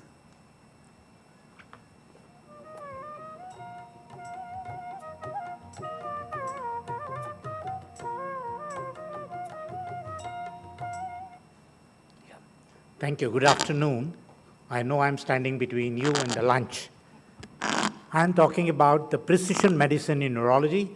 I thank organizers for giving me this opportunity to talk about this very interesting topic, which is precision medicine. But you already heard about precision medicine, but how it has made the difference in neurology, I'm going to talk about it. I'm approaching this topic under these headings. What is precision medicine? I need not have to repeat that. The role of genetics in diagnosis and treatment, how it has already made a difference in DMD, that is Duchenne muscular dystrophy, SMA, spinal muscular atrophy, MND and ALS, then CRISPR technology in neurology, especially in neurodegenerative disorders like prion disease, Alzheimer's disease, Parkinson's disease, precision medicine in epilepsy, precision medicine in acquired neurological disorder, stroke, brain tumors, neuroinfections, and pharmacogenomics. These are the way it has happened. This was already told by Dr. Mohan. What I was saying is we are in an era of personalized medicine. Genomic medicine represents a new approach to the healthcare. We all require this for making a diagnosis. How we can improve using the precision medicine. This definition, I'm not going to talk about it, but this is an important slide. What we are talking about is what Mohan mentioned as one size fit all medicine. We were talking all this time about generalized medicine. And under generalized medicine, we always look at the main therapy, adverse events, no benefit or benefit. Now we further evolved into stratified medicine. From the stratified medicine, we are going towards the individual patient level, and that is the precision medicine. What is that precision medicine means? It ensures the delivery of the right intervention to the right patient at the right time, which is very, very important. So this is an omic, and we have just heard Balasubramanian talking about omics. I'm not going into the detail, but want to mention that there is a genomic, there is a proteomic, transcriptomic, metalobomic with a data integration which leads to precision medicine. What has happened over the years? We were talking in 2000 with a chromosomal microarray and PCR with a genetic testing. What happened in 2010 is the chromosomal microarray, but targeted NGS was added on, diagnosis, management, and prognosis was possible. Now we move on to 2020. What has happened already? Already we have a complete genome sequencing, complete exon sequencing, which has led to diagnosis, management, prognosis, and treatment implication, which is very, very important. Are we talking about only the genetics? How it has made the difference in our management? That is what exactly I'm going to talk about it. Just to say about Duchenne muscular dystrophy. Duchenne muscular dystrophy is known as the commonest inherited neuromuscular disorder of childhood. We all know that there is a largest mutation involving the deletion and duplication in 60 to 70% of the cases. And there are mutational hotspots which exist in the exons between 43 and 45. So when you look at this, a decade ago, when I was a student, we were just looking at the curves and then saying that this is the Duchenne muscular dystrophy, and based on the phenotype, counseling and physiotherapy.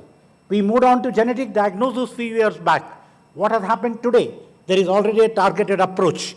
What can be done? There is an exon skipping which can be found out and expression of the microdystrophin. And that is,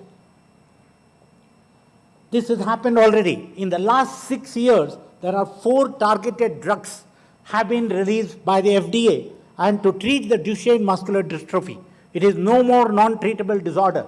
And these drugs are all based on a exon skipping, which allows the body to produce more of the dystrophin protein. And that is what exactly has been showed here. And this is exactly the 45 to 55 skipping occurs, and that is the drugs which are already available now.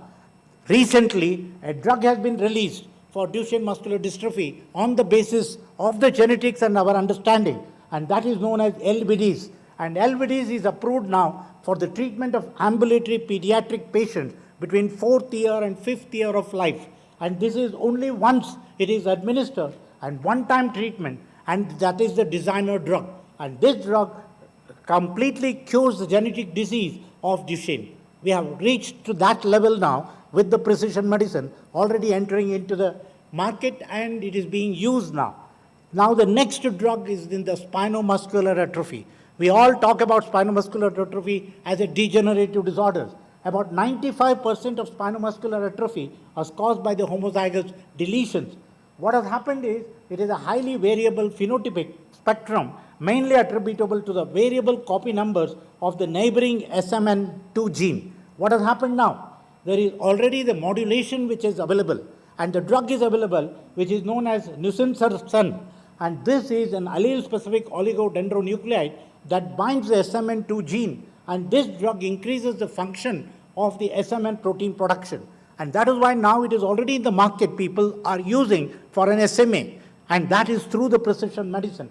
And risdiplam is a selective SMN2 splicing, the modulator, which has already entered the market. And now another gene replacement has come up. So the genetic therapy for a neuromuscular disease has come in.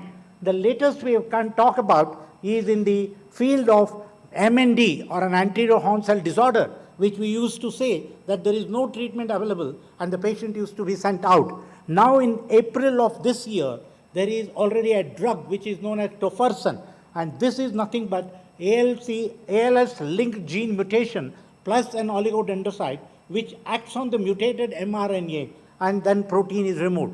And this is available now already in US, and people are looking forward to enter into this area to talk about the treatment for ALS. So similarly, there are now CRISPR technology has been used, and this CRISPR technology is used in many conditions in the neurology. And the neurology includes talking about Friedreich's ataxia, Duchenne muscular dystrophy with exons correction, then point mutations in Alzheimer's disease and Parkinson's disease, and also in spinocerebellar atrophy and Huntington's disease. These are the diseases now which are treatable now. It is possible. So it started, CRISPR technology or gene editing slicing has come in, which has helped in the understanding of these Alzheimer's disease. In the Alzheimer's disease now, there is an accumulation of the AB plaques. Everybody know about it. But now with the CRISPR technology, can this be edited and reduce the plaque so that there is an improvement in the cognitive functioning and memory which can occur? And that is the way it is going forward. And the day is not too far away. This could be used in the management of Alzheimer's disease. and we have already got point mutations available for PSEN1 and PSEN2 mutation in Alzheimer's disease, which has come into the picture for precise diagnosis of Alzheimer's disease. And if it is found, we will be able to tackle this. What do we look for in the future in Parkinson's disease? In the Parkinson's disease, now we know that there is an alpha-synuclein which is involved. Everybody talks about alpha-synuclein, and we are already looking at this in our day-to-day practice about the familial Parkinson's disease and many of the Parkinson's and Parkinsonian syndrome. And in these cases, at various levels, a drug can be found, and that could act at a specific level and block this and also reduce the treatment of the Parkinson's disease. No more we'll be talking about only the SYNDOPA or whatever the DOPA replacement. The Parkinson's disease, the whole thing will be changed. We will now move on to epilepsy. Epilepsy, after the cancer or oncology, you know that precision medicine has done a marvelous work there. After that, epilepsy is one other disorder where there is a lot of precision medicine is going on. There is a rapid progress in epilepsy gene discovery, and that has led to the problem that led to the implication of precision medicine in the management of epilepsy. There are more than 300 genetic forms of epilepsy now, and there are related syndromes have also been found. More than a dozen precision medicine or therapies are already used for in a number of the patients with the genetic epilepsies. This has come in. This is an example now. There are examples of epileptic syndrome and the normal treatment which has already come into the picture. For example, GLUT1 deficiency, which produces various types of epilepsy. Ketogenic diet is used. SNCA1, avoid the sodium channel blockers, which I will be elaborating quickly. So here is GLUT1 deficiency. GLUT1 deficiency causes what is known as severe epileptic encephalopathy in children. There is a developmental delay. There is an acquired microcephaly, and there is a complex movement disorder in these children. If you identify clinically, one can make out very easily that it is due to the GLUT1 deficiency and confirm. If that is done, ketogenic diet is the specific method of treatment. You alter the diet and give a modified ketogenic diet, which is already available in India, and that treats the patients with GLUT1 deficiency. That can be done very easily. Now we were talking about tuberous sclerosis. Everyone knows about tuberous sclerosis and its triad manifestation of epilepsy, mental retardation, and skin changes. But what has happened now in the field of tuberous sclerosis is now it is understood there is an mTOR pathies in these cases, and epilepsy is because of the mTOR complex disorder.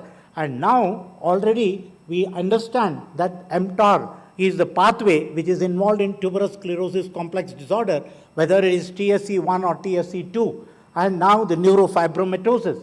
And understanding this, now the drugs have come in now.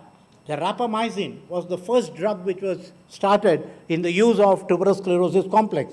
And I'm sure we are already now using as a clinicians. In the market it is available, sirolimus and everolimus. And these are the two drugs which are used in the treatment of now tuberous sclerosis. And tuberous sclerosis with such severe mental retardation and also epilepsy now could be treated using this drug, and it is already available in the market. And that has been made possible by precision medicine.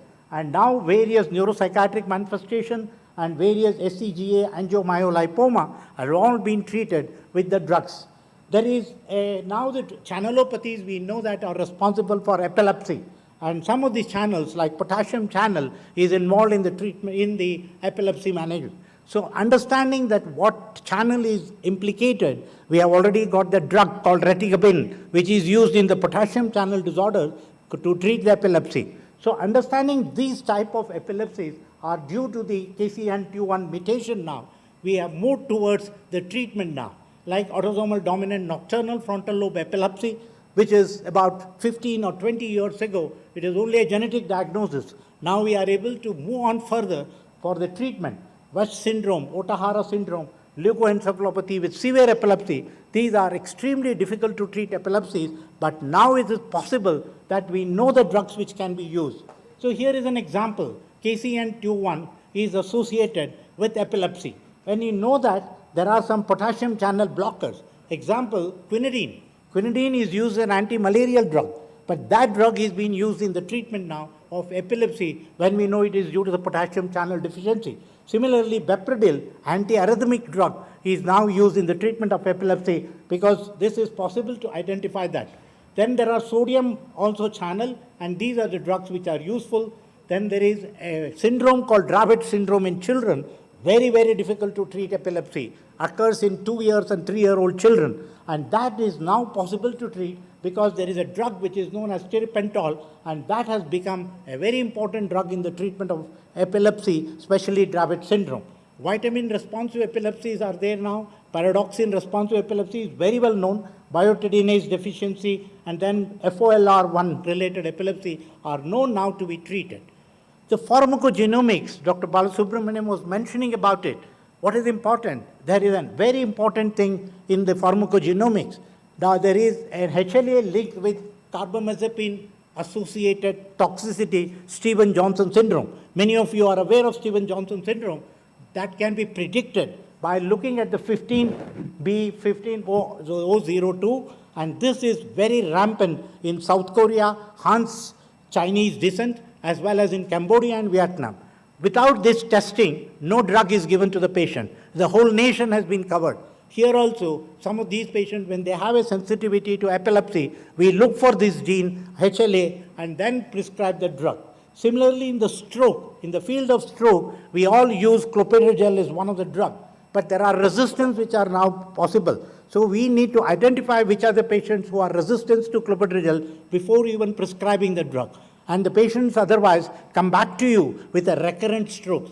That can be prevented by looking at this resistance. Recently, I had a patient, a young patient with 3 times stroke, already by the age of 45 years. That was because of the clopidogrel resistance. We stopped that and changed over to the other drug, which was possible. Similarly, we have patients with aspirin resistance and clopidogrel resistance, which can be identified, and there are different group of drugs. They are called ticagrelor, and these are used now in place of aspirin and clopidogrel when a patient has a problem with stroke. Is it confined now, precision medicine, only to genetic disorder or acquired disorder? We have understood many things in now the neurology. There are now autoantibodies which are there in many of the autoimmune disorders. Examples are neuromyelitis optica spectrum disorder or MOG disorder. These are becoming more and more common now. We are able to identify that, which needs to be differentiated from that of a multiple sclerosis. And hence the patient can be treated very easily with the drugs. We were all talking all this time about only GB syndrome, and we knew only about the varieties of the Guillain-Barré syndrome, peripheral nerve involvement in these cases. But now we know that there are some antibodies which are responsible for a specific type of syndrome, and these are very, very difficult to treat, and mortality is very high. Recently, I had a patient similar to what looks like a GB syndrome, very severe form in a 20-year-old boy, and this boy was not moving anything except the eyelid. Other than that, there was no movement about it. This patient had a very severe form, and we were able to identify there is an antibody against 155 neuropectin and NF155, and that was identified, and this responds to a specific monoclonal antibody, rituximab, and the patient was given that, and the patient improved very well. And that is the importance of precision medicine. And we are talking about multiple sclerosis. In multiple sclerosis now, there are many drugs which are available. The treatment was not known even, multiple sclerosis, about 20 years ago. Now we are talking about multiple monoclonal antibodies which are used regularly for the management of multiple sclerosis. And that is because we now know that there is an anti-CD20. The CD20 and CD19 are the ones which are implicated in multiple sclerosis. And hence, when we block this using the monoclonals like rituximab or acrelizumab or ofatumumab, all are available in India. And these drugs we are using now regularly, and the patients are benefited. And the patient, without going into progressive form or continue to live very active life, even at the age of 60 years now, I'm seeing the patients who were identified 20 years ago are now able to lead an active life because of these new drugs. Similarly, in the surgery field, glioblastoma, there is a precision medicine which has already entered into the market. These drugs are available in the market to treat that. In the neuroinfections, we are not lagging behind. there is metagenomics are available. We can identify, and there is no need for culture now. The culture and sensitivity, we need not worry about it because it takes time. In the meantime, we can get from the CSF what is the DNA and what is the infection patient has. And with that biofire, we will be able to identify and specific treatment can be started. I'm not going into the details of the proteomic. At NIMHANS, we have identified there is a laboratory, bioinformatics laboratory, which was started during my period. And then this bioinformatics, we are using all about the proteomics, and then in the chronic CNS infection, epilepsy, rabies, GB syndrome, paralytic rabies, gliomas, human brain proteomes have been working out now. And that was the first publication in the Nature, which we published along with the Johns Hopkins group and All India Consortium. And this, we are able to map the proteomes, and a human proteome map has been developed in 33 tissues.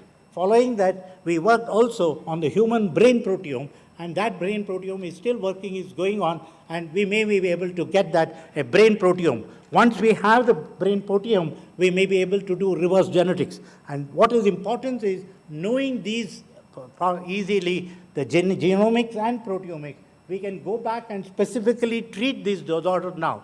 Those which are considered as non-treatable disorders have now become a treatable disorder, and I'm sure in the next 2 decades, we will have many more diseases in neurology which are considered as non-treatable, have becoming a treatable disorder like Duchenne muscular dystrophy or spinomuscular atrophy or an anterior horn disease or even a Parkinson's disease. But there are some word of caution that in the era of precision medicine, there is a long way to go still. Clinical skills are probably more important in these times. Better phenotyping is extremely important. So we can't go just by AI. We have to go and get diagnosis properly done by the clinical methods and then put the data together and able to precisely treat them. And this is an important quotation of Hippocrates which applies today very well. Thank you very much.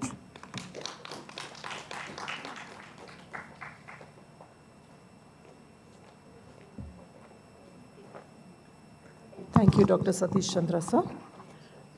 May I request the...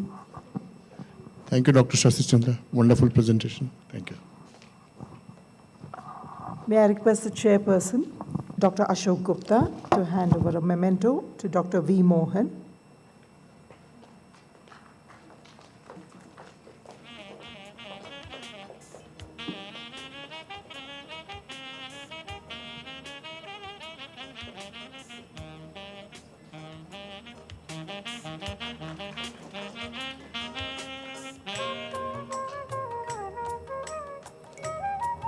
And also present a memento to Dr. Arshad Ayub.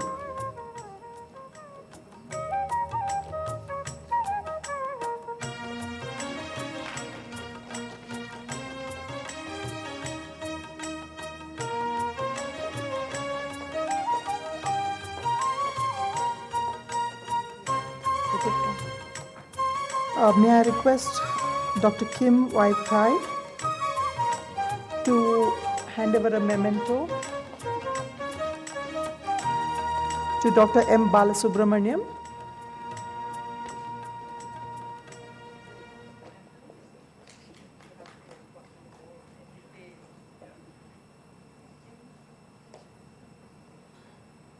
And Dr. P. Satish Chandra.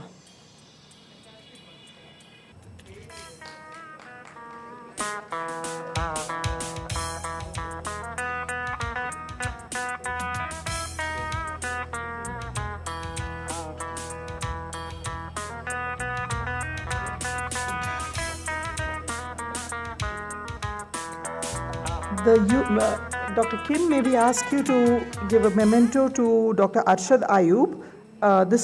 This memento has been sent to him by the union.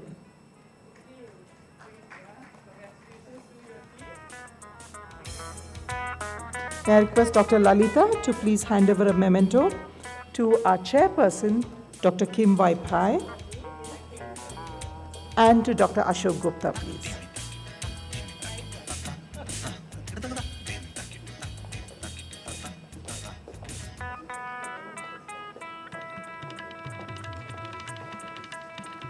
Thank you very much. With that, we break for lunch. And next session will be at 3 p.m. with a quiz at the council hall. Enjoy yourselves. Have a good day.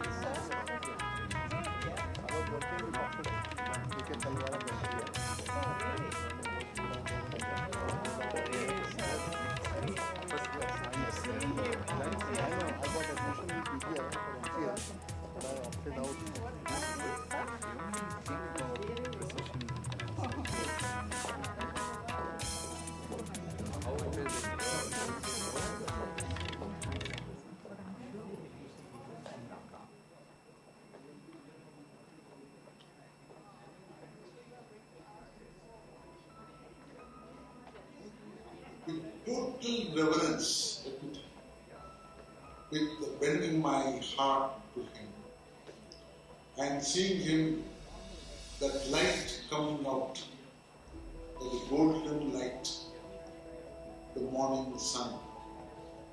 And when I see that golden light falling from his face and to the body, and seeing the whole golden picture of him, I feel so great that this man, the man who came, could do so much to me. And this makes me feel so small that can I be a part of that golden light where it can stay forever, so that this light can give to the younger generation, to the younger people who are going to be born. And even to them, they can come and learn the wisdom, where they can grow up and as a full-fledged men of knowledge who can partake in this building of this nation.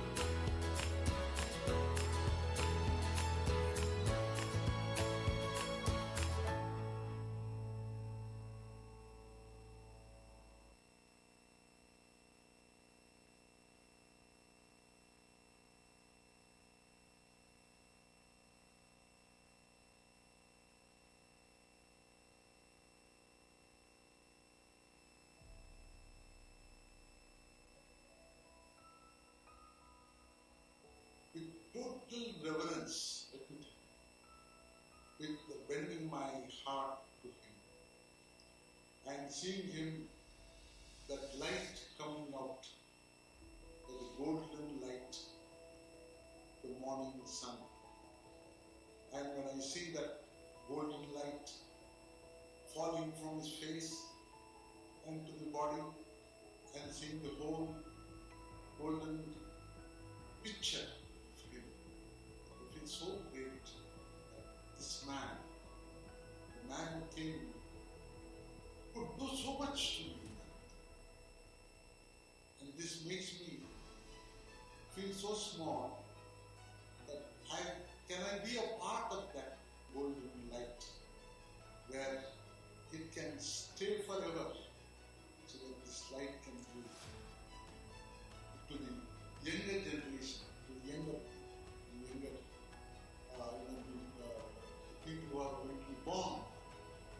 And even to them, they can come and learn the wisdom, that they can grow up and as a full-fledged men of knowledge who can partake in this building of this nation.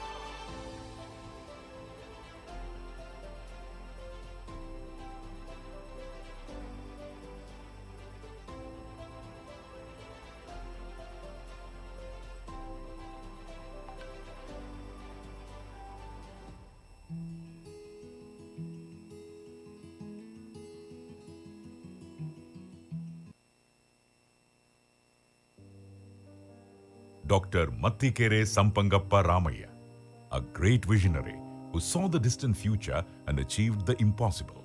Dr. M.S. Ramaya has become a brand name of the century, recognized for the contribution he made in the field of education and health. He was simply a legend, even while he was alive, for his extraordinary, unique achievements. Karma Yogi, Dr. Mattikere Sampangappa Ramaya, was born on 20th of April 1922 in Madhugiri, the only son of Shri Sampangappa and Srimati Narasamma. He completed his primary education in the government school of Mattikere village, which was then on the outskirts of Bangalore city. Dr. M.S. Ramaya began his career at Indian Testing Laboratories at Malleshwaram, Bangalore. He then moved on to the Mysore Railway narrow gauge section as a fireman on a daily wage basis. At the age of 17, his father called him back to the family brick manufacturing. He ventured into the job of a contractor in the early 40s and started as a supplier of bricks for military camps in Harihara of Chitradurga district during Second World War. The immense success in the field of civil works opened the gates for Dr. M.S. Ramaya to put his hands on still bigger projects. This resulted in taking up construction of some of the major projects in Karnataka in 1952. He got the contract work to execute the canals measuring around 150 kilometers of Ghataprabha project in Belgaum district. Being a multifaceted personality and vision, Dr. M.S. Ramaya developed a deep interest in journalism. In 1956, Dr. M.S. Ramaya took over Nadu, a local newspaper which he enriched with ample resources and passion. In 1963, he launched a monthly called Kailasa and a weekly called Gokula, which saw 8 years of growing appreciation in the Kannada literary world. In 1959, Dr. M.S. Ramaya further took up the contract to construct Talakalale Dam, Linganamakki Dam project work in Shivamogga district and the Dharma project work in Uttara Kannada district and completed them successfully. Dr. M.S. Ramaya believed education is the most powerful tool to change the world, and this empowered him to set up educational institutions.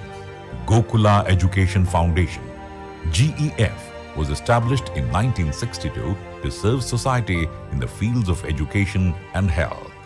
The Honorable Chief Minister of Karnataka, Sri S. Nijalingappa, invited Dr. M.S. Ramaya and advised him to open an engineering college, which he gladly accepted. Consequently, M.S. Ramaya College of Engineering, now known as the Ramaya Institute of Technology, and M.S. Ramaya High School was also started in 1962. Dr. M.S. Ramaya's vision found its expression in more and more institutions of higher learning established in the years. In the year 1963-64, Dr. M.S. Ramaya, in search of business ventures, stepped out of Karnataka and landed in Bihar to take up the Gandak project on the Indo-Nepal border of Bihar.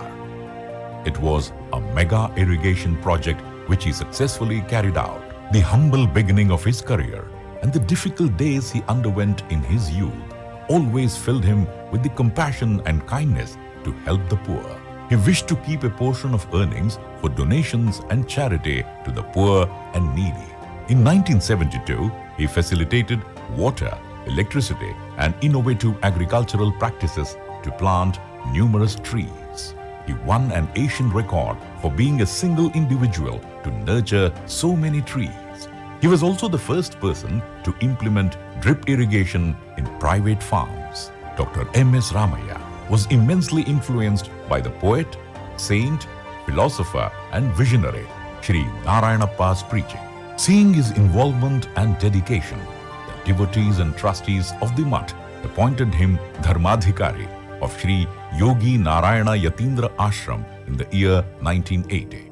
Being a patron of art and culture, Dr. M.S. Ramaya provided a platform for many artists to showcase their talents. He organized the Kannada Sahitya Sammelana at Kaivara in the year 1984 for the neoteric and literary minds of Kannada literature to convene at Kaivara. Dr. M.S. Ramaya built the pristine Venkateshwara temple and the magnificent entrance arch of Rajarajeshwari Temple, which is still one of the largest arches built.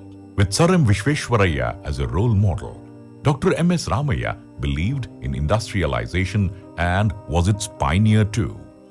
Dr. M.S. Ramaiah welcomed industrialization and set up M.S. Ramaiah Industrial Estate for running small-scale industries in plastics, agro-products, steel and metals, and software technology. The remarkable work done by Dr. M.S. Ramaiah helped to pave the way for the work being undertaken by the Trust today. Mattikere Sampangappa Ramaiah was a renowned educationist, philanthropist, infrastructure builder, visionary, industrialist, and a pioneer in creating several landmark infrastructure projects in India, departed on 25th of December 1997 at the age of 75 in Bengaluru.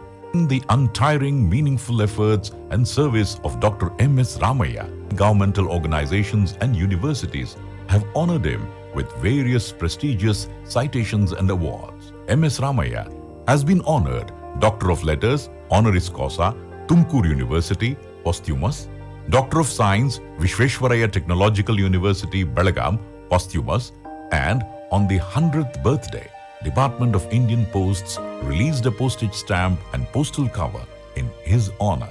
Throughout his life, Dr. M.S. Ramaiah lived with the philosophy, what we have done for ourselves alone dies with us. What we have done for others and the world remains and is immortal. Since 1998, Dr. M.S. Ramaiah's legacy has been carried forward by Dr. M.R. Jairao, the present Honorable Chairman, and all the Honorable Trustees of GEF that made inclusion of another 15 institutions under the umbrella of Gokula Education Foundation, GEF. Today, Ramaiah Institute of Technology is celebrating its Diamond Jubilee. 6 decades of Ramaiah Institute of Technology includes early period, growth, consolidation, expansion, excellence, and eminence. In these 60 years, Ramaiah Institute of Technology has all-round achievements. To mention a few, 17 undergraduate and 15 postgraduate programs, around 300 research scholars, autonomous institution since 2007. 21 programs accredited by NBA, A+ grade by NAC, ranked within 100 since the inception of NRF ranking and stands first across Vishveshwaraya Technological University, Karnataka. 65% of faculty holds doctorate. Collaboration with Boeing International USA. Collaboration with University of Illinois, Chicago, University of Illinois, Urbana-Champaign, Texas, A&M, and Florida International University, USA. 95% placements. Ramaiah Evolute, a Section 8 company to promote startups and incubation.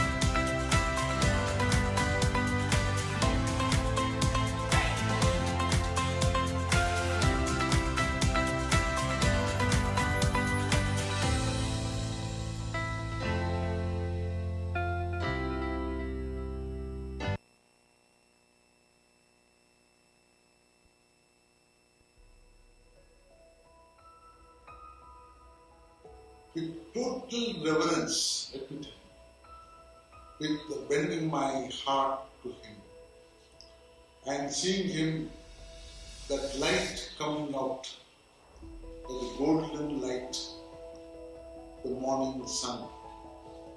And when I see that golden light falling from his face and to the body and seeing the whole golden picture of him, I feel so great that this man, the man who came, could do so much to me.